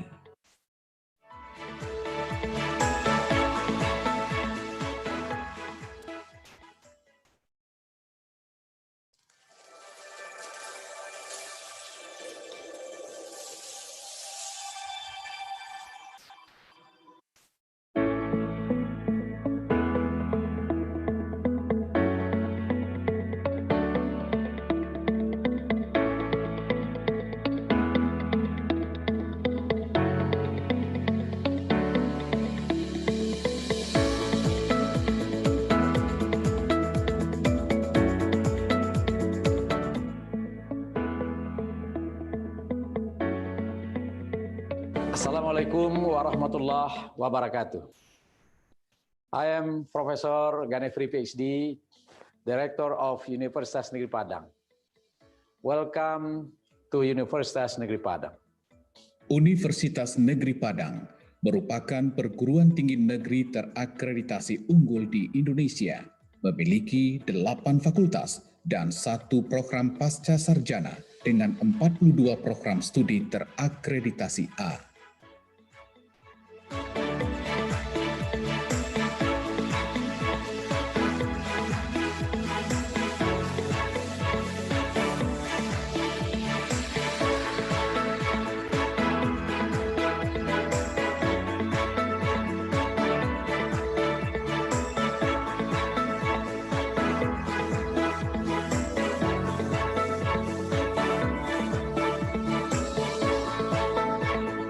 Hi, my name is Farhan and I'm Hifzi Liman and we are students from Republic Polytechnic in Singapore. Kami akan membawa ilmu dari Universitas Negeri Padang ini ke Papua untuk membangun Papua lebih baik. Hello everyone, nama saya Maria Adeline Doroin. I'm from Capiz State University, Philippines. Is worth to remember and worth to share to the world. Mabuhay UNP! Selain akreditasi dan juga fasilitas yang memadai, Universitas Negeri Padang juga mempersiapkan mahasiswanya untuk dapat bersaing di dunia pekerjaan termasuk di dunia internasional. Universitas Negeri Padang memiliki fasilitas dan infrastruktur yang lengkap seperti laboratorium dan peralatan praktik yang canggih, perpustakaan pusat dan ruang baca yang tersebar di seluruh fakultas dan program studi, pusat bisnis, fasilitas olahraga,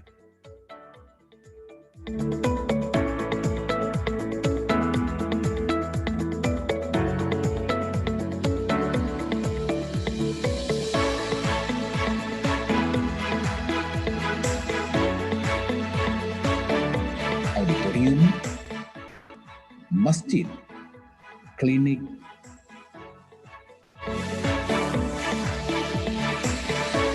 asrama mahasiswa internasional,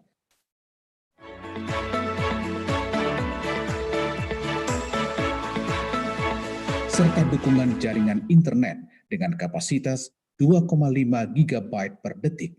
Universitas Negeri Padang juga memiliki UNP Hotel and Convention standar hotel bintang 3. Capaian dan prestasi terbaik Universitas Negeri Padang dalam 4 tahun terakhir adalah terbaik 1 PTN kategori BLU dalam program kegiatan dan anggaran tahun 2018. Penghargaan dari Menristek Dikti sebagai penyelenggara kontes mobil hemat listrik terbaik tahun 2018. Penghargaan sebagai PTN pengelola aset terbaik di Indonesia. Universitas Negeri Padang juga berhasil menjadi juara 1 PTN Satker dan BLU yang berhasil melaksanakan SPMI dan pembudayaan mutu tingkat nasional. Capaian berikutnya adalah UNP dinobatkan sebagai perguruan tinggi terbaik 2 nasional dalam pelayanan informasi melalui website dan penghargaan sebagai perguruan tinggi informatif di Indonesia. Mahasiswa Universitas Negeri Padang berprestasi dan berkontribusi dalam berbagai bidang seperti akademik, olahraga, seni dan budaya, baik di tingkat nasional maupun internasional.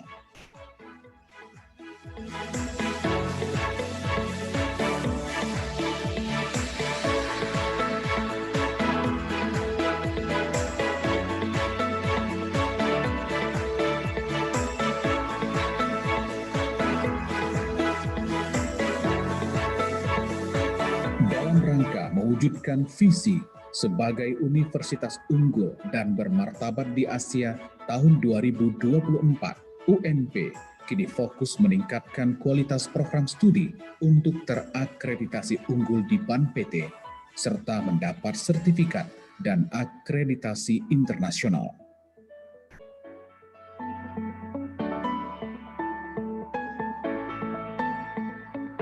Tahun 2019, 4 program studi berhasil mendapatkan sertifikat AUNQA dan 4 prodi akan divisitasi tahun 2020.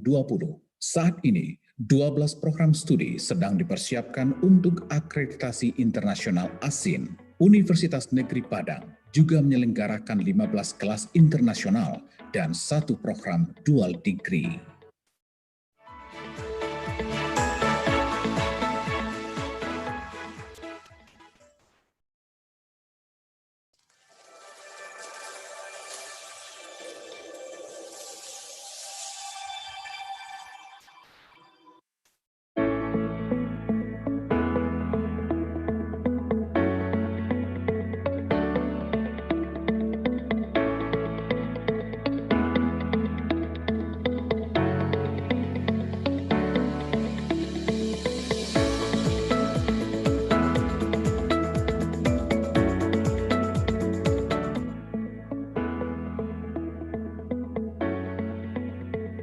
Assalamualaikum warahmatullahi wabarakatuh.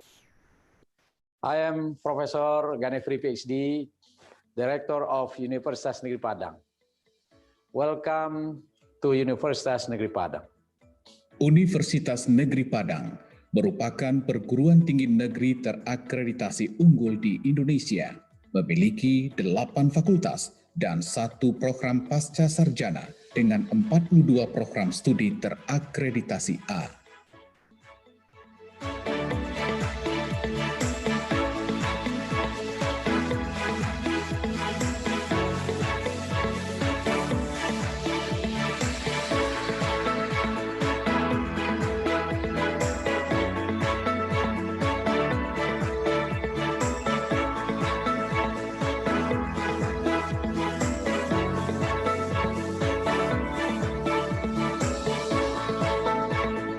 Hi, my name is Farhan and I'm Hifzi Liman and we are students from Republic Polytechnic in Singapore.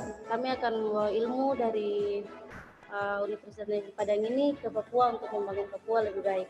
Hello everyone, nama saya Maria Adeline Duroin. I'm from Capiz State University, Philippines. Is worth to remember and worth to share to the world. Mabuhay UNP! Selain akreditasi dan juga fasilitas yang memadai, Universitas Negeri Padang juga mempersiapkan mahasiswanya untuk dapat bersaing di dunia pekerjaan termasuk di dunia internasional.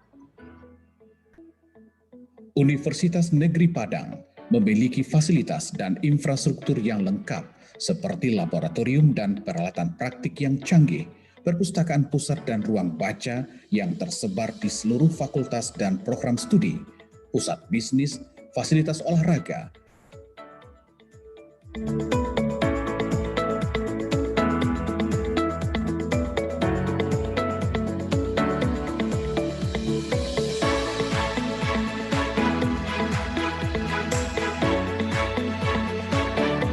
auditorium, masjid, klinik,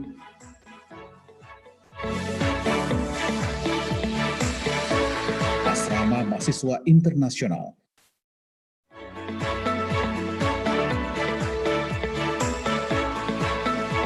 Serta dukungan dengan kapasitas 2,5 GB per detik. Universitas Negeri Padang juga memiliki UNP Hotel and Convention standar hotel bintang 3. Capaian dan prestasi terbaik Universitas Negeri Padang dalam 4 tahun terakhir adalah terbaik 1 PTN kategori BLU dalam program kegiatan dan anggaran tahun 2018. Penghargaan dari Menristek Dikti sebagai penyelenggara kontes mobil hemat listrik terbaik tahun 2018. Penghargaan sebagai PTN pengelola aset terbaik di Indonesia. Universitas Negeri Padang juga berhasil menjadi juara 1 PTN Satker dan BLU yang berhasil melaksanakan SPMI dan pembudayaan mutu tingkat nasional. Capaian berikutnya adalah UNP dinobatkan sebagai perguruan tinggi terbaik 2 nasional dalam pelayanan informasi melalui website dan penghargaan sebagai perguruan tinggi informatif di Indonesia. Mahasiswa Universitas Negeri Padang berprestasi dan berkontribusi dalam berbagai bidang seperti akademik, olahraga, seni dan budaya, baik di tingkat nasional maupun internasional.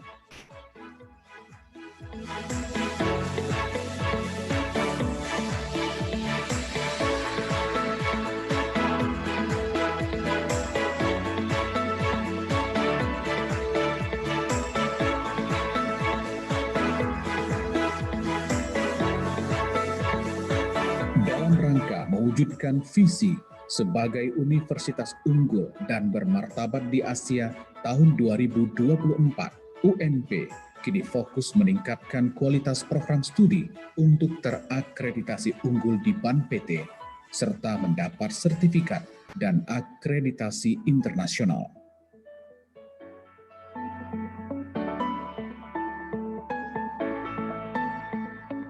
Tahun 2019, 4 program studi berhasil mendapatkan sertifikat AUNQA dan 4 prodi akan divisitasi tahun 2020. Saat ini, 12 program studi sedang dipersiapkan untuk akreditasi internasional ASIN. Universitas Negeri Padang juga menyelenggarakan 15 kelas internasional dan 1 program dual degree.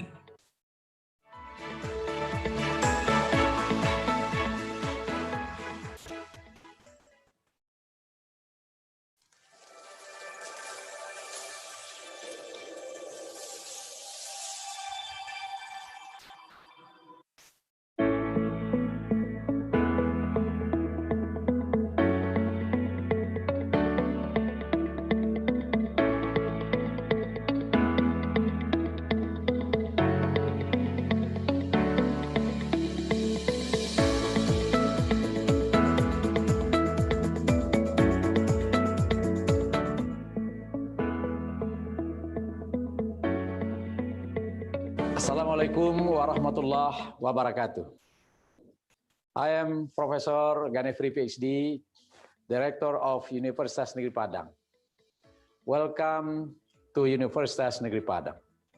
Universitas Negeri Padang merupakan perguruan tinggi negeri terakreditasi unggul di Indonesia, memiliki 8 fakultas dan 1 program pasca sarjana dengan 42 program studi terakreditasi A.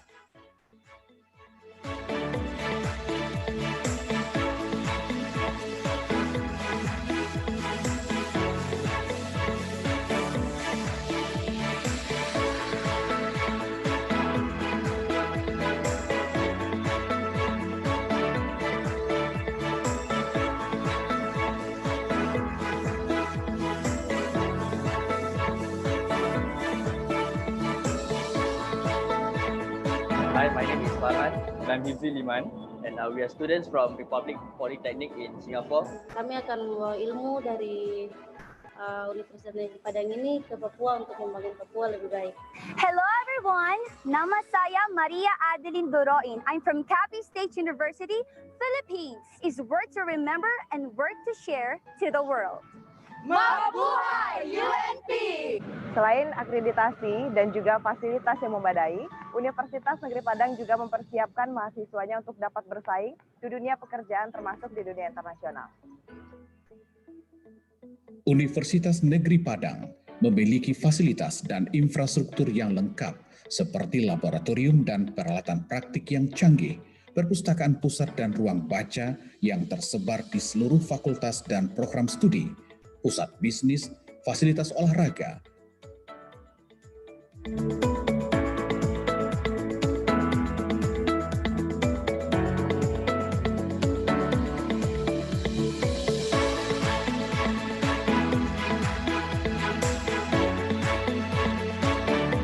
auditorium, masjid, klinik,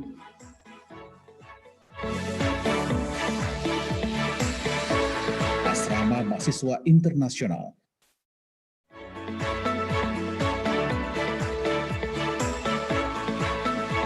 serta dukungan jaringan internet dengan kapasitas 2,5 GB per detik. Universitas Negeri Padang juga memiliki UNP Hotel and Convention standar hotel bintang 3. Capaian dan prestasi terbaik Universitas Negeri Padang dalam 4 tahun terakhir adalah terbaik 1 PTN kategori BLU dalam program kegiatan dan anggaran tahun 2018. Penghargaan dari Menristek Dikti sebagai penyelenggara kontes mobil hemat listrik terbaik tahun 2018. Penghargaan sebagai PTN pengelola aset terbaik di Indonesia. Universitas Negeri Padang juga berhasil menjadi juara 1 PTN Satker dan BLU yang berhasil melaksanakan SPMI dan pembudayaan mutu tingkat nasional. Capaian berikutnya adalah UNP dinobatkan sebagai perguruan tinggi terbaik 2 nasional dalam pelayanan informasi melalui website dan penghargaan sebagai perguruan tinggi informatif di Indonesia. Mahasiswa Universitas Negeri Padang berprestasi dan berkontribusi dalam berbagai bidang seperti akademik, olahraga, seni dan budaya, baik di tingkat nasional maupun internasional.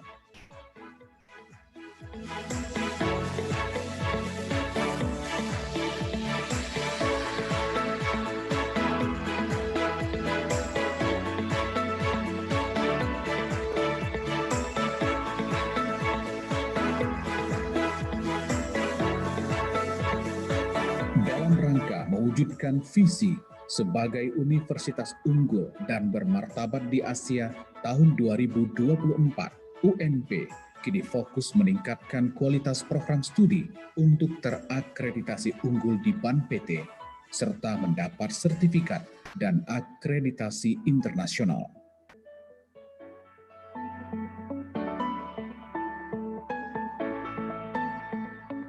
Tahun 2019, 4 program studi berhasil mendapatkan sertifikat AUNQA dan 4 prodi akan divisitasi tahun 2020.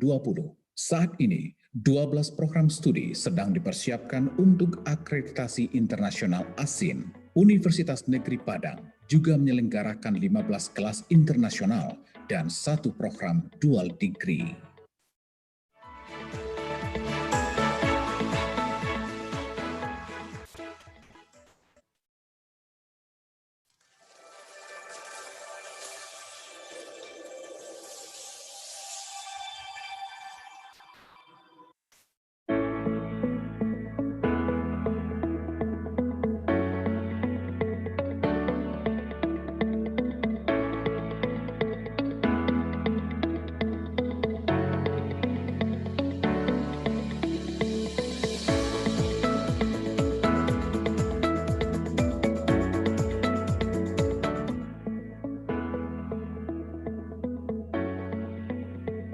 Assalamualaikum warahmatullahi wabarakatuh.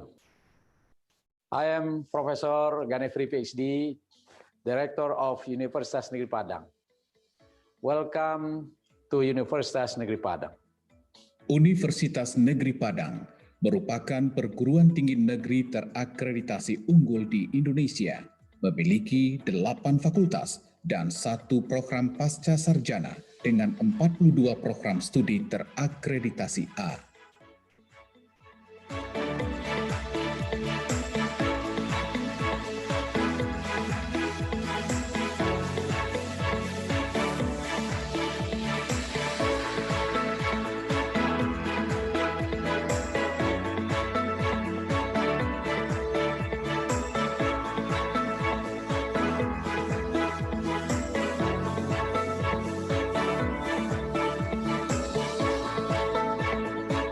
My name is Farhan and I'm Hifzi Liman and we are students from Republic Polytechnic in Singapore. Kami akan membawa ilmu dari Universitas Negeri Padang ini ke Papua untuk membangun Papua lebih baik. Hello everyone, nama saya Maria Adeline Doroin. I'm from Capiz State University, Philippines. Is work to remember and work to share to the world. Mabuhay UNP! Selain akreditasi dan juga fasilitas yang memadai, Universitas Negeri Padang juga mempersiapkan mahasiswanya untuk dapat bersaing di dunia pekerjaan termasuk di dunia internasional. Universitas Negeri Padang memiliki fasilitas dan infrastruktur yang lengkap seperti laboratorium dan peralatan praktik yang canggih, perpustakaan pusat dan ruang baca yang tersebar di seluruh fakultas dan program studi, pusat bisnis, fasilitas olahraga,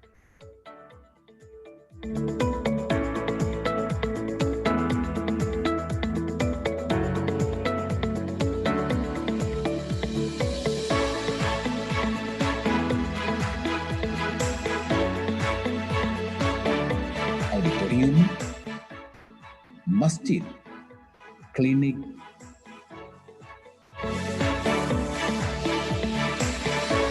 asrama mahasiswa internasional,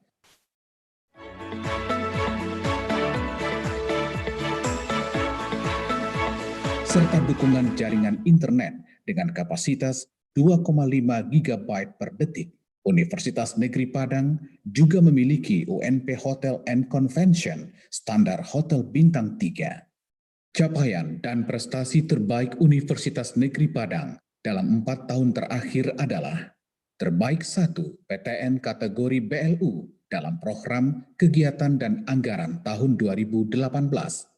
Penghargaan dari Menristek Dikti sebagai penyelenggara kontes mobil hemat listrik terbaik tahun 2018. Penghargaan sebagai PTN pengelola aset terbaik di Indonesia.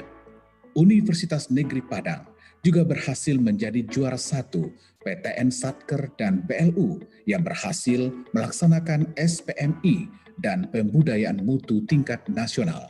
Capaian berikutnya adalah UNP dinobatkan sebagai perguruan tinggi terbaik 2 nasional dalam pelayanan informasi melalui website dan penghargaan sebagai perguruan tinggi informatif di Indonesia.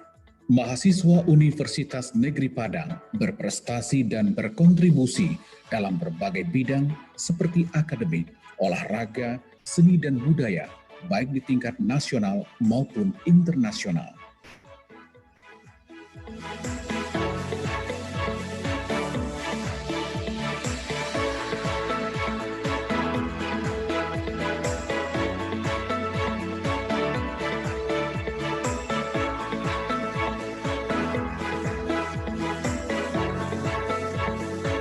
Dalam rangka mewujudkan visi sebagai universitas unggul dan bermartabat di Asia tahun 2024, UNP kini fokus meningkatkan kualitas program studi untuk terakreditasi unggul di BAN PT, serta mendapat sertifikat dan akreditasi internasional.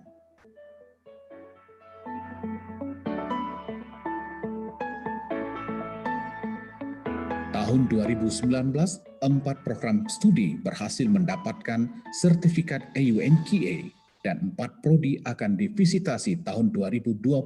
Saat ini, 12 program studi sedang dipersiapkan untuk akreditasi internasional ASIN. Universitas Negeri Padang juga menyelenggarakan 15 kelas internasional dan 1 program dual degree.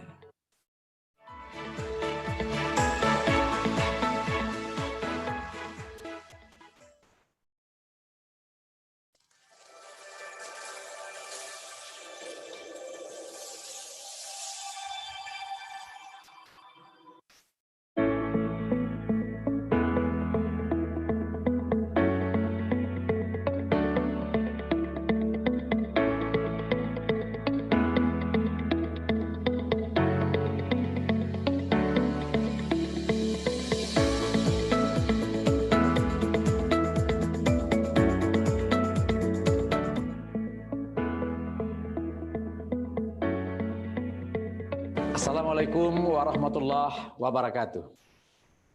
I am Professor Ganefri PhD, Director of Universitas Negeri Padang. Welcome to Universitas Negeri Padang.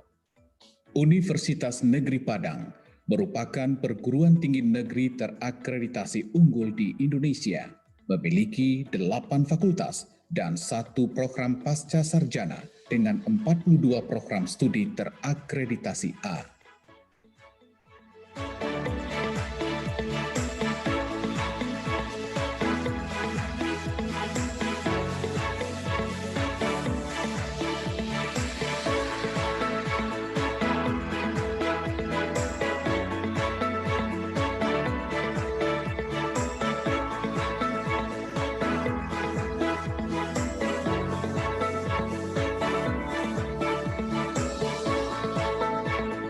Hi, my name is Farhan and I'm Hifzi Liman and we are students from Republic Polytechnic in Singapore. Kami akan membawa ilmu dari Universitas Negeri Padang ini ke Papua untuk membangun Papua lebih baik. Hello everyone, nama saya Maria Adeline Doroin. I'm from Capiz State University, Philippines. Is work to remember and work to share to the world. Mabuhay UNP! Selain akreditasi dan juga fasilitas yang memadai, Universitas Negeri Padang juga mempersiapkan mahasiswanya untuk dapat bersaing di dunia pekerjaan termasuk di dunia internasional. Universitas Negeri Padang memiliki fasilitas dan infrastruktur yang lengkap seperti laboratorium dan peralatan praktik yang canggih, perpustakaan pusat dan ruang baca yang tersebar di seluruh fakultas dan program studi, pusat bisnis, fasilitas olahraga,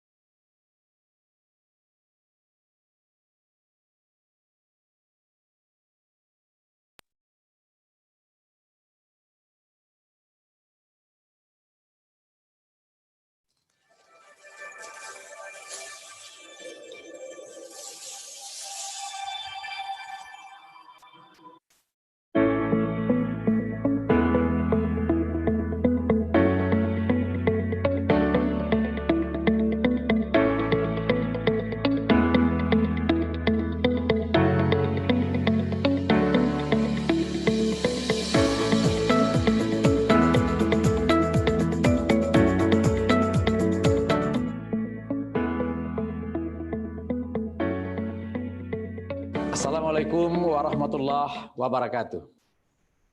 I am Professor Ganefri PhD, Director of Universitas Negeri Padang. Welcome to Universitas Negeri Padang. Universitas Negeri Padang merupakan perguruan tinggi negeri terakreditasi unggul di Indonesia, memiliki 8 fakultas dan 1 program pasca sarjana dengan 42 program studi terakreditasi A.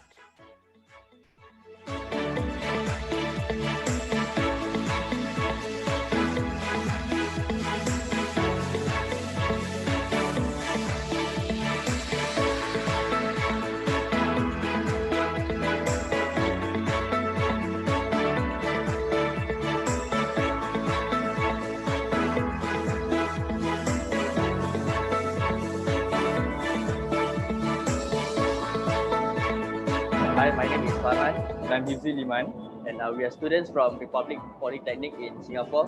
Kami akan membawa ilmu dari Universitas Negeri Padang ini ke Papua untuk membangun Papua lebih baik. Hello everyone, nama saya Maria Adeline Duroin. I'm from Capiz State University, Philippines. Is worth to remember and worth to share to the world. Mabuhay UNP! Selain akreditasi dan juga fasilitas yang memadai, Universitas Negeri Padang juga mempersiapkan mahasiswanya untuk dapat bersaing di dunia pekerjaan termasuk di dunia internasional. Universitas Negeri Padang memiliki fasilitas dan infrastruktur yang lengkap seperti laboratorium dan peralatan praktik yang canggih, perpustakaan pusat dan ruang baca yang tersebar di seluruh fakultas dan program studi, pusat bisnis, fasilitas olahraga,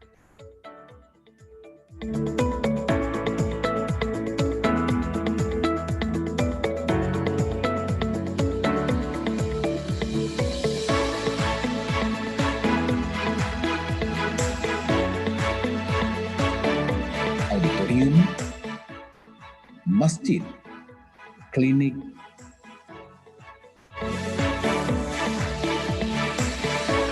asrama mahasiswa internasional,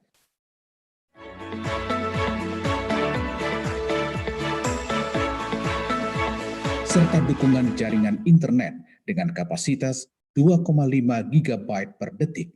Universitas Negeri Padang juga memiliki UNP Hotel and Convention standar hotel bintang 3. Capaian dan prestasi terbaik Universitas Negeri Padang dalam 4 tahun terakhir adalah terbaik 1 PTN kategori BLU dalam program kegiatan dan anggaran tahun 2018.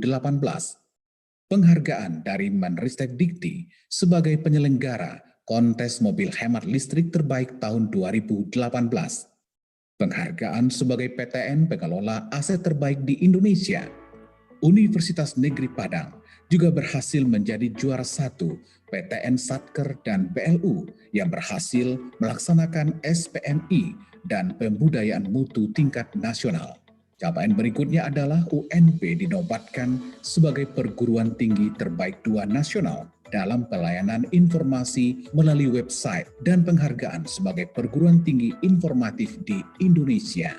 Mahasiswa Universitas Negeri Padang berprestasi dan berkontribusi dalam berbagai bidang seperti akademik, olahraga, seni dan budaya, baik di tingkat nasional maupun internasional.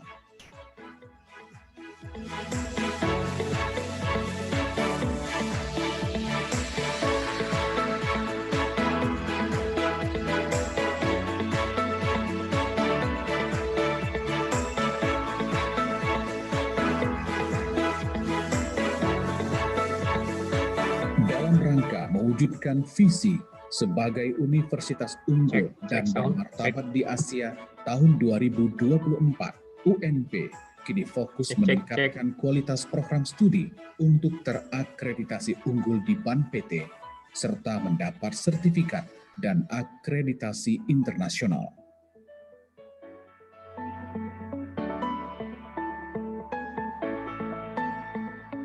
Tahun 2019, 4 program studi berhasil mendapatkan sertifikat AUNQA dan 4 prodi akan divisitasi tahun 2020.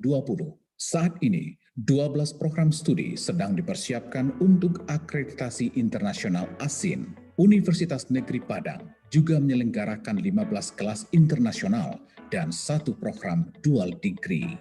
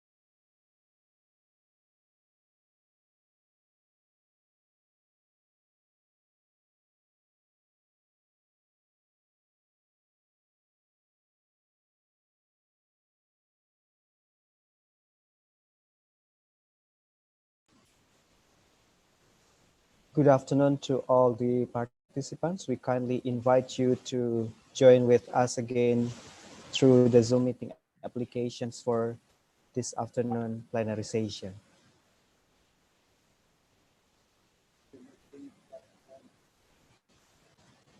Good afternoon, ladies and gentlemen, and all the participants. We kindly invite you to join with us again through Zoom meeting platform.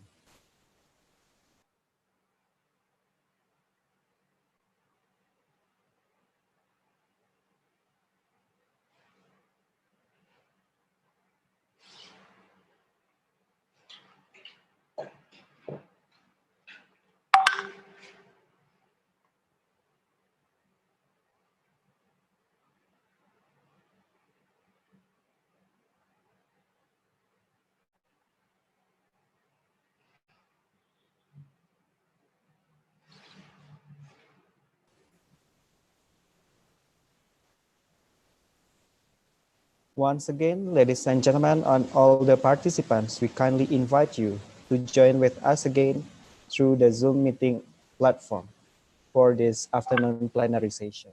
Thank you.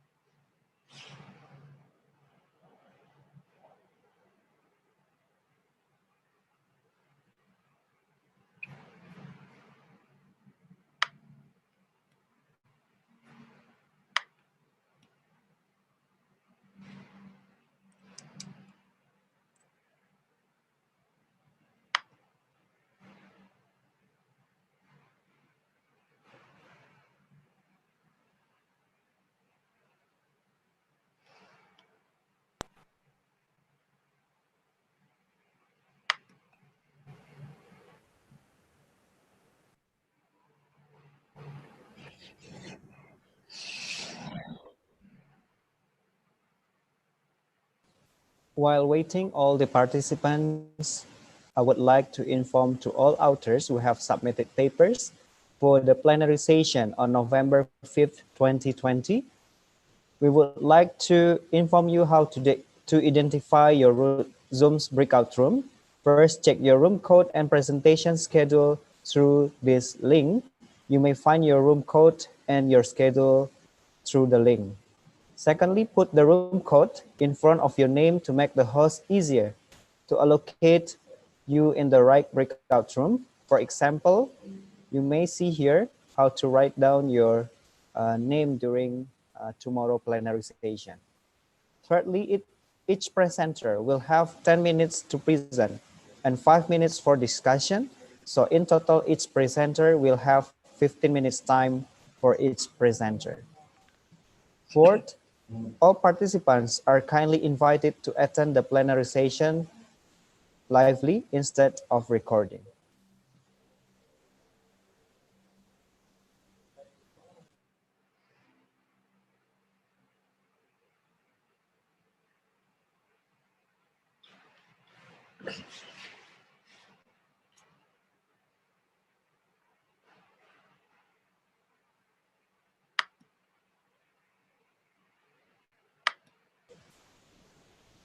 Good afternoon, Dr. Rohana.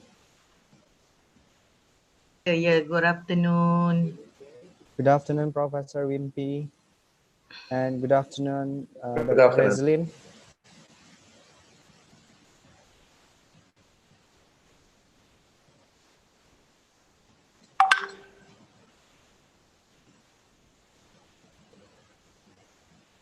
How's the weather in Padang now? It's quite hot now, but in the afternoon, sometimes it's raining. Oh, here is raining. Oh, okay. Every day also raining. Wow. So are you in campus now or work from home? Dr. I'm Rohana? in campus. All right. Yeah, I cannot. If I have presentation, I need to work at office. Oh, okay. I have a troublesome in house.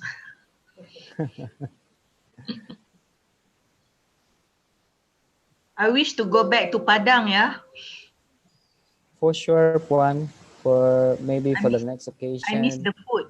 I miss the food. Wow.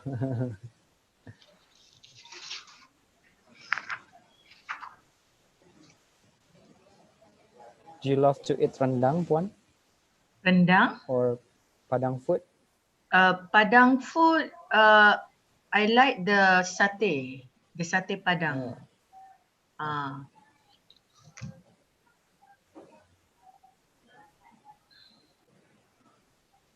I went to the Derek call tour tower Padang, that one called what? The place. The Jam Gadang? Bukit Yeah, Tinggi. yeah. Bukit Tinggi. I went there. The food is very nice. Different a bit with the Padang town. Little bit spicy, but okay. Yeah. But the taste is okay, right? The taste is okay. But your most the big one, the most at the town, that one, so huge. I like the environment, the color. It's very natural. They don't have the aircon and also fan, right? Yeah, yeah.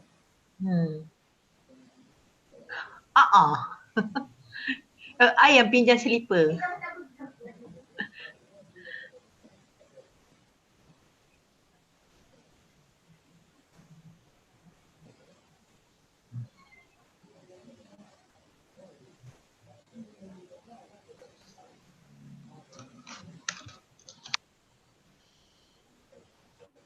Here we also have Dr. Reslin. How are you, Dr. Reslin?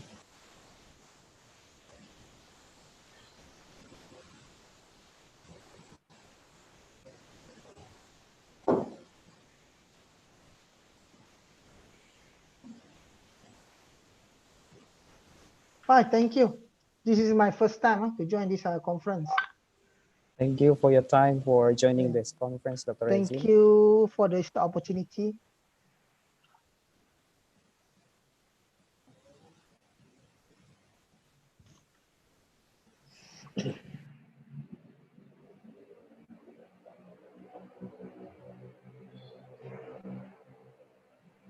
All right, good afternoon, ladies and gentlemen, honorable speakers, and all the participants of ICC FBT 2020.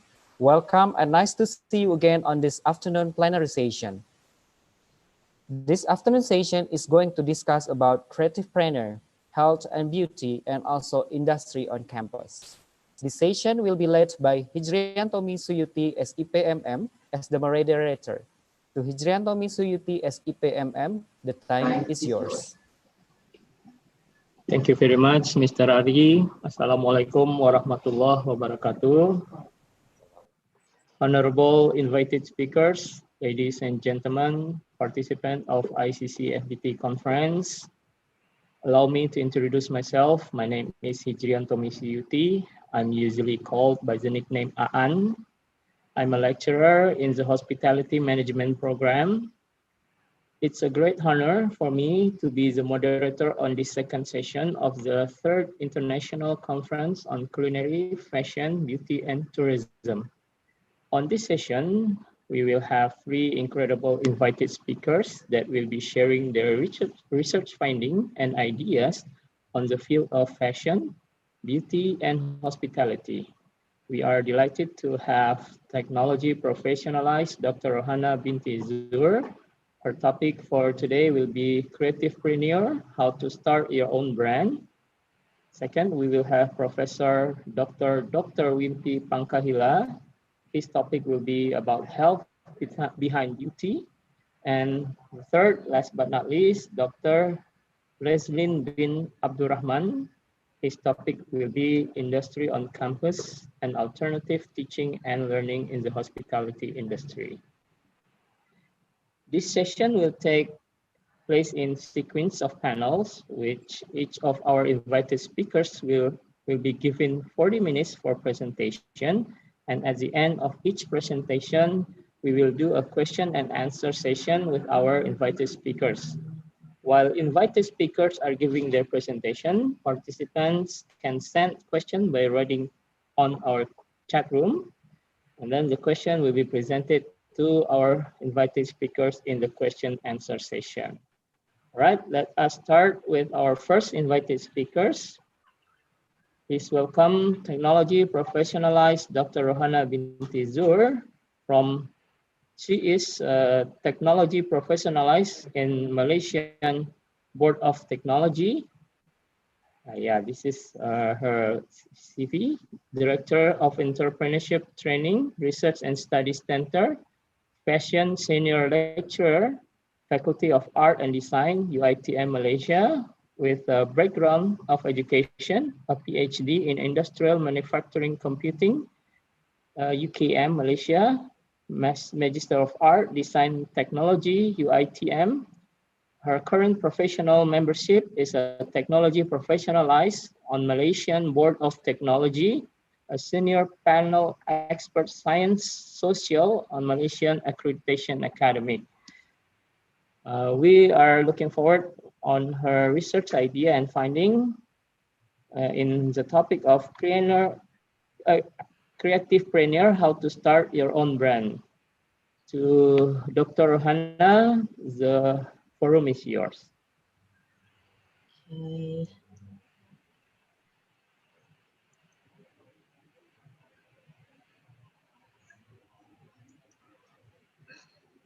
Can everyone see the slide?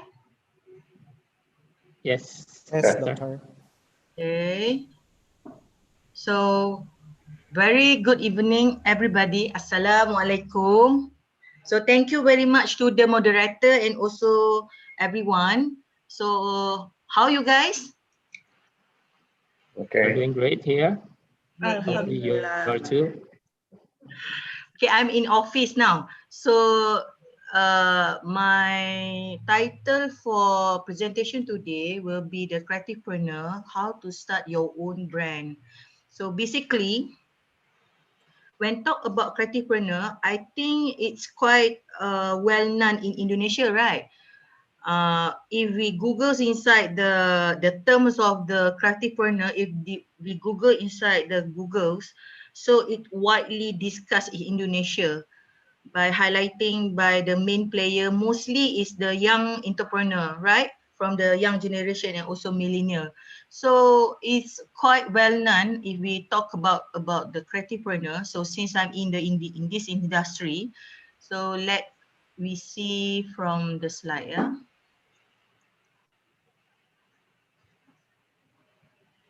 Okay. Okay, this is my biodata. So you can see that I'm a technologist, Dr. Rohana Zul. You can call me Dr. Hana Z. And then I'm currently attached with the entrepreneurship training and research study, MassMed, in UITM as a director. So my faculty, I'm coming from the Art and Design faculty, which is from the fashion department. And then quite view about my qualification. I'm PhD in the industrial manufacturing computer. Mostly all is a technologies lah. Masters is design technology. Then only my BA in the design. And then, okay, let me go through. Okay, what is the creativepreneur? Yeah? Let me see. The strong influence of arts and development of the economy, tourism, and also lifestyle has unveiled globally the importance of the profession that are related to the field of arts and also culture. So as well, art is there is a various form such as visual, musicals, performance. They are able to generate and a monotonous income for the country through the tourism industry and also trend of the today lifestyle. So basically today, when we talk about creativepreneur, it's not about in the only in the fashion industry. It's also go through to the tourism industry, beauty industry, musician industry, and so on. So that has been strongly influenced, by the advance of the information. Nowadays, advanced technologies such as digital media, the internet, and also the social media, the method is strengthening the arts entrepreneur also has to adopt a new media such as to attract as many customers as possible. The most trending now is, I can say, that is a creativepreneur. So in which a practitioner are identified as the creativepreneur and creativepreneur. They combine it. Okay.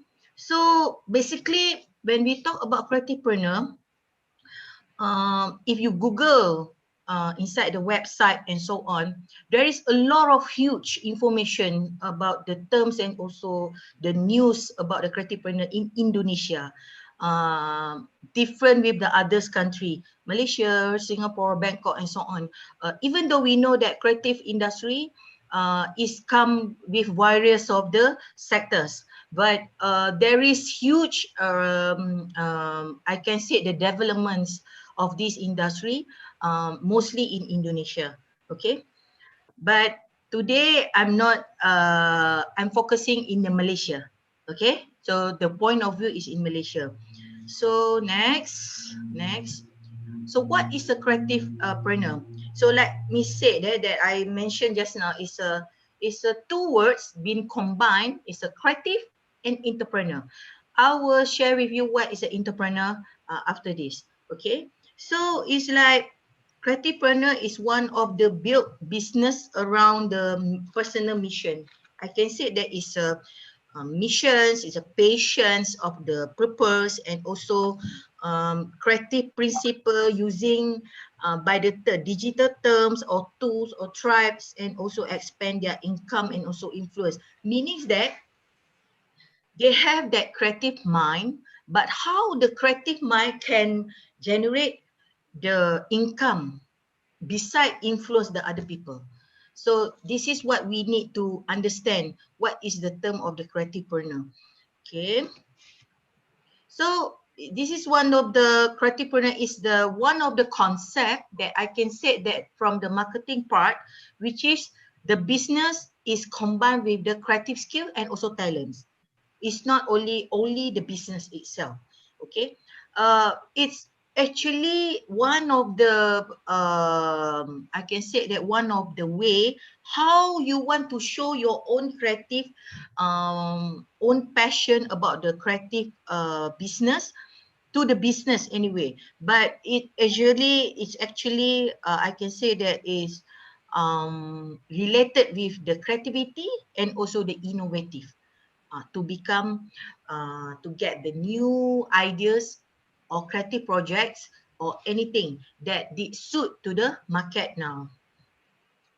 So this is my own definition, which is I can say that creative, my own definition, which is I can say that creative entrepreneur are the people who make the living from their creative work, creative skill. Yeah. So they use the creative skill, creative work, creative products, creative service. They are living on that. They get the income from that. This is what my own decision definitions about the creativepreneur.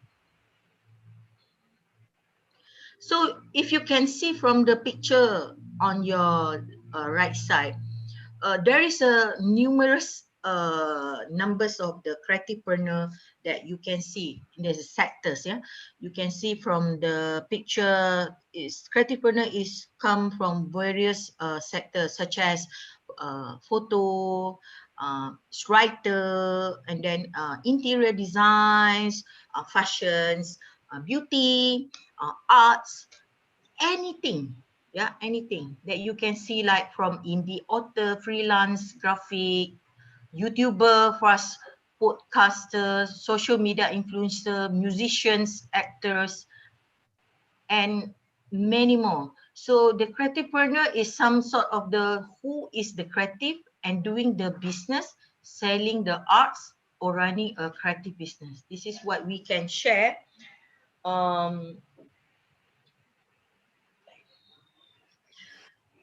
This is what we can talk about. The creativepreneur is not freelance. I can say that it's not a freelance because the creativepreneur is the way I can say like the creativepreneur, a freelance is an employee. It's just an employee. So by the way, a freelance business is a structure means that financial life is a far more like that of an employee more than the entrepreneur. Freelance like the employee, trade times for the money. Creativepreneur don't.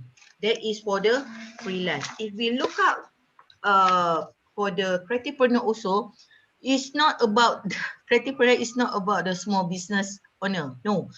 Often when people talk about words entrepreneur, it will go exchange to the small business owner. But again, there is operate very differently. Yeah, most of the small business are not set up around innovative product and services or creative business process.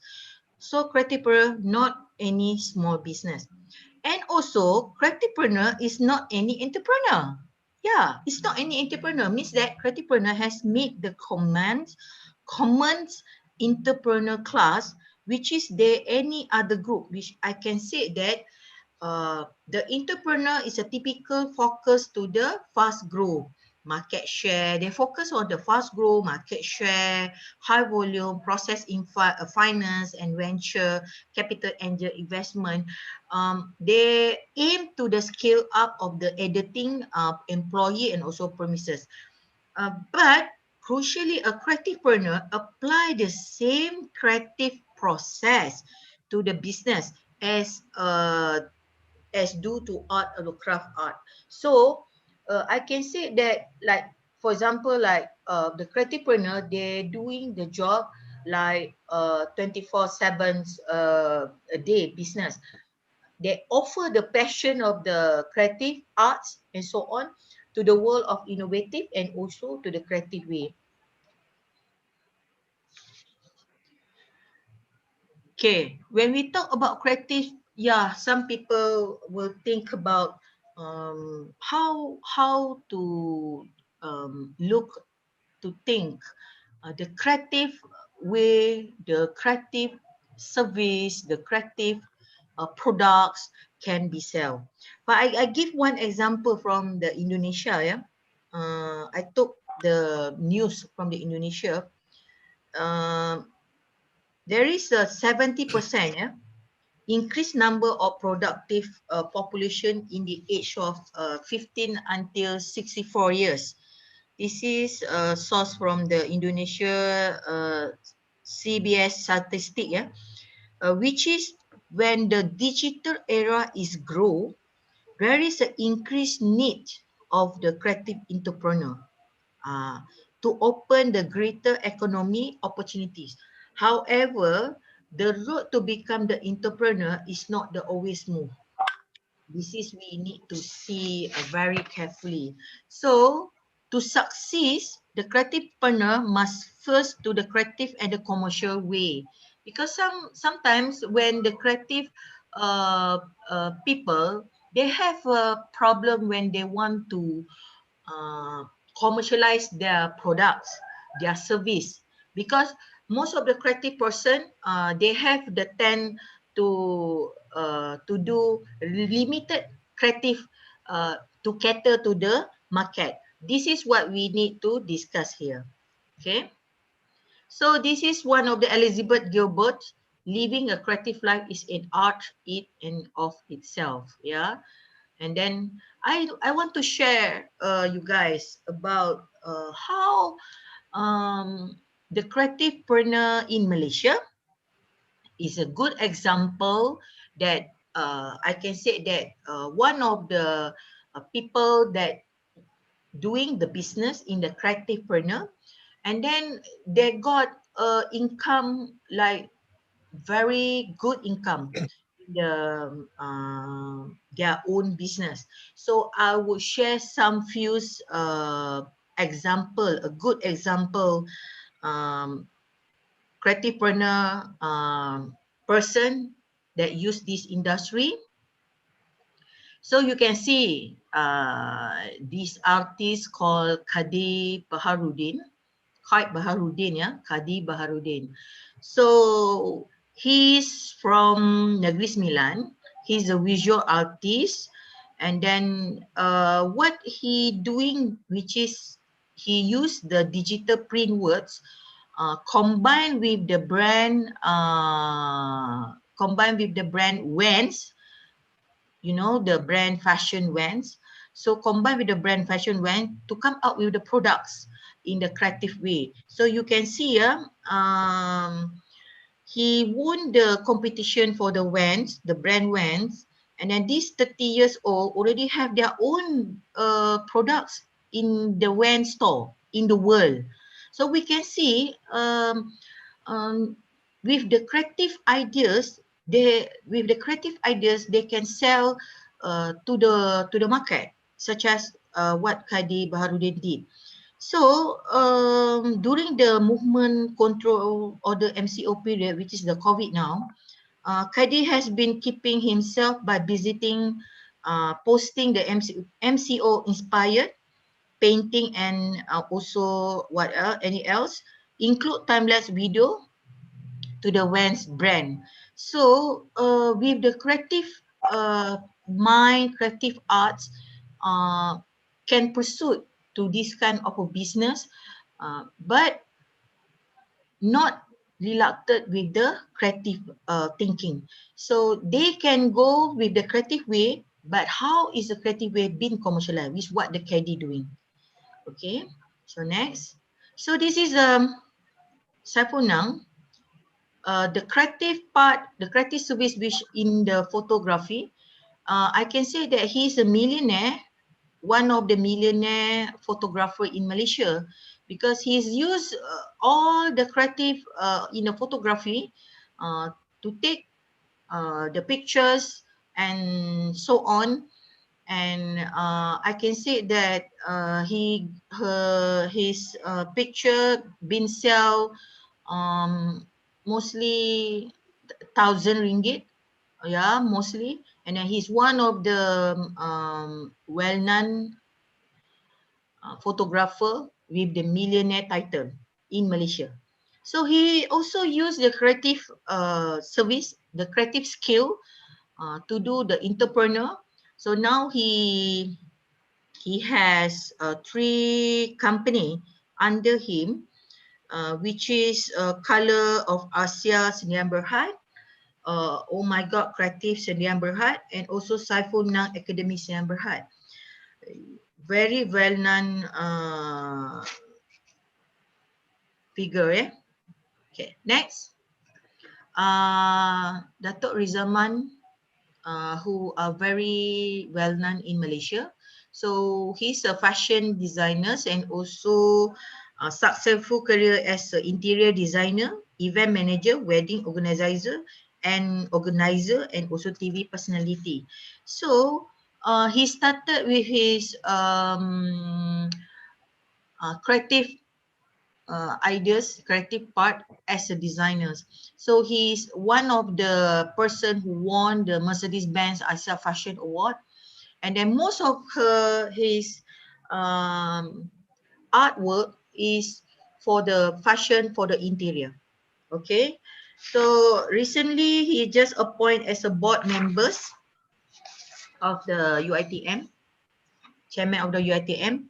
Then of course the UiTM looking for it in the field of the entrepreneur. So because when we talk about creativepreneur, is something like difference with the entrepreneur. So this is one of the person. Okay, next will be, I think in Indonesia you guys know Upi Ipin, right? So Haji Burhanuddin is one of the person that main person to in the Les Kopat. So you can see creativepreneur Les Kopat is one of the MSc status publishing company, which is just focused to the computer animation. You can see how the creative thinking can come out in the multimedia sectors. So I can say that Les Kopat is very well known in especially Upi Ipin, the whole region in Asia, Singapore, Malaysia. As long I think the Upi Ipin is already went to the world documentary, if I'm not mistaken. And then they are established starting on 2014, 2014, and then they are developing 3D productions, regardless as an employee, entrepreneur, and also production owner. So he ran as a creativepreneur in the sector of the multimedia. Okay, so next, music. So, Nick Shazwan, you can see is a very typical man. Okay, very typical man. So, what is the creative that he doing? Actually, he get the creative mind in the skill, which his products develop doing the and also the musics. So musician in the world such as John Mayer, top Billy Gibbons using his products.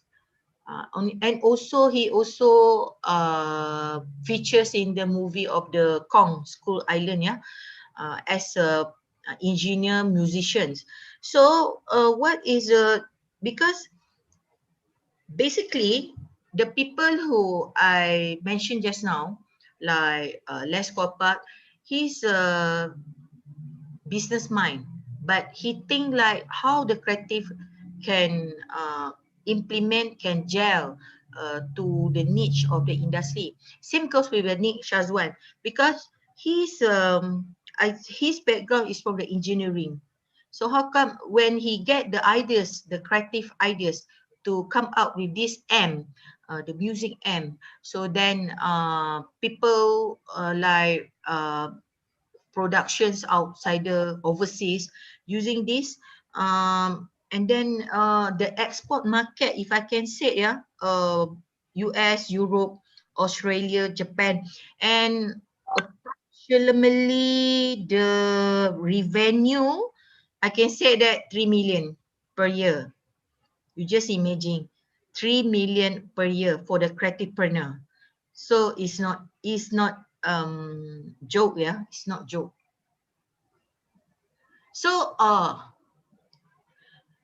now with the MCO, there is a lot of YouTuber built up like Cindawan, like it's like mushroom from the rain, you know. So he's a YouTuber. I can say that come out from the COVID-19. So I said, yeah.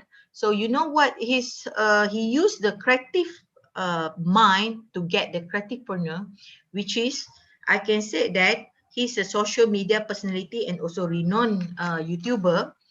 And then, you know, he got over than 500,000 followers. Then just imagine his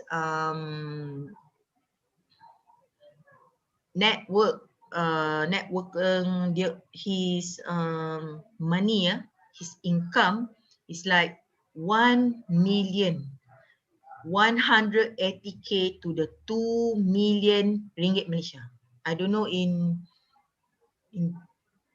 Indonesia rupees, more billion rupees maybe, but he's a millionaire because of he used the creative in the digitals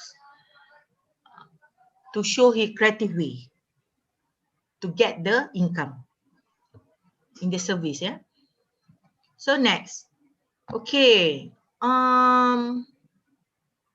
First and all, ladies. Yeah. Just now I mentioned all sample is guys. Now I show you the ladies. So she's a Datuk Farah. I can say that Datuk Farah is one of the luxury retailer and also employment level high, huge fashions in Malaysia. I can say that she's the president of Million Group, which she handle 50 jenama, 50 brand under Million Group. I can say that such as Bellman, Victoria Beckham, Acne, Hugo Boss, and many more, many huge brand, high brand in Malaysia. So she come out with her own brand, which is I can say that Datuk Farah, she carry her own brand with her name. She used the creative arts, creative design to be in his entrepreneur, in her entrepreneur.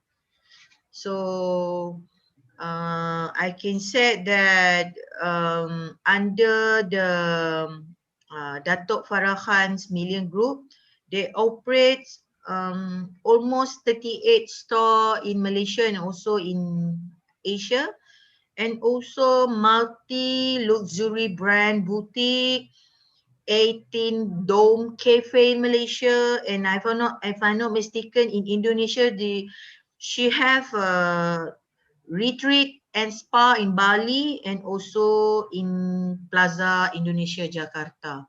So she's a millionaire using the creative way. Okay. Okay. What is this? This is a mural. I do not know if Indonesia in others country, but the mural industry in Malaysia is quite well known in Malaysia. The new mural industry, I can say that. And then in terms of the income, they can get like small space of the square feet of the wall. They can get more, minimum is 2,000 ringgit. If you just imagine the huge wall, like 1,000 square feet tall and length. How much if they ask to do the mural?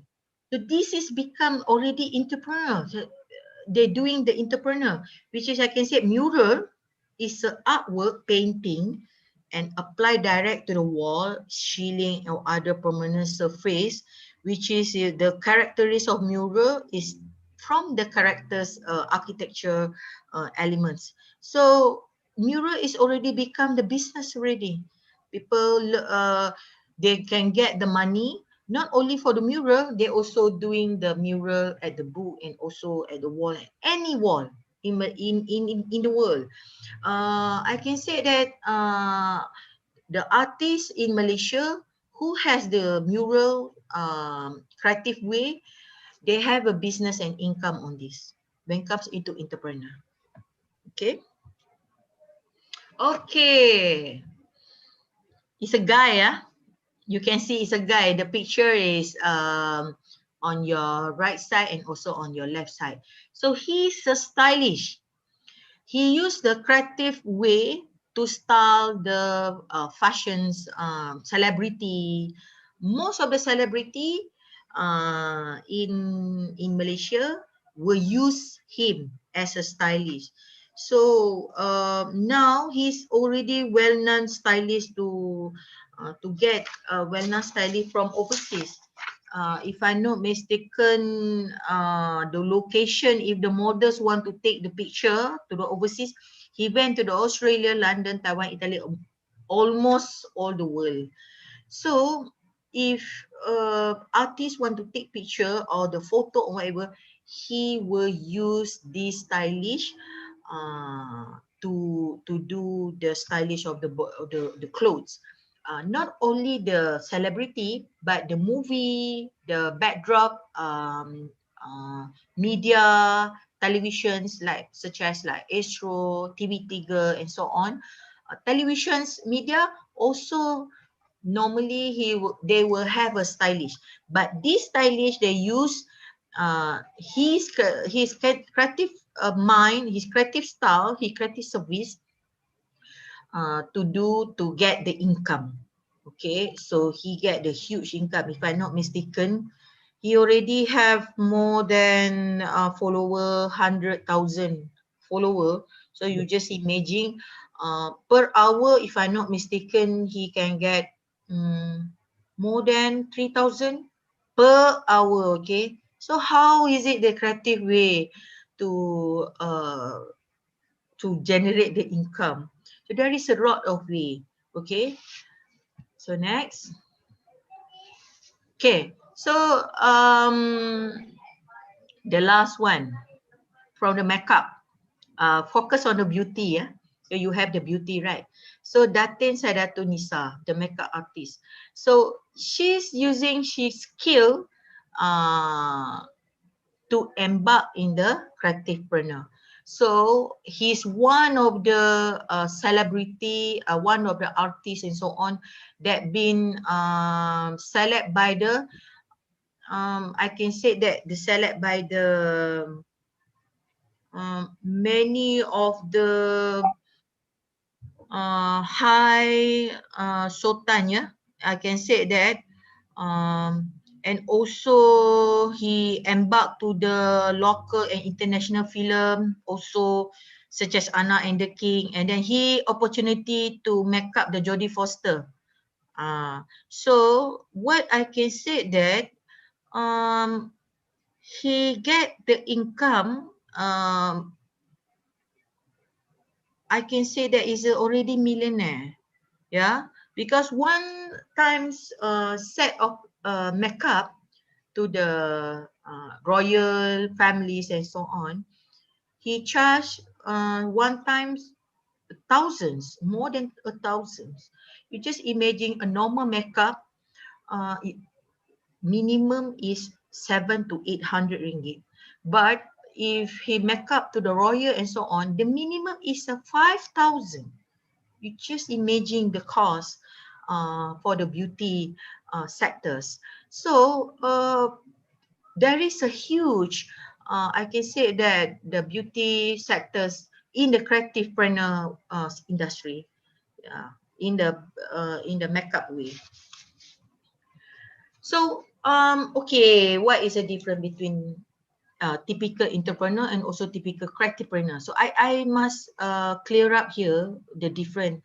So the difference, I can say that if go to the left side, the typical entrepreneur is only the business.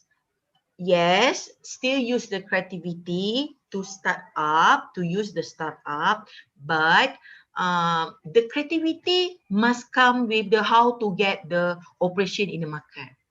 How the creative way to embark to the need of the market, and also already they add the very few things which doesn't change the market to high item. They develop the new ideas to do a business. The creativity, yes, they have a creativity way in the entrepreneur itself, but mostly is embarked to the business way.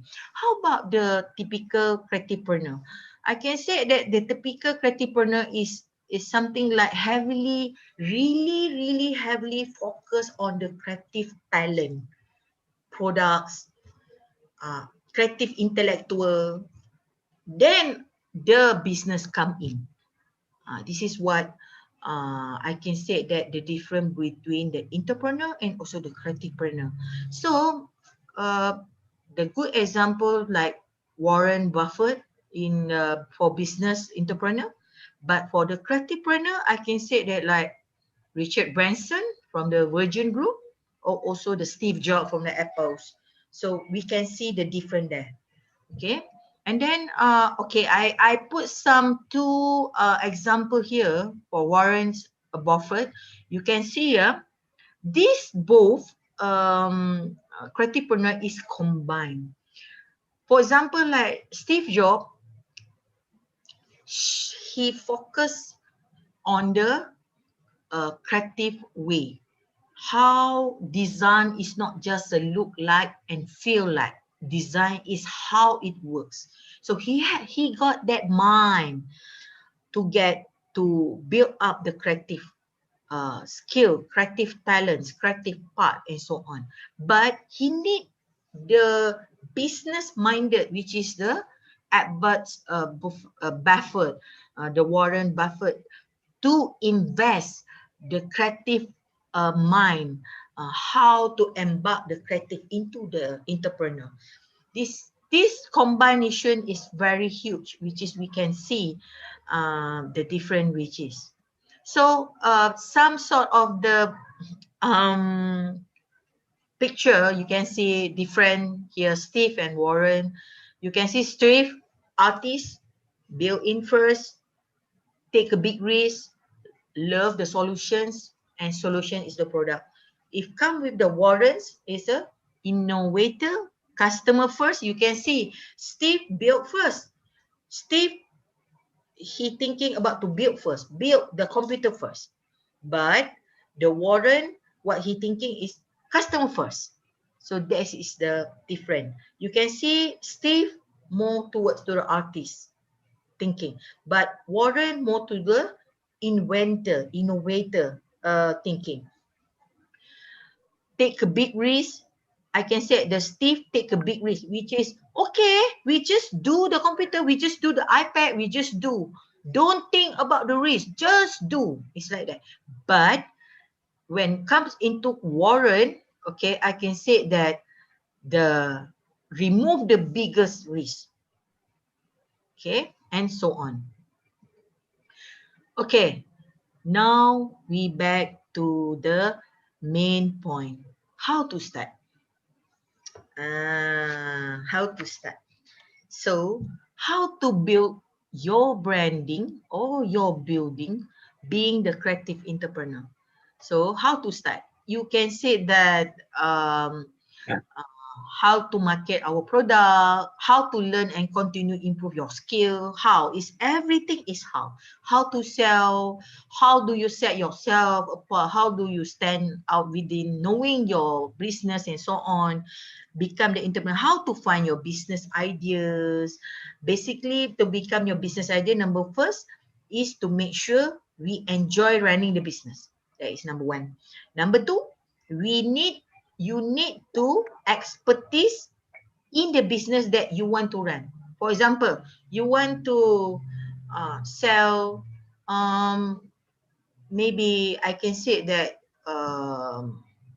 any arts product you want to sell. You are the one who expertise on that. This is you need to think. Okay, got one people asking me, is it creative preneur in the field of the food can be said about in the creative preneur?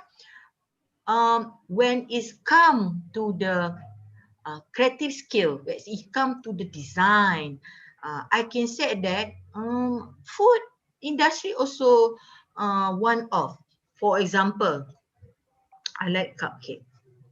Okay, everyone can sell cupcake, right? Everyone can sell cupcake. But what is the difference between your cupcake with others' cupcake? There is a lot of cupcake selling in the shop or whatever. But what is the strength of your cupcake? When you want to embark in the creative industry, what you can feel, what you can see about the cupcake, which is people before they eat, okay, before they eat, they will look at the design of the cupcake. Wow, the cupcake is very nice, very beautiful, the colorful, because the bakers have their creative mind, the creative thinking to design the cupcake very nice. When customers see the cupcake and the customer won't think about the rasa, won't think about the feeling, won't think about the what is it delicious or whatever, but they look at because of the design, right? So there's a difference. Yeah, it's possible can, okay? Then third, the business must be relevant to the needs of the community. Yes, you can do arts, you can do fashion, you can do whatever, you can do the music, you can do the multimedia, but you need to make sure your business must relevant with the community. Okay? And finally, the business must be able to make money yourself. Think, when it comes into creativity, creativepreneur, you need to think how to gain the income. Not only think about creative, how to, you need to able to make the money from the creativepreneur. Like example, like I say just now, is you want to sell the cupcake. So you need to make people to buy your cupcake. Even though your cupcake is not very delicious, not very nice, for example, people don't look about the price, but people look about the beauty. Something like that. Okay? So how to start? So I can say that this is very fast, executive summary, target market, competitors, and so on, or whatever financial projects. So write out your business plan, which follow your own voice. I can say that. So you need to have a business plan when you want to do any creativepreneur sectors. Okay, I can say that business plan is a very simple or very versatile, that you need to know and understand how you want to put to start your own business. Okay, so I can see that this is the business model canvas, BMC. I think everybody know to embark this, but how the creativepreneur want to relate their business into this? Mostly people in the business education and so on, okay, I understand how to deal it, but in the creative way, creative person, how they want to put the map on this business plan. You need to start from the value propositions, which is what is the strength about your products. Like I can say, like I said, the cupcake, okay? You start there. What is the main strength of your cupcake? My cupcake design is the most attractive cupcake in this region.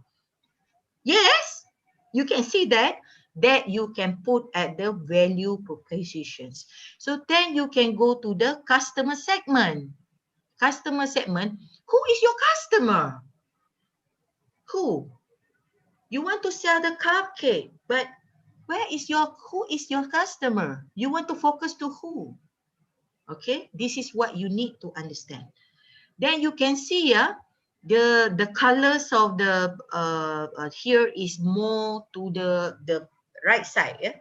The customer relationship, the channel is mostly for the customer.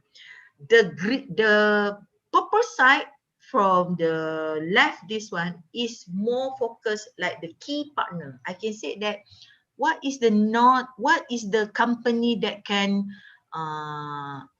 become your key partner to your business. For example, like the cupcake and so on. What is the key partner? Who is your key partner for your business cupcake?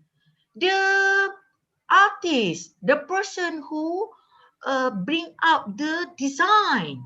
Can become your key partner, right? So where is the activities is happen? What is the key resources? This is the thing that you need to understand, to put in, to blend in how the business run. If you run with any business, anything, even though in creativepreneur. So the revenue, you can see down is the revenue, the yellow color in the box is the revenue and also the cost structure. The revenue, how does the business earn revenue from the value propositions? And also cost structure. Cost structure means what is the cost for your cupcake business? Something like that. Okay. Next. Okay, this is one of the business model from Nike. Yeah, from Nike. Yeah. Okay. You can say that you can see the value proposition, the business model for this Nike yoga mat. Okay.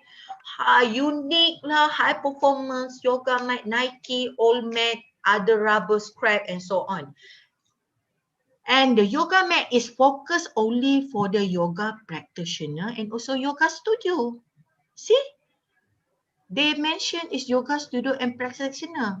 They got mentioned or not others customer segment? No, right? Because they already highlight they already target to this market.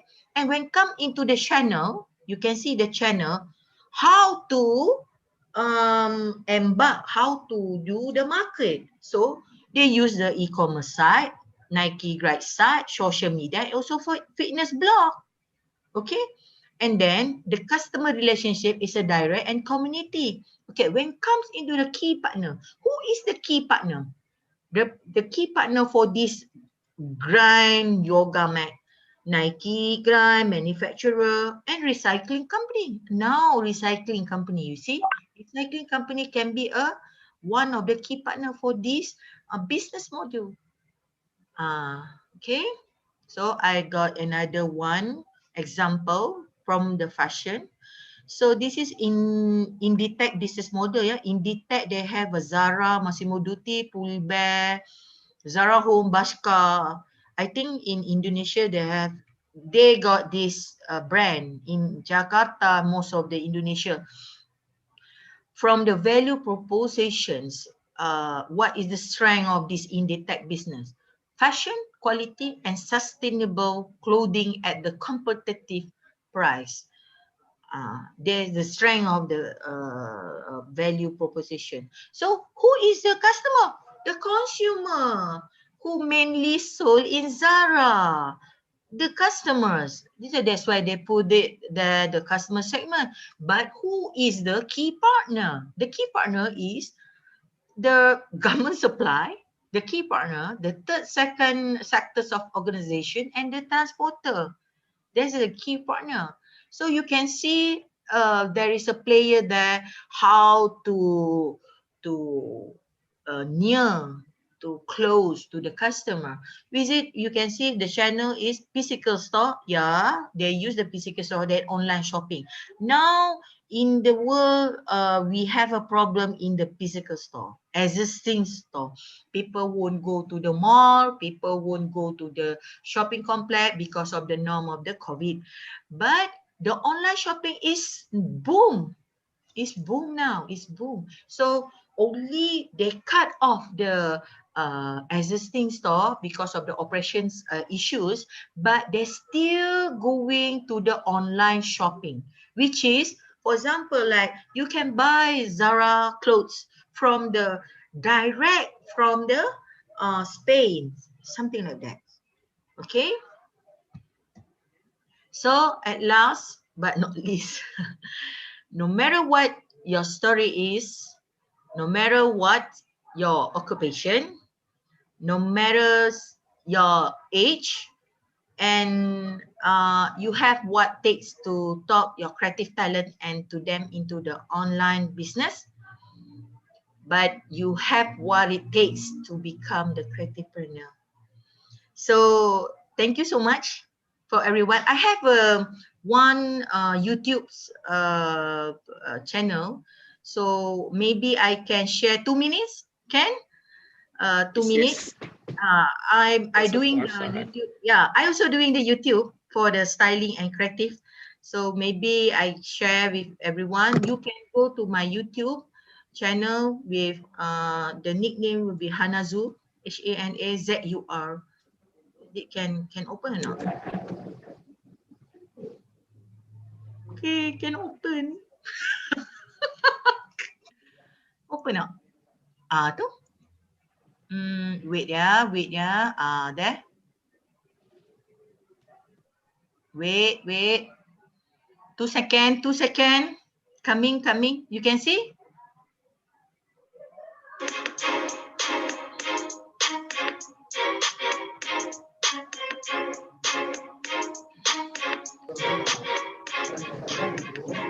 Dr. Rohana? Sorry, doctor. You can hear? No, you must close your slideshow share and then you share your YouTube again because we cannot see the YouTube video. Okay, wait. Because the one that you are sharing is your slide. Okay. So, share. You can see this one? Yes, that's fine.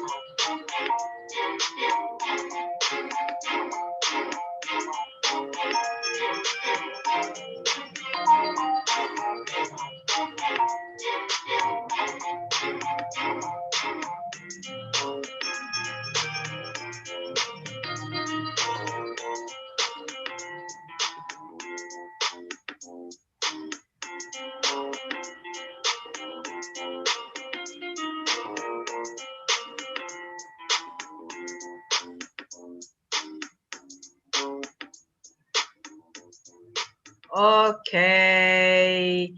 Thank you so much. I hope you guys enjoy my speech today. Thank you. Thank you, Dr. Thank you. Rohana. Yeah, thank you. For the presentation, very enlightening about creativepreneur. Before we go to the second presenter for this afternoon, we have a question on our chat room directed to Dr. Rohana. The first one is from Miss Weni Nelmira. How about curriculum in fashion education in Malaysia? Does it have creativepreneur inside the curriculum?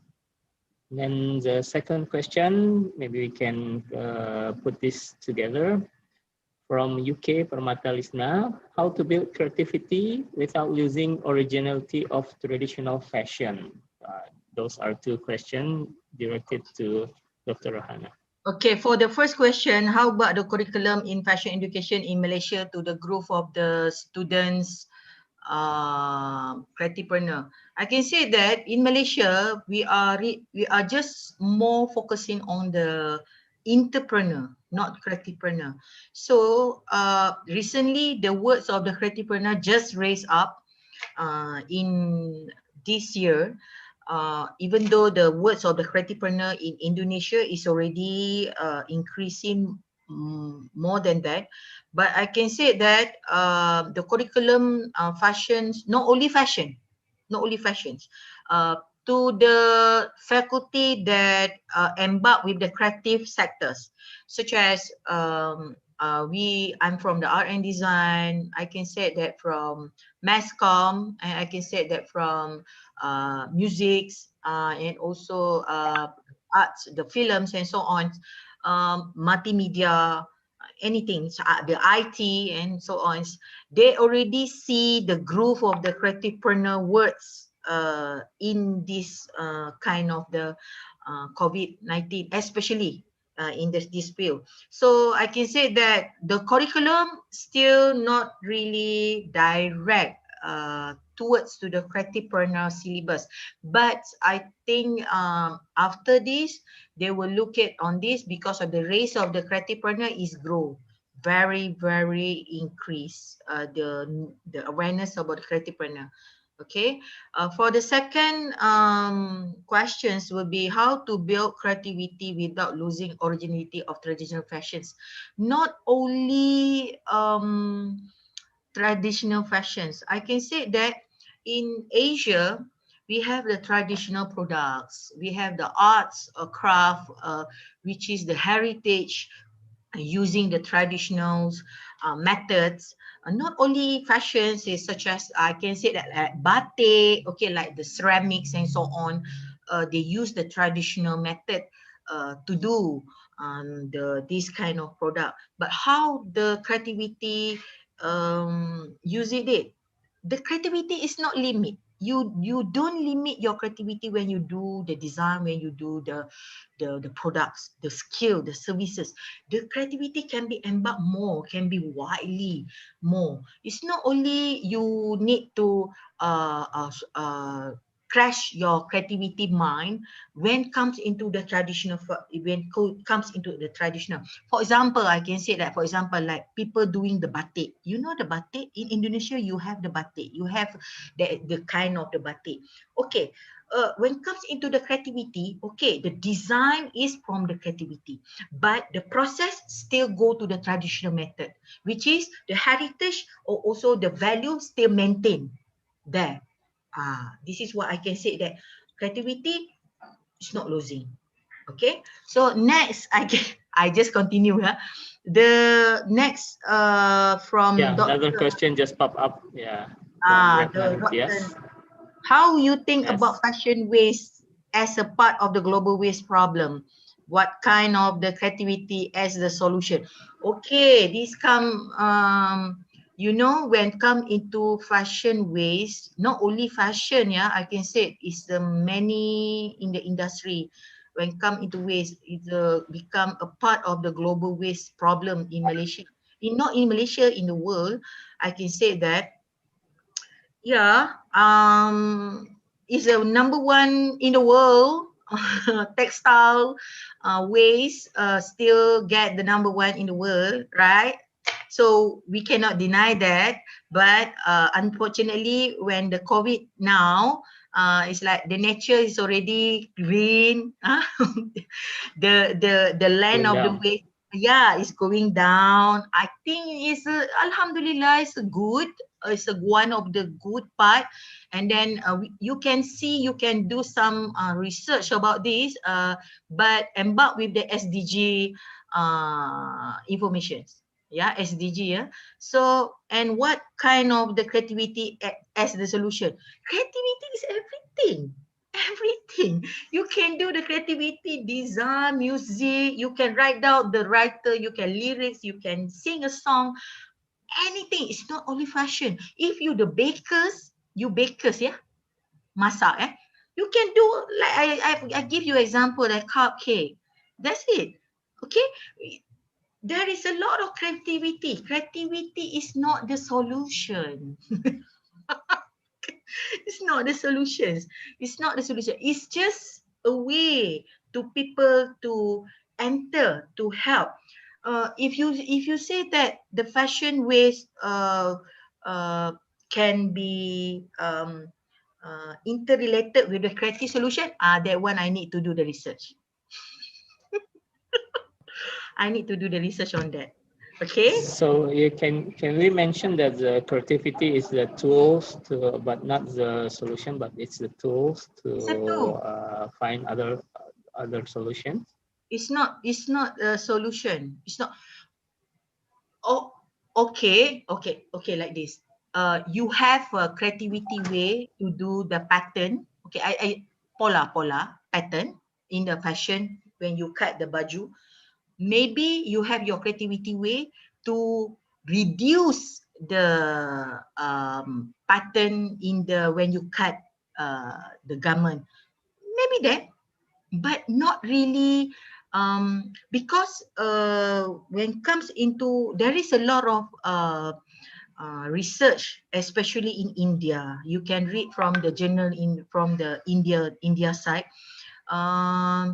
They search a lot of in the creativity way how to cut the pattern to reduce the waste from the fabric. They cannot get 100%, still have the waste, but just reduce the percentage. That's why I can say you don't mention, you cannot put the creativity as the solution. This is what my point of view. All right. Thank you very much, Dr. Hana. Yes, please stay with us until the end of this session. We will have, perhaps we will have another question and answers. Excuse me. Before we go to our second invited speakers for this afternoon, we would like to appreciate e-certificate for you, Dr. Hannah. Yes. This is, we will send it to your email as a token of appreciation to our ICFBT conference for today. Thank you very much. Thank you. Right. Thank you. Next, we go to our second invited speakers for this afternoon. We have Professor Dr. Wimpy Pangkahila. He is currently a chairman of Concentration of Anti-Aging Medicine Master Program, also chairman of Center of Study of Anti-Aging Medicine, Medical Faculty, Udayana University, Indonesia. His topic for today will be health behind beauty. So this is another interesting topic. To Dr. Professor Wimpy, please, the floor is yours. Thank you, moderator. First of all, I would like to thank the committee who invited me to this important program. So my topic, maybe I'm the stranger in this meeting because my background is a doctor between you, all of you. But I think there is a close relationship between health and beauty. So therefore my topic is health behind beauty. What is the correlation? I believe that many people or most of people never correlate between beauty and health. But in this occasion, I think we will discuss about health behind beauty. What is that? Beauty, not only beauty, but there's a health condition behind beauty. So what is beauty? Beauty is the condition of a person that gives pleasure to the senses or to the mind. So how you feel, how you think about somebody, beauty of somebody. So this is the important role of beauty. First, it's important in couple relationship. I believe all of you consider about the beauty of your partner, right? So whether you are a man or woman, yeah, I believe, yeah, you're concerned about the beauty of your partner. So also have a role in the social position. And then the third is the interaction, in social interaction. So this is the important role of beauty that maybe we never think about it. Sorry. In general, women have special attention to beauty, not only to their own beauty, but also to the others' beauty. I believe all women have special attention to the beauty. But now, men also have attention to their appearance, how to be looking attractive. When you see, when you read on the social media, yeah, there are many people, including men now, have attention to their appearance. What is the role of beauty? Like I mentioned before, social interaction, social position, and couple relationship. And now we're talking about the component of beauty, face, shape. I think this is the first component that most people give attention, because when we meet somebody, we have to look to their face, right? And the second component is the skin. I believe all women, or maybe most of the women, give attention to their skin, the skin color, the skin appearance, and then also body composition, and also other organ functions. So this is finally it's expressed in the attitude or behavior of people. So there are 5 components. They are closely related to health condition, especially to hormone function. So maybe I believe all of you maybe ever heard about the name of hormone. So this is a component that very important in our function. That's why when women get menopause, it means that the hormone already down, and that's why the menopause woman will experience many complaints. Also, men who get andropause, because their hormone already down, they will experience many complaints, including the appearance, body appearance. This is face and body movement and expression. Yeah. So we can see when we meet somebody, when we talk to somebody, yeah, we can see how their movement, their body movement, their face movement and expression. Is it expressive or poor expression, fast, slow, or no reaction? Yeah. So it very closely related to signs, symptoms, and complaints of coming from health condition. So beauty is not only about physical appearance, but there is a hidden factors that affect beauty. So there's health condition, including physical condition and psychological condition. Again, beauty is not only about physical appearance, but there is a hidden factor that affect beauty. So when we see the people, woman or man, loss of their beauty, what is the relationship? This is the unhealthy condition, wrinkle, or other skin problem, obesity, and then sexual problem. This is unhealthy condition.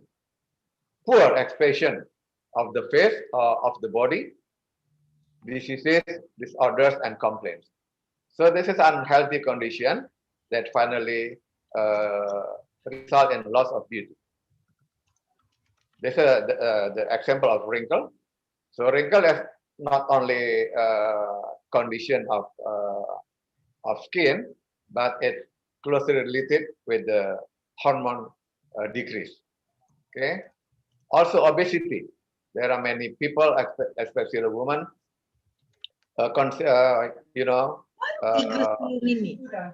feel many problem with the obesity. You pergi dulu ah. Sekejap lagi I datang. So in general, people consider obesity as not beauty. Yeah, that's why many people find in social media how to decrease their body weight. Yeah, sometimes they find the false product through the social media. So this unhealthy condition, yeah, it results in aging process, and aging process result in unhealthy condition. So there are many signs symptoms of aging process, including in beauty condition. Hormones have dominant role in many aspects of human life. If hormone decline or imbalance, many signs symptoms complaint appear, including those related to beauty. Like I told you before, among others is wrinkle, melasma. Melasma is mean hyperpigmentation of the skin. So like this, melasma is hyperpigmentation of the skin. That's closely related to decrease or imbalanced hormone.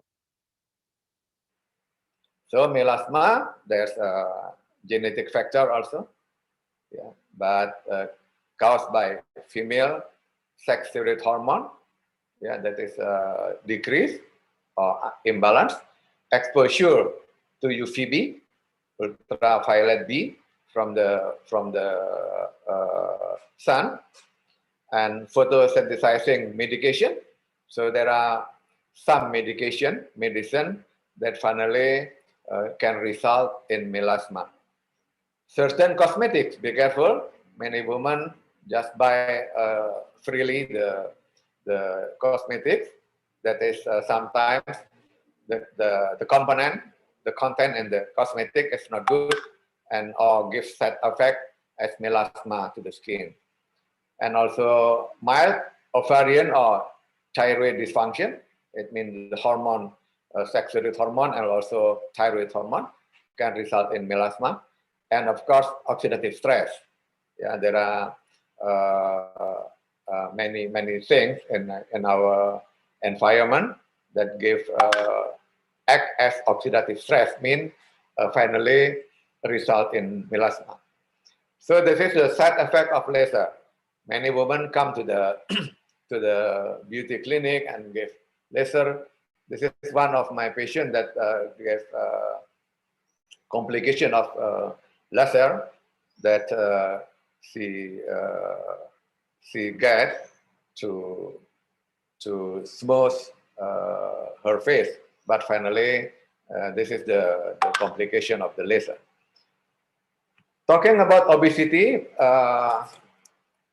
in our society, in Indonesia or in Asian countries, yeah, obesity related to hormone is underdiagnosed in general population. Many people think or thought that obesity considered as too much eat. Yeah, only few people thinking that obesity is related to hormone problem. Yeah, so not many people, even doctors, realize that hormones have a role in the pathophysiology of obesity.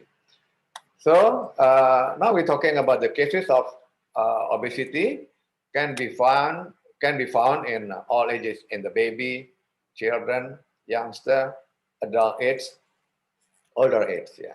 So when people get obesity, they feel that they are not normal. Yeah, their appearance is not normal, and in general, they feel not healthy. They feel tired. They feel not healthy. So increased body weight and obesity is one of signs of aging process. Don't forget that. So when we're talking about aging process, it can be happen in baby and children also, in youngster, in adult age, and also in older age. So when we see the classification of obesity like this, yeah, this is underweight, yeah. So you can measure your BMI. This is normal range. This is overweight. Yeah. So many people in our society now getting overweight or obesity. Yeah. So this is the this underweight, this normal. So if your BMI, you can measure your BMI. Okay. If your BMI is here, this kilogram of your body weight, divided by meter, your height, yeah, in meter square. So this is the normal.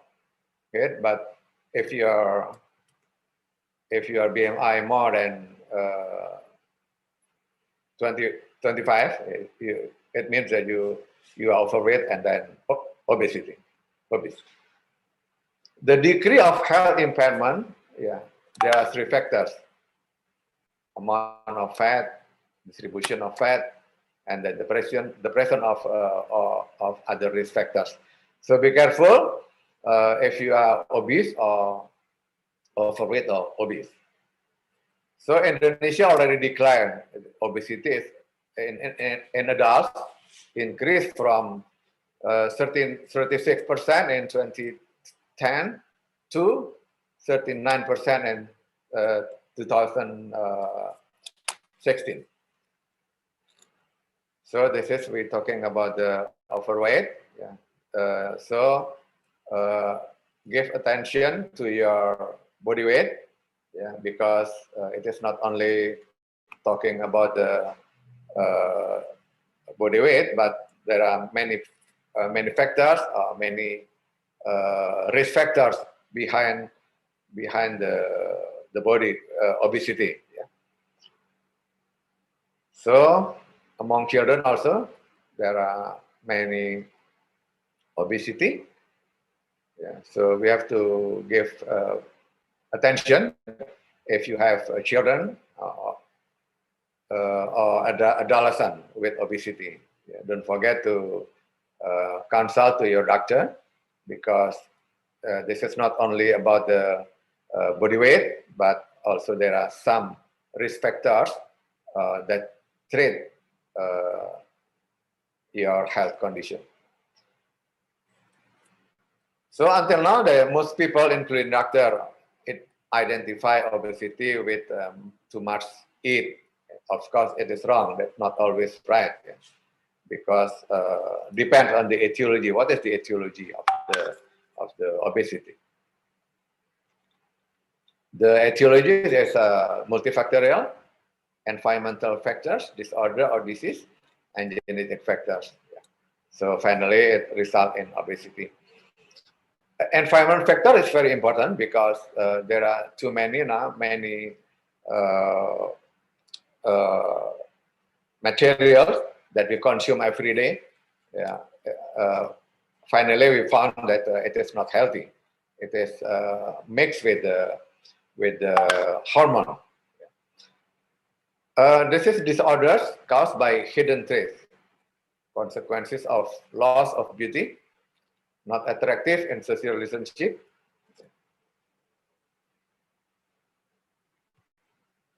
poor aesthetic, sexual dysfunction of the partner, poor quality of life. These are the consequences of loss of beauty.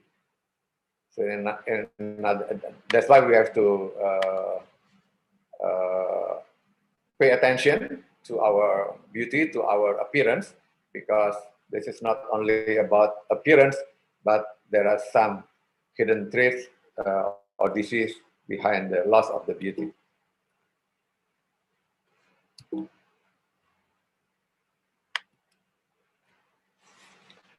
So all normal human need hormones. But if hormones are not normal, body organs will be in abnormal function and life will be abnormal. Finally, no normal life if hormones are not normal. It means that all of us have to check our hormone level, because it closely related to our physical appearance and our quality of life.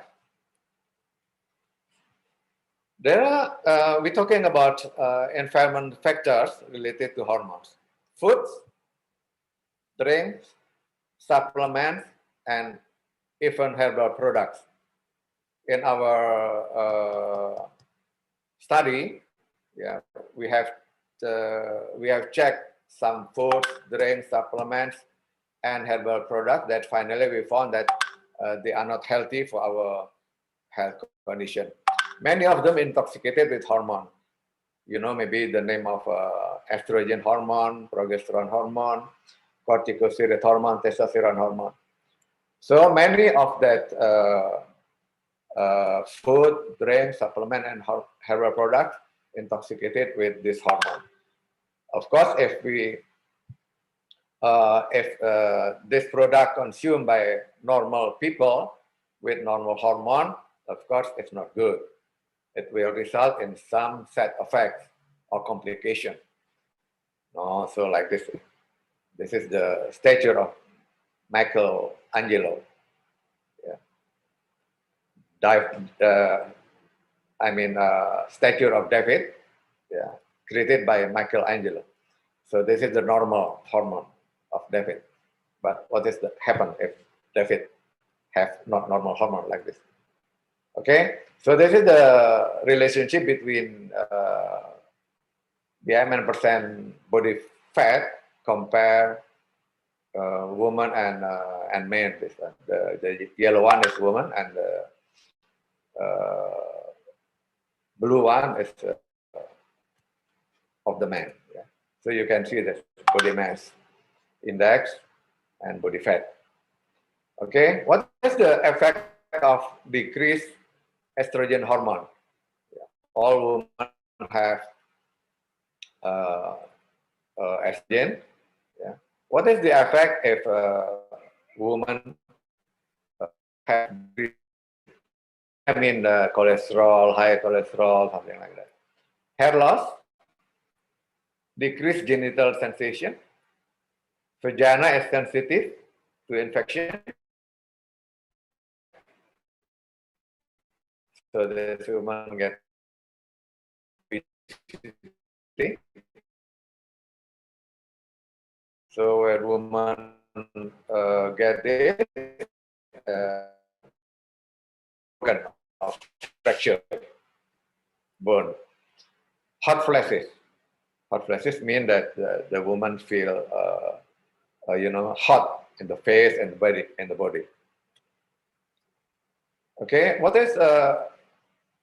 what happened during perimenopause or menopause?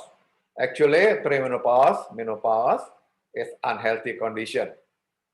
So it will give many symptoms, physical symptoms, psychological symptoms, and sexual function. That's why people with women with in premenopause or menopause condition, it means that they are in unhealthy condition.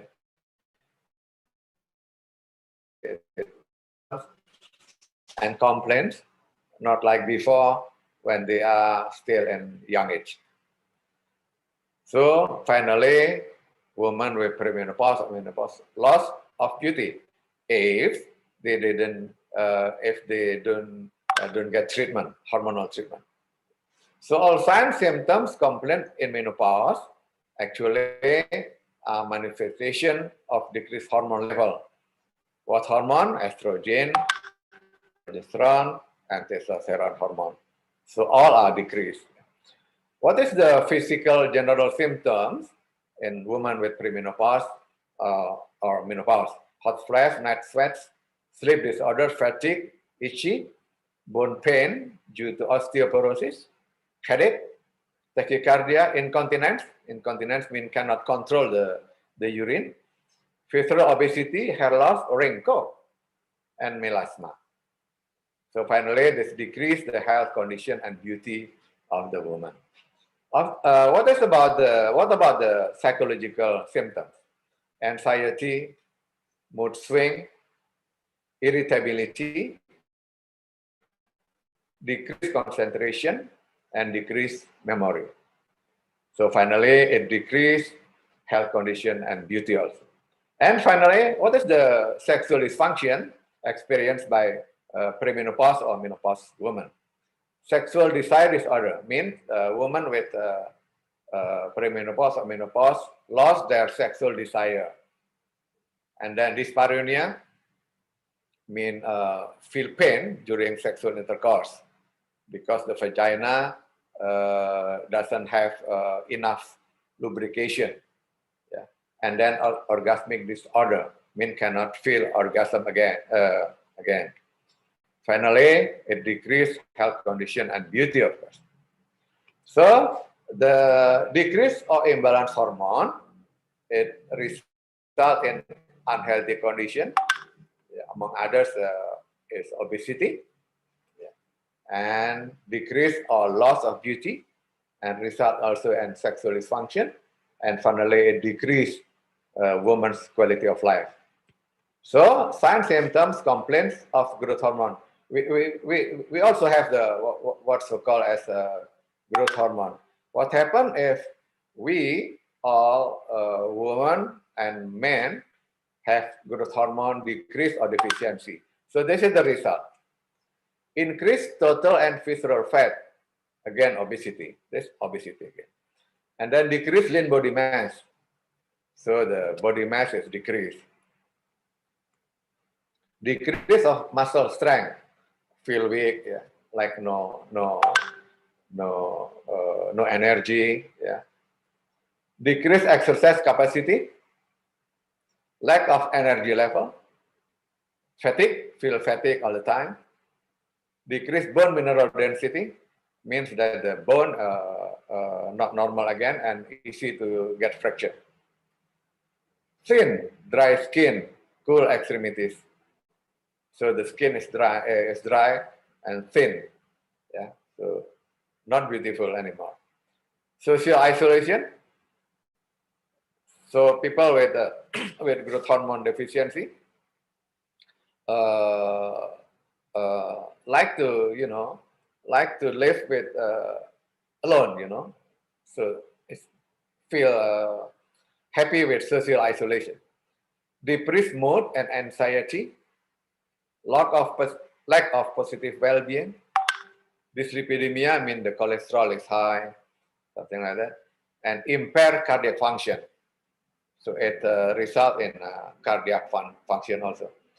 Accelerated arteriogenesis means that the blood vessel is not normal and easy to get cardiac or heart disease. And another result is sexual dysfunction, yeah, that happen in many women and men with decreased less of growth hormone, and impaired glucose tolerance. So it means it's easy to get diabetes, yeah, with high glucose. Okay, so this is all of the result or complaint and symptoms of people with growth hormone deficiency. And when you see all the results, it finally we can say with one word, especially for women, loss of the beauty. So finally, loss of the beauty. Okay, what is the treatment now? Yeah, so like this. Don't forget to do practice healthy lifestyle, diet control, exercise, and then you have to find what is the cause of lost beauty, of the beauty. Is that a hormone problem or another cause? Yeah, so we have to find, and then after that, when we know the cause, we can give comprehensive treatment. Yeah? And then finally, the final result is beauty is back. And women and men, when their appearance come back like before, they will feel normal again and happy again and energetic again. I come to the final of my slides. I give you some tips how to prevent the aging process. First is practice healthy lifestyle. We can do just easy exercise, minimum like doing jogging 30 minutes, 3 times a week or almost daily. And then healthy and enough food. What is that? Low calories and fat, enough protein, fruit and vegetables. Avoid and manage stress. Avoid all toxic substances like smoking and too much alcohol. Yeah, and then pesticide and unhealthy preservative substances that we can find in many food now. Enough sleep, that's for adult around 6 to 7 hours, and balancing between work and relaxation. The second, happy family life. So we have to build a happy family life, including sexual life. Avoid unhealthy sexual life. The third is do job as a pleasure. It's not easy, of course, but we can try to do our job as our pleasure, as a pleasure, or as our hobby. Even though it's not easy, but we can do that. The fourth, live in social environment according to your conscience. The fifth, always think positively and optimistic. Do not consider you are healthy and normal just because you do not feel a serious complaint. So it means even though you do not feel a serious complaint, it doesn't mean that you are healthy. Yeah, that's why it's good for you to do regular medical checkup. The seventh, do not consider you are already old and helpless. That's not easy, yeah, but we can do that. Do not consider you are already old and hopeless. The eighth, do not consume medicine or mixture without scientific evidence base and without recommendation of expert. Because like I mentioned before, There are many many things, many food, many herbal products that contaminated with unhealthy substances. Perform periodic medical checkup according to respectively condition. The final, the 10 is take medicine or supplement based on scientific data to reverse or decrease function of organs to the aging process. So how we can do exercise?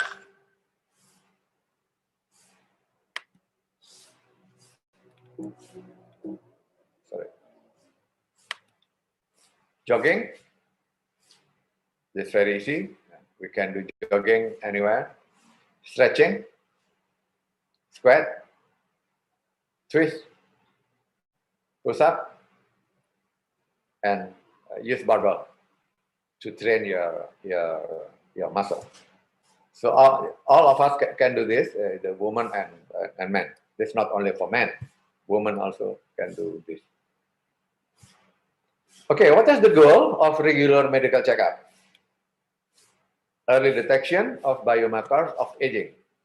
So by doing regular medical checkup, we can know if there's already biomarker of aging in our body.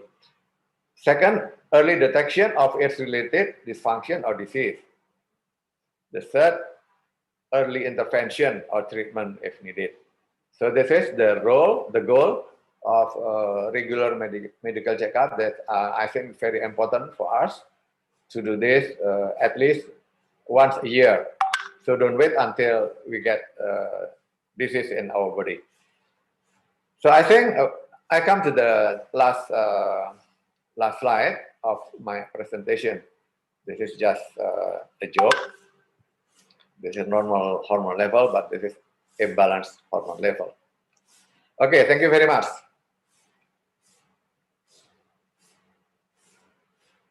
I send back to the moderator. Thank you very much, Professor Wimpy. We have a lot of questions here regarding to the presentation that you had just given to us. I would like to start from the top. There's a question from UK. Her question is, how is your opinion about social beauty standards that can cause health problem for women? I think it's the meaning of this question is like previous or old Javanese social beauty standards says that fat and chubby lady are more attractive. How about now? I think maybe we can now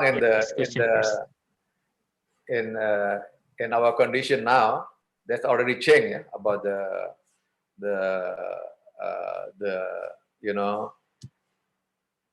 what we call the condition that before and now is much different. How people to consider or differentiate between women and men. Yeah, now it's very changed. I think we have now balanced standard of man and woman, especially in Indonesian society. So there's a balance now position between man and woman. So when we said that woman is not beautiful, maybe on the other side, they can say that woman is not attractive for me. So now there is a balance between the man and woman, I think. Even though there are some people in the certain area that still differentiate between men and women. That's my question. How about the cost to health, for example, like the woman would like to stay skinny and thin, and so they, for example, yeah. Like I mentioned they before, they eat something and throw it up again. Dr. Wimpy, how about that health condition? I think to skinny, if it means healthy, it's okay. But like I mentioned you, there are not underweight, not underweight. So the weight is still in the normal range, yeah. So men and women have to stay in the normal weight, not in skinny. Yeah, skinny if it is mean underweight, it's not healthy. But skinny if it's in the range of normal weight, that's good, that's healthy. Yeah, it includes men and women also, not only women but men also. Not overweight, not obesity. So we can calculate our body mass index. So our body weight and kilogram divided by square of meter of our height. So if the BMI is 25 until 25 and more, means that we are healthy, normal body mass index, like I explained before, but not skinny, not skinny and not underweight. No, it's sorry, Professor. It's like this. So that to obtain their correct weight, they eat the food and then throw it up again. How about that in the health to the health what do you say, the health condition? Is it all right, or will it cause another health problem? Oh yeah. So we, like I told you, we have to control our food. Yeah, but it doesn't mean that we deficient. We are deficient of the food.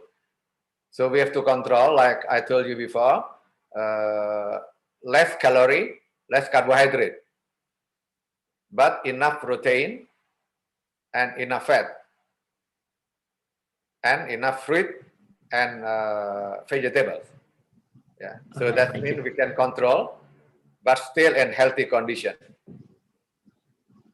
I hope it's clear. Yeah.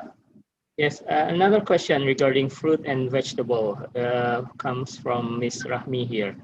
What if we change the fruit and vegetable into a supplement, tablet supplements? How does that cost our health?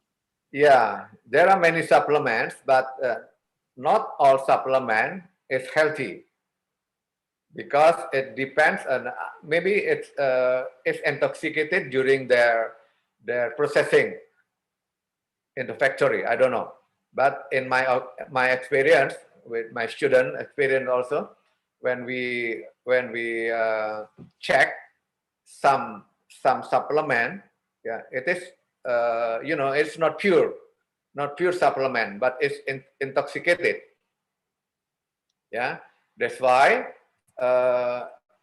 Yeah, maybe when I'm talking about fruits and vegetables, of course, it doesn't mean that all fruit and vegetable is healthy, because it depends on the condition of the land also.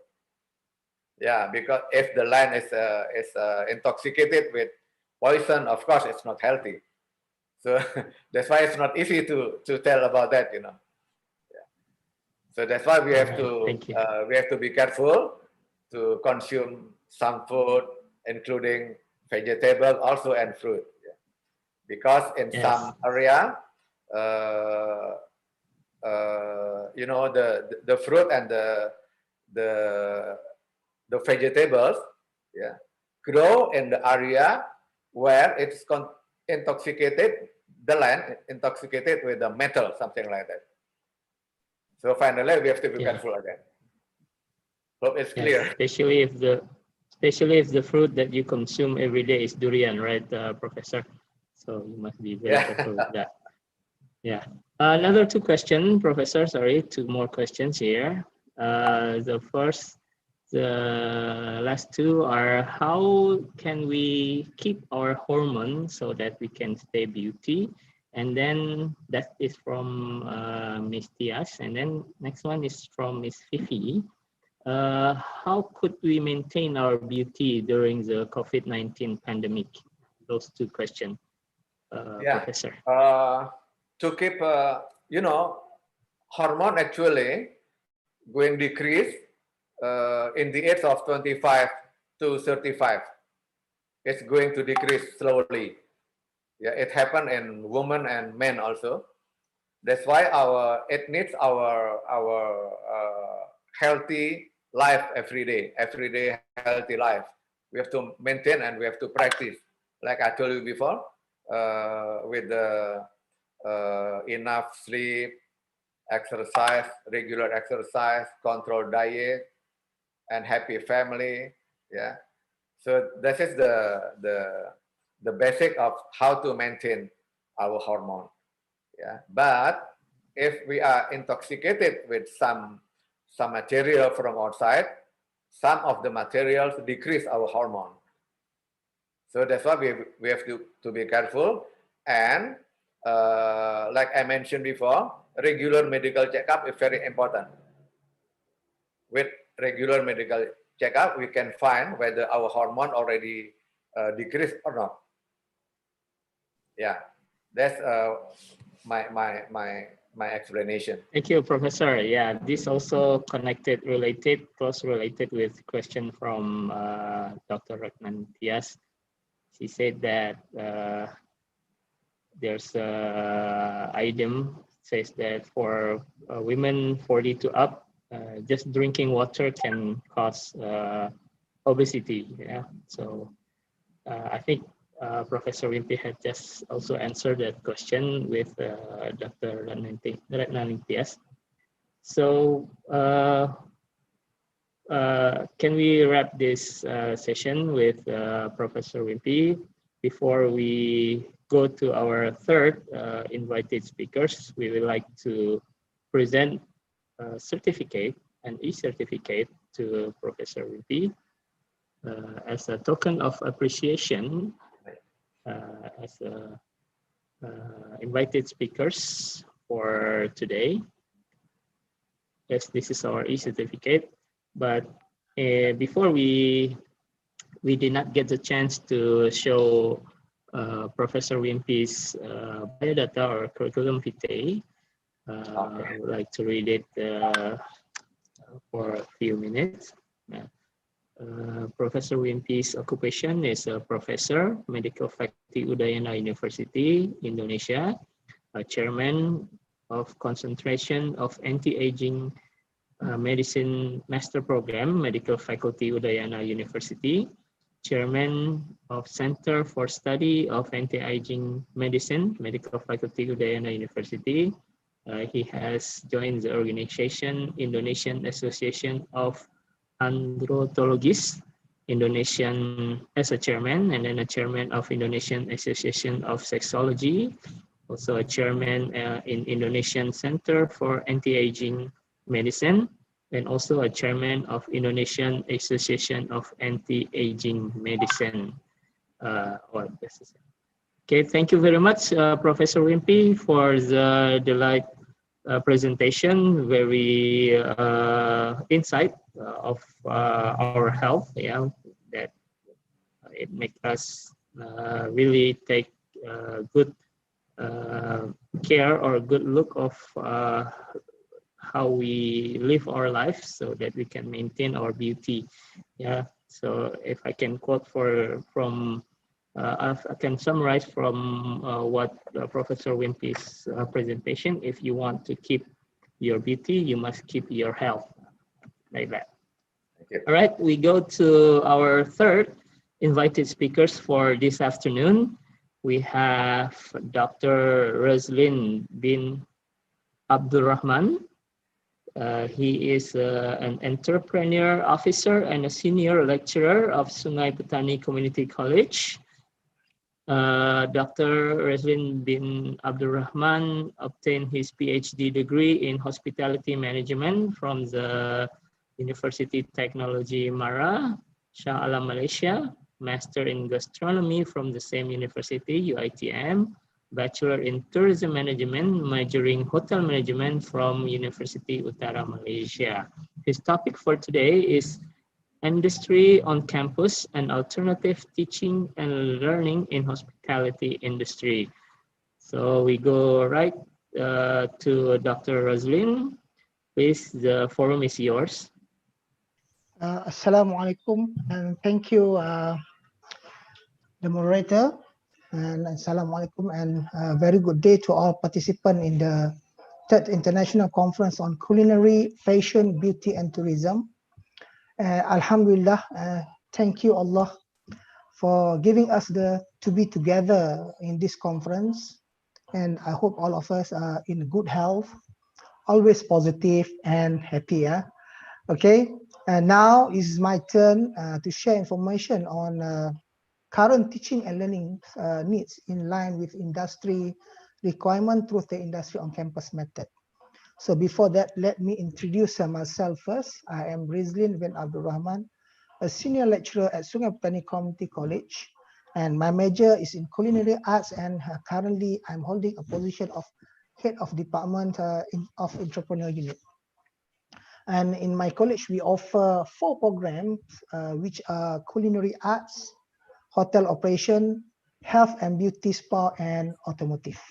So thank you for inviting me to share my point of view on technical education for future industry. And it is an honor to me to be with you all. Okay, let me share my presentation.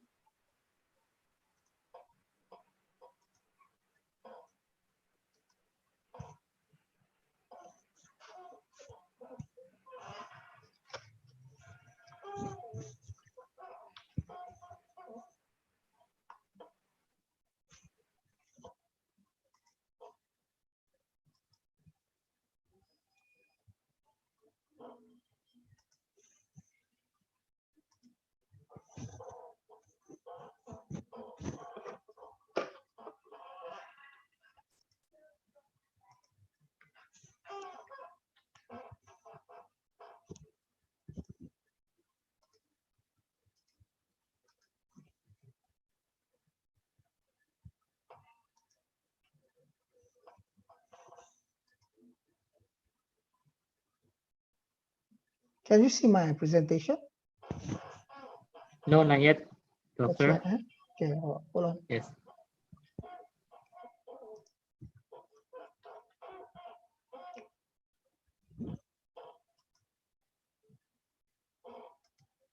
Sure, I should use this one first. Okay. Yeah, Okay, it's can appearing right now. Yes, please Okay. go ahead. Yeah, okay. You can see? Yes, that's great already. All right, okay.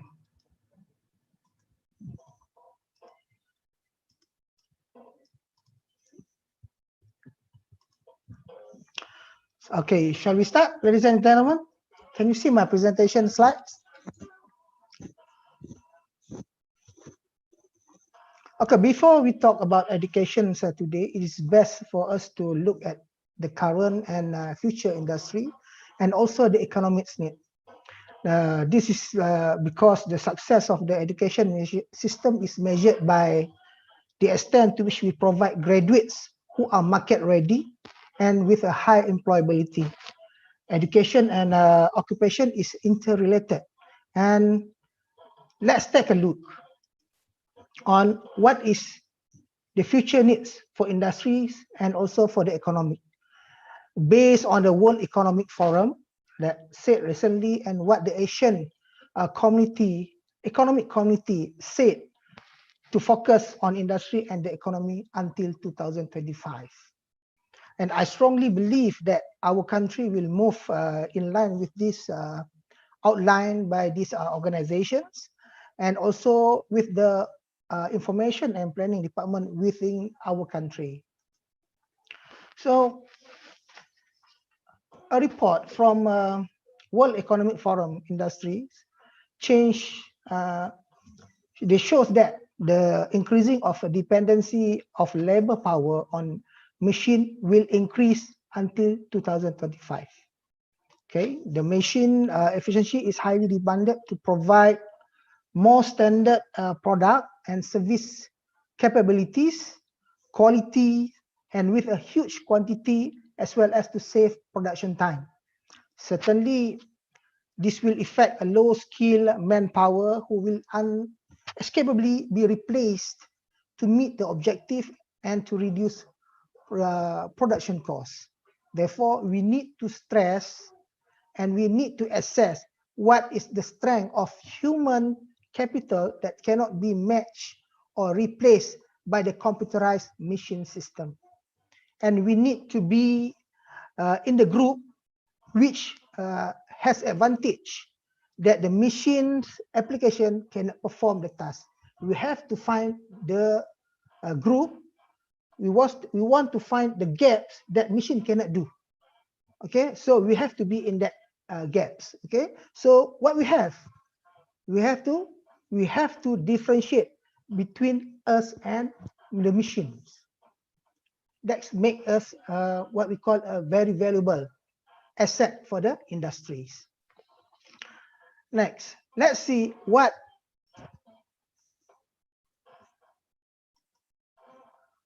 Asian economic community said about the industry and also the economy. Okay, let's see. Despite reliance on machines and robots, the Asian economy is predicted that human resource still capable to handle special technical skill, entrepreneurial and social communication. High requirements and demand is focusing to food, agriculture and forestry, e-commerce, tourism, healthcare, and so on. These are in our industries. The success of this area needs to be forged through career and education lifelong learning, so that the community's economy will always grow positively. And what can be concluded that apart from the manufacturing side, social and communication factors, soft skills, value services is the gap that machine cannot perform. And this comes to the nature to our industry. Okay. And our industry needs to be strengthened through the improvement of hard skill and soft skill, which need to be relevant to the current industry. So the next slide shows that top 10 skills for 2025 based on World Economic Forum this year. Okay, the first one is analytical thinking and innovation, active learning and learning strategies, complex problem solving, critical thinking and analysis, creativity and originality and initiative, leadership, and so on. So from here, you can see type of skill that we need to cover is first is problem solving, self-management, working with people, and technology use and department. So how about us?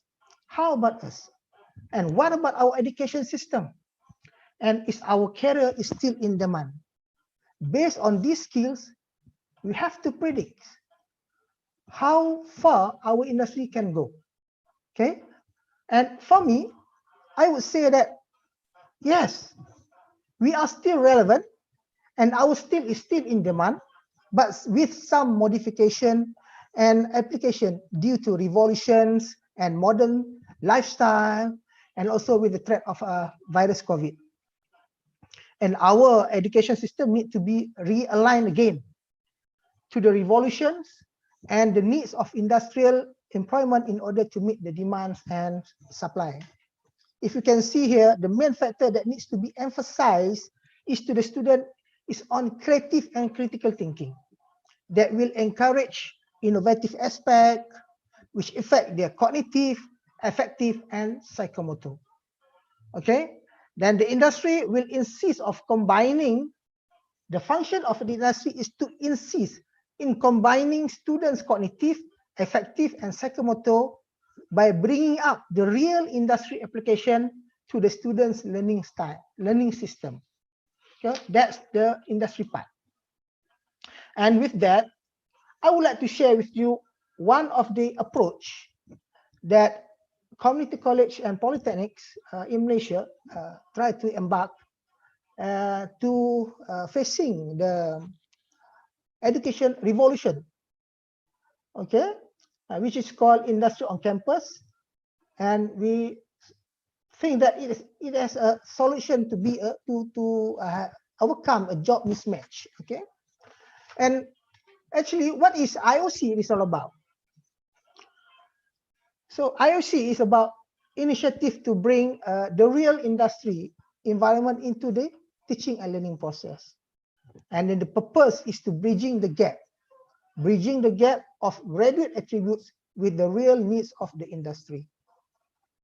And the mission is to overcome, first, is to deviate graduate supply, which sometimes the industry claims that they does not match the industry demand. Second, they want to reduce dependence of foreign labor. Third one, IOC also can help on lifelong learning program, support continuous skill development and with a high emolument. And lastly, IOC helps to enhancing the capacity of countries' human capital. This is the functions of the industry on campus. But in academic review, industry on campus is known as a curriculum of learning of real industry, operation and production that hosts campus intended for students and lecturers to explore various opportunities in project production and recognize the latest technology from industry. Industry also on campus also is a curriculum that match a real world environment within a typical educational institution setting, and it represents a new education model that converts theoretical knowledge into skill and competency.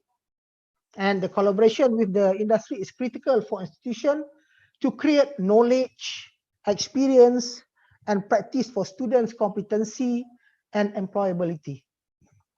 In term, collaboration with institution is crucial for industry, not only for involved in the scientific-based research project, but also is getting a workforce that fit with the needs of their industry. So this is IOC is all about. Industry involvement can be implemented by bringing up the industry on campus, industry to classroom, whether the industry is in the institution or otherwise. Okay, this initiative brings the real industry, bring the industry environment into the teaching and learning progress for the purpose of bridging the gap of student attribute with the real industry needs. Okay, and industry will place their equipment in the institution and train the student based on their standard operating procedure and skill practice. And by doing this, the theory and practical application is minimized and students gain the benefits and have the advantage to excel more rather than other graduate institutions. In this situation, based on our program or based on institutional program, each program need to find one area to be involved in the industry, to ask the industry, give or contribute the equipments to the institution, and then the students will gain the experience from what equipments that they give, and then what service that can be trained to the students, and then that makes the students very competent rather than others. If you have hotels, at least you have restaurants that combination that cooperate with the industry. If you have a subject of dining rooms or dining family service, then one of the subjects is coffee. Then you bring a machine of coffee, then train a barista at your place with the guidance from the industry. That's the meaning of industry on campus. A very tuned skill for a specific students or graduate of manpower. Okay. The concept of industrial cooperation with education institution involve commitments from students, academic, and industry players throughout knowledge sharing, sharing on skill, technical equipments, technology, and facing the current industrial revolution. An industry that need a skilled workforce can no longer take a selfish. They are no longer to take a selfish stand by not contributing to the development of manpower resources. Yes, nowadays, in the real world, they cannot escape on training the graduates. So, this is the facts nowadays, that more complex machinery and skill only can be explained or trained by the industry. That's the fact. If they are not willing to train, then they will not get match job with the graduates. Okay, the success of industry relevance workforce development must be based on the strength of relationship between local institution and employers or industry. This effort happens to the niche area of what programs that have in the institution aligned with the industry business. And the program of IOC especially involve industry-based learning concept, and both institution and industry need to sit together and realign the curriculum based on industry future expectation. And also we have to give a slot of or special requirement time to industry to share their skill with the student. And also we should think to produce competent graduates that also can earn money, not start from their work, but starting from their training. And with the development of their entrepreneurial skill, and they will become more competent and ready to be in the job market. The involvement of the industry is by creating a duplication of actual industrial, okay, meaning that bring the actual industry to the college, to the universities, to the institutions, must have interrelated with the program offered by the universities or institution. And we should be in mind that this effort also affect the local economic growth and can help a lot of communities, okay, not only for fresh graduate but also for the communities and who want to involve in a new business, okay, or expand their business, okay. And IOC or industry on campus give exposure to the students on first use the latest technology in the industry. This will make them more advanced and knowledgeable to handle technology. Secondly, they will enhance new introduced equipment which can give the student knowledge on how to operate advanced equipment. Also a new and future knowledge. Okay, the student will gain the knowledge that have been practiced industry nowadays and what been expected for the future. And skill improvement and value added skill, I'm sure with the practical, the student will capture skill and knowledge that didn't they have in the classroom. A new knowledge come out, I'm very sure, because the industry has always a practical practice on each their industries. So they are expert in their field. So there is a shortcut, there is a smartest way, and there is a protocol way. All of things we should only get in the industry. Then the work culture and industry environment, this is also important. Why? Because we have to make the student ready to adapt the environment first and the work culture before they entering the job market. So enabling this industry to increase and improve the marketability of graduates, commitment from the industry is much needed and requires collaboration and strategic alliances to make this IOC concept useful, very successful. Okay, and by reducing this gap, it will definitely make the graduates relevant and a priority choice for the industry. Okay, And collaboration between institution with the niche area industry, and what should be focused on the collaboration. First one, the form of collaboration between institutions must be in the niche area first. Must be matched with the program offered and also the industry. Second one, collaboration should be student-centered or training-centered, using a learning approach from the actual industry, whether operating within the institution or in the industry, or you may rental the premise, and then the equipment is being located at the premise.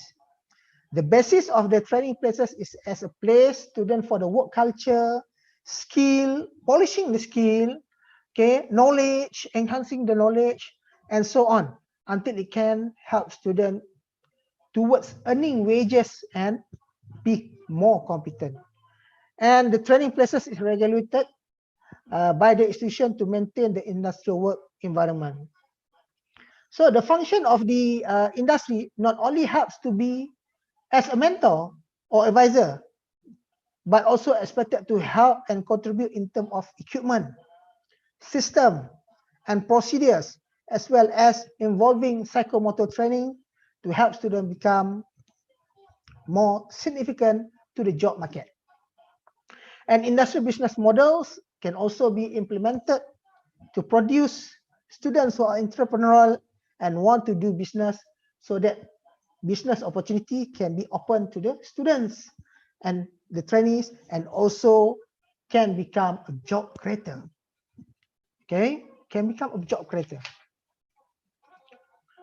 And the initiative that to be considered is, first, the willingness of the institution in providing space.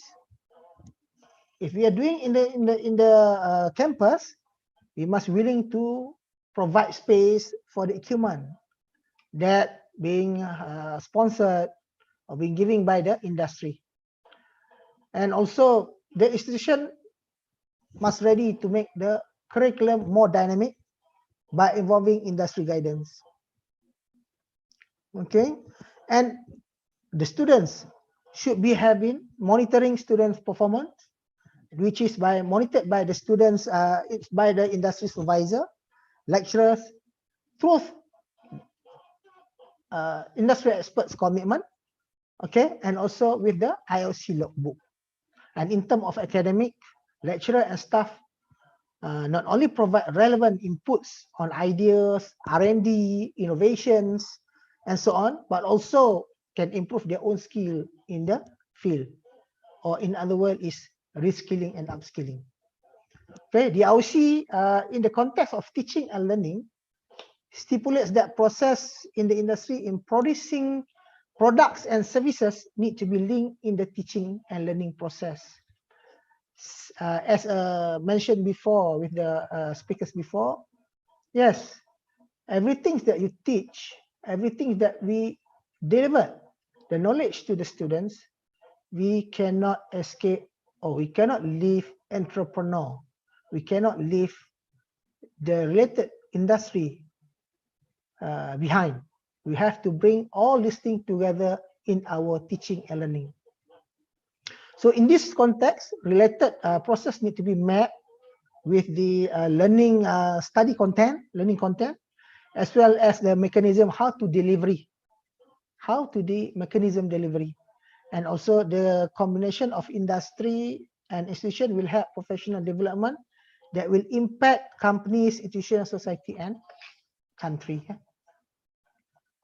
So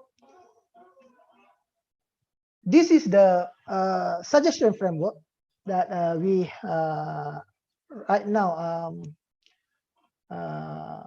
planning and also implementing in Polytechnic and Community College. So this framework we gain, or we have it as a by doing qualitative research through the officers of Polytechnic and Community College that involved in the collaboration with the industry, and based on the discussion, group discussion, we have come up with the framework which has the input of the IOC is come from, and also with the benefits that gain with from first students, and then the community, industrial worker, and also the staff. And then for what this IOC being implemented is to bridge the gap between technology, equipment, knowledge, skill, and culture. And in the process of IOC, there's 4 basic pillars that makes the IOC to become successful. The first one is education mode. Second one is on the collaboration, which is what is the niche area for the program and the industry. And the third one is financial that need to look over. And the fourth one is the infrastructure and facilities that we have to foreseen to the equipment that industry will give to the institution as the training purposes. And then also there's a collaboration activities that can involve in this IOC, and then institution need to design the learning activities and also the assessment activities. And also the industry can gain the impact of high quality research, technology innovation, staff skill and requirement, and training, and also co-production. They can use this effort ataupun this kaidah or methodology to give the students on what they expect in their industry. And then most of the process will gain for the output. And basically the output is good for institutions and industries. These are some of the outputs that institution will gain, and also the industry will take the benefits and the advantage. And of course, it will impact the communities, organization, society, and environment. This is the whole process of the IOC in Polytechnic and Community College. So with that, I end up my discussion, or I end up my sharing, and I appreciate on your effort to stay and listen to my speech. And with that, I end up my sharing with Assalamualaikum. I open up the discussion, and also I open up the questions. Thank you. Thank you, Dr. Roslin. Yes, there are already 2 questions pop up in our chat room. First one is from Mr. Ari. His question was, how about your strategies to take sure that your college curriculum match with the industry trends and requirements? And then secondly, how do you utilize the practitioners from industries in giving lectures to the student? That's the question from Mr. Ari. Could you please kindly go to these 2 questions first, Okay, Dr. all right. Rosli? I will answer the first one first. All right. The first one, all the technical students, all the technical institutionals, we have to work very close with the industries, meaning that we have to recognize what industries that very relevant to our students right now, to the market also. And then we have to meet them, and then we have to we give them what we call a syllabus, show them what we have, and then they will help us on the give us the suggestion on how to make our syllabus is quite very good, and then in line with them. Okay, most of Polytechnic and Community College, we have the industry that collaborate and back up the institutions, and most of the industry is very well known industry, and each of industry we will do a signing ceremony, and they will always be in our curriculum development advisor. This is the way we overcome and we will look into what's every needs every industry needs nowadays and the future. That's the number one, the question of number one. The second one is, how do you utilize the practitioners for industry in giving lectures to the students? Yes, okay. All right. First of all, if we do industry on campus, automatically the industry that give or contribute the equipment, for sure, he will be with us for the certain times of periods. So for sure, the industrial expert in that particular field will be in our advisor, and also will be as a guest of expert, field expert, to come and give the talk. And then we have to also allocate certain time that the industry need to fill in to come and give a talk to our students. Okay, and then this is what we call a requirement for institutions who wants to do the IOC. They must give a certain contact hours to the industry to come and give a lecture, give their experience, share their experience, and makes them the student feel that, wow, I'm very serious with this field. And then they will share, they will feel that they will prepare to be in the field, to be in the such as culinary field or sports field or hotel operation fields. So they are, at least they have a knowledge, they have a preliminary, yes, a pre-knowledge about their field before they entering the market. Okay, that's why we have to get involved, the industry to come in, and then to tell what is exactly happen in the industry right now. Okay, because we cannot we cannot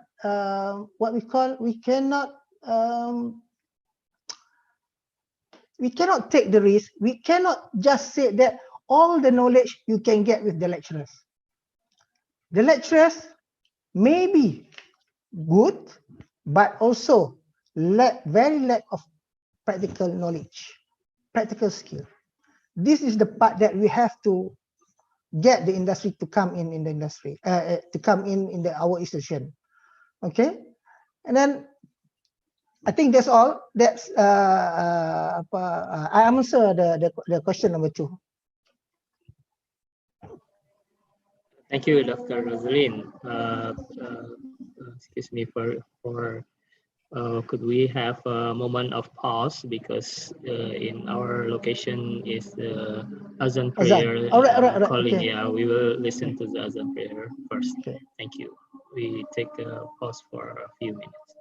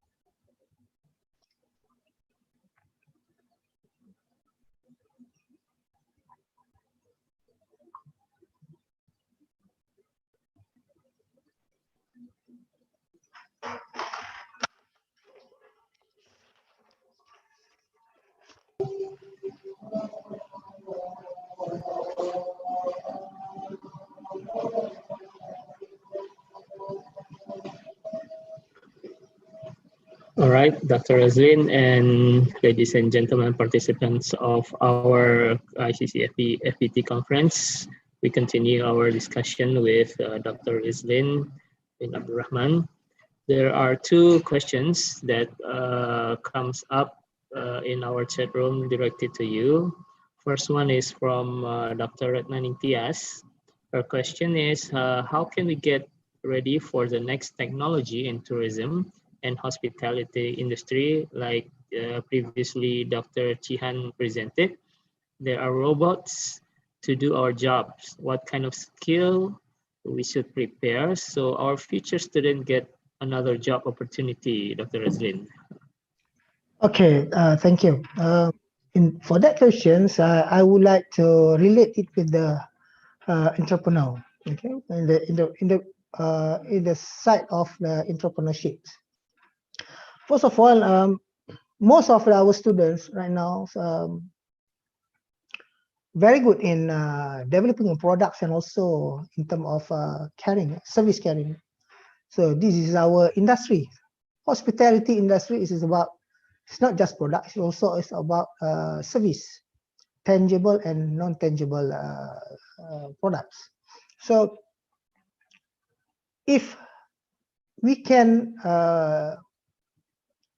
seek for another opportunity, job opportunity or business opportunity, I would like to advise students to look over on, yes, we are very good in product and services, but we have to enhance more, and we should think about to relate with the e-commerce. Everything that right now in the industry, you have to have a computer literacy, and also you must know the digital technology. Okay, and I would suggest that why not all the students right now not only focus on job, you can go for entrepreneurs and then relate it with the e-commerce. And every product of and also the service that you have, you must relate also with the digital medium. Okay, and then it's become more worldwide. And then, yes, right now, because of the COVID, customer or people cannot touch. We cannot touch each other. And also, we cannot touch the food, the products. But change it. Use it as a eye appealing. From taste, we change to eyes. So all the products that you want to you want to sell, you must have a criteria. You must consider on the previous speakers. says that a very creative effort to do Creativepreneur. yes, creative entrepreneurs to be inside with you. Okay, it's easy for you to sell the products and the service using e-commerce and also with the digital medium, rather than right now you go face to face and sell your products. Okay, that's the answer. Okay, thank you, Dr. Razlin. Last questions from, oh no, another two questions, but let me summarize these two questions. The first one is the strategy in this condition, COVID pandemic condition, since that industry on campus is a hands-on activity in campus, but meanwhile the students right now are studying from home. So what are your strategy to obtain the condition so that student can still get the skill? And then the second question from Ibu Murni regarding about soft skill to the student. What's your strategy to propose that student could have enough mentality during the internship when applying jobs? Those are two questions that we combined together, Dr. Razlin. Okay, all right. Your answer. Okay, the first question is on working with other people. And due to the COVID virus, we have to keep the distance from people. Yes, we also faced in here, but what we can give, what we can overcome this situation is eventually it's not 100%, but we try to reach the gap of 80% by producing a video. Each lecturers in community college and polytechnic, we are advised to do a video taping, and then we place it in our YouTube channel for college community YouTube channel, and then we ask the students to learn types of cooking, methods of cooking in our videos.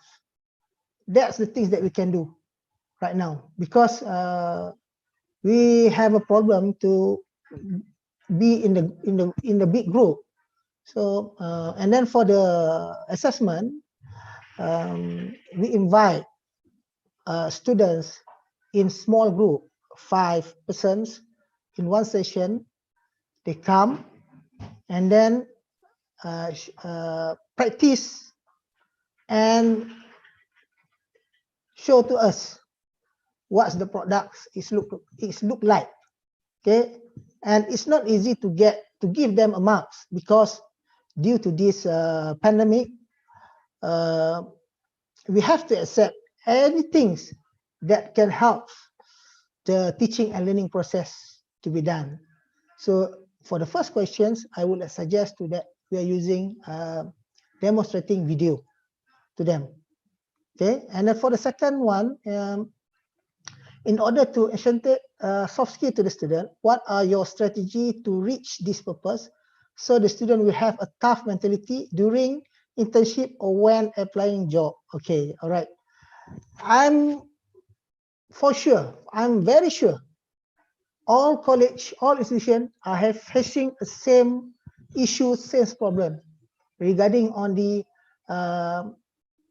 very low mentality, or not have a very confidence to be in the internship or during their job in the job market. So the best thing is you have to keep doing, keep practicing. That is psychomotor. Person will get more confident if he or she keep practicing the same things until it's become very popular, very firm, and very confident. Okay, this is skills is all about. Okay, in terms of soft skill, what we call how to communicate, okay, how to work with others, okay. In terms of that, you need to bring the students, you need to get the students to be in the communities, get them to react with the communities, get them exposed with the environment, social environments. That's the thing that only can help students to be more confident in terms of communication, in terms of discussion, in terms of dealings.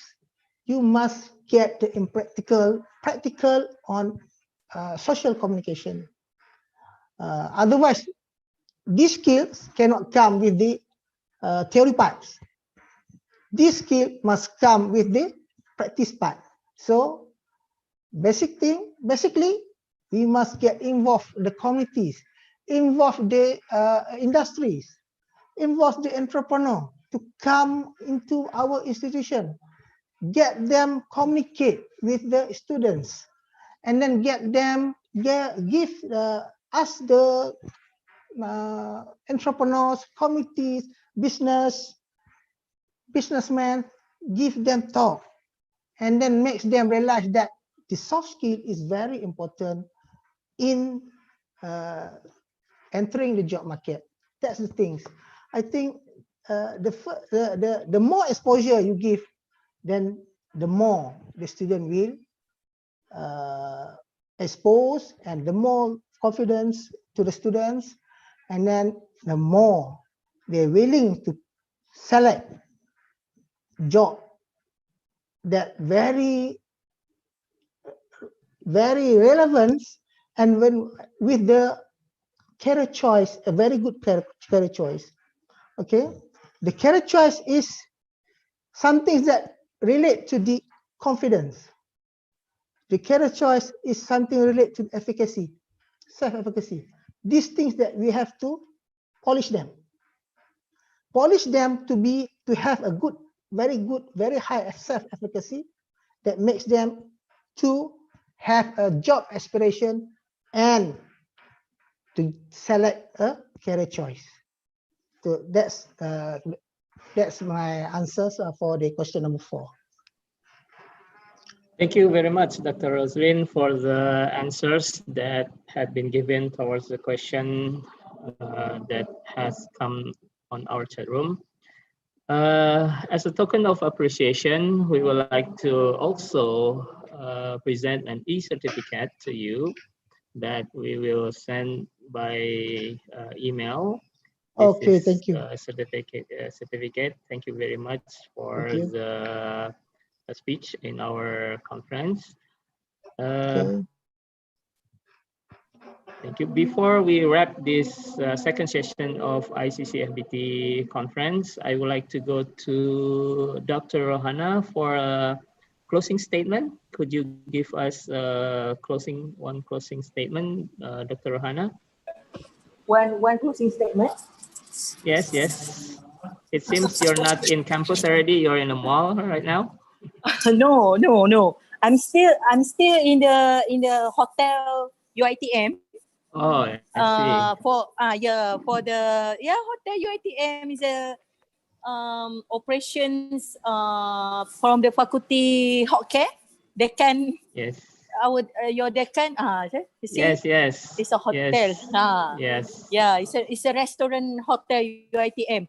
So basically what I can say that creativepreneur, you can embark creativepreneur nowadays is not I can say that is not for the only for the creative person, but it can go to the beauty, it can go to the hotels and everything. So I can say don't go to looking for the job, but you create the job as an entrepreneur. This is what I can, my last speech. Okay. All right. Thank you very much, Dr. Rohana, for the closing statement. Next, we would like to ask Professor Wimpy for his closing statement. Please, Professor.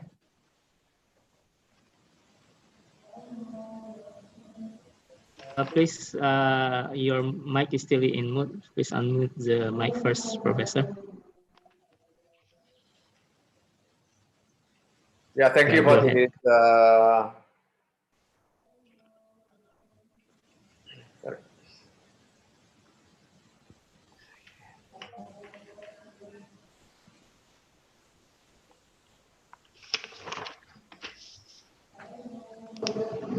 Go ahead, Professor. Yeah. It's already unmuted. Yes. Thank you again for this occasion to give a talk with you all. I hope this will give a benefit for all of the participants, especially in my topic, health behind the beauty. So I believe that most of our participants may be women, so it will be will give benefit for them and for all of us. Thank you very much again. Thank you very much, Professor Wimpi, for the closing statement.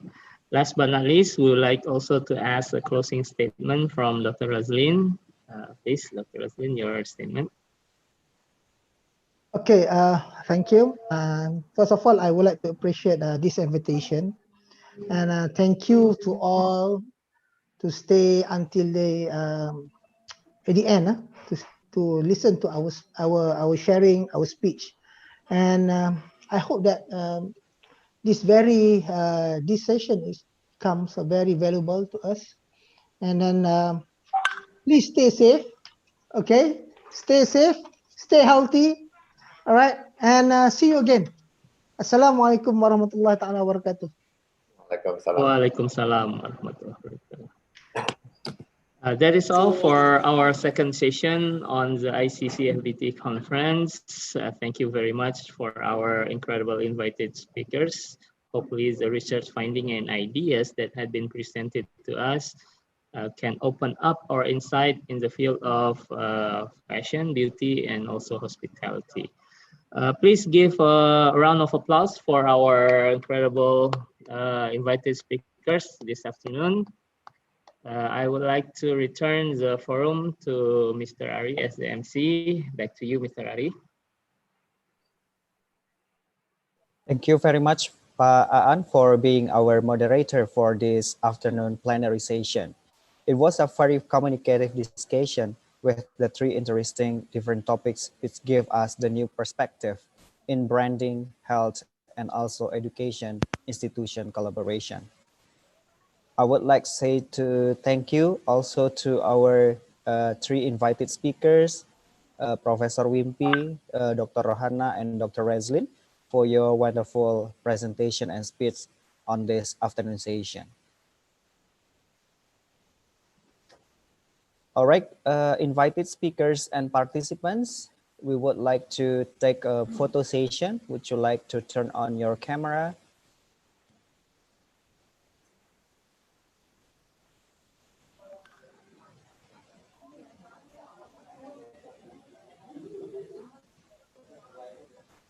Okay, once again, 1, 2, 3. All right, thank you very much. Invited speakers, Professor Wimpi, Dr. Reslin, Dr. Rohana, hope to invite you in the next occasion on our featured conference. Before I close the plenary session, I would like to inform to all authors who have submitted the papers for checking the chat. We have provided you the schedule for tomorrow plenary session. Ladies and gentlemen, honorable speakers, and all the participants, we come up to the end of today's plenary session of Third International Conference on Culinary, Fashion, Beauty, and Tourism, ICC-FBT 2020. To all speakers, we would like to thank you for your kind attention, support, and contribution to this conference, and hope to see you on the next ICC-FBT 2021. Goodbye. Wassalamualaikum warahmatullahi wabarakatuh. Waalaikumsalam. Assalamualaikum. Bye. Waalaikumsalam. Thank you, Dokter. Bye. Thank you semua. Thank you, Prof. Wimpi. Thank you, Dr. Reslin. Professor Wimpi. Dr. Roslyn, thank you very much. Bye. Yes.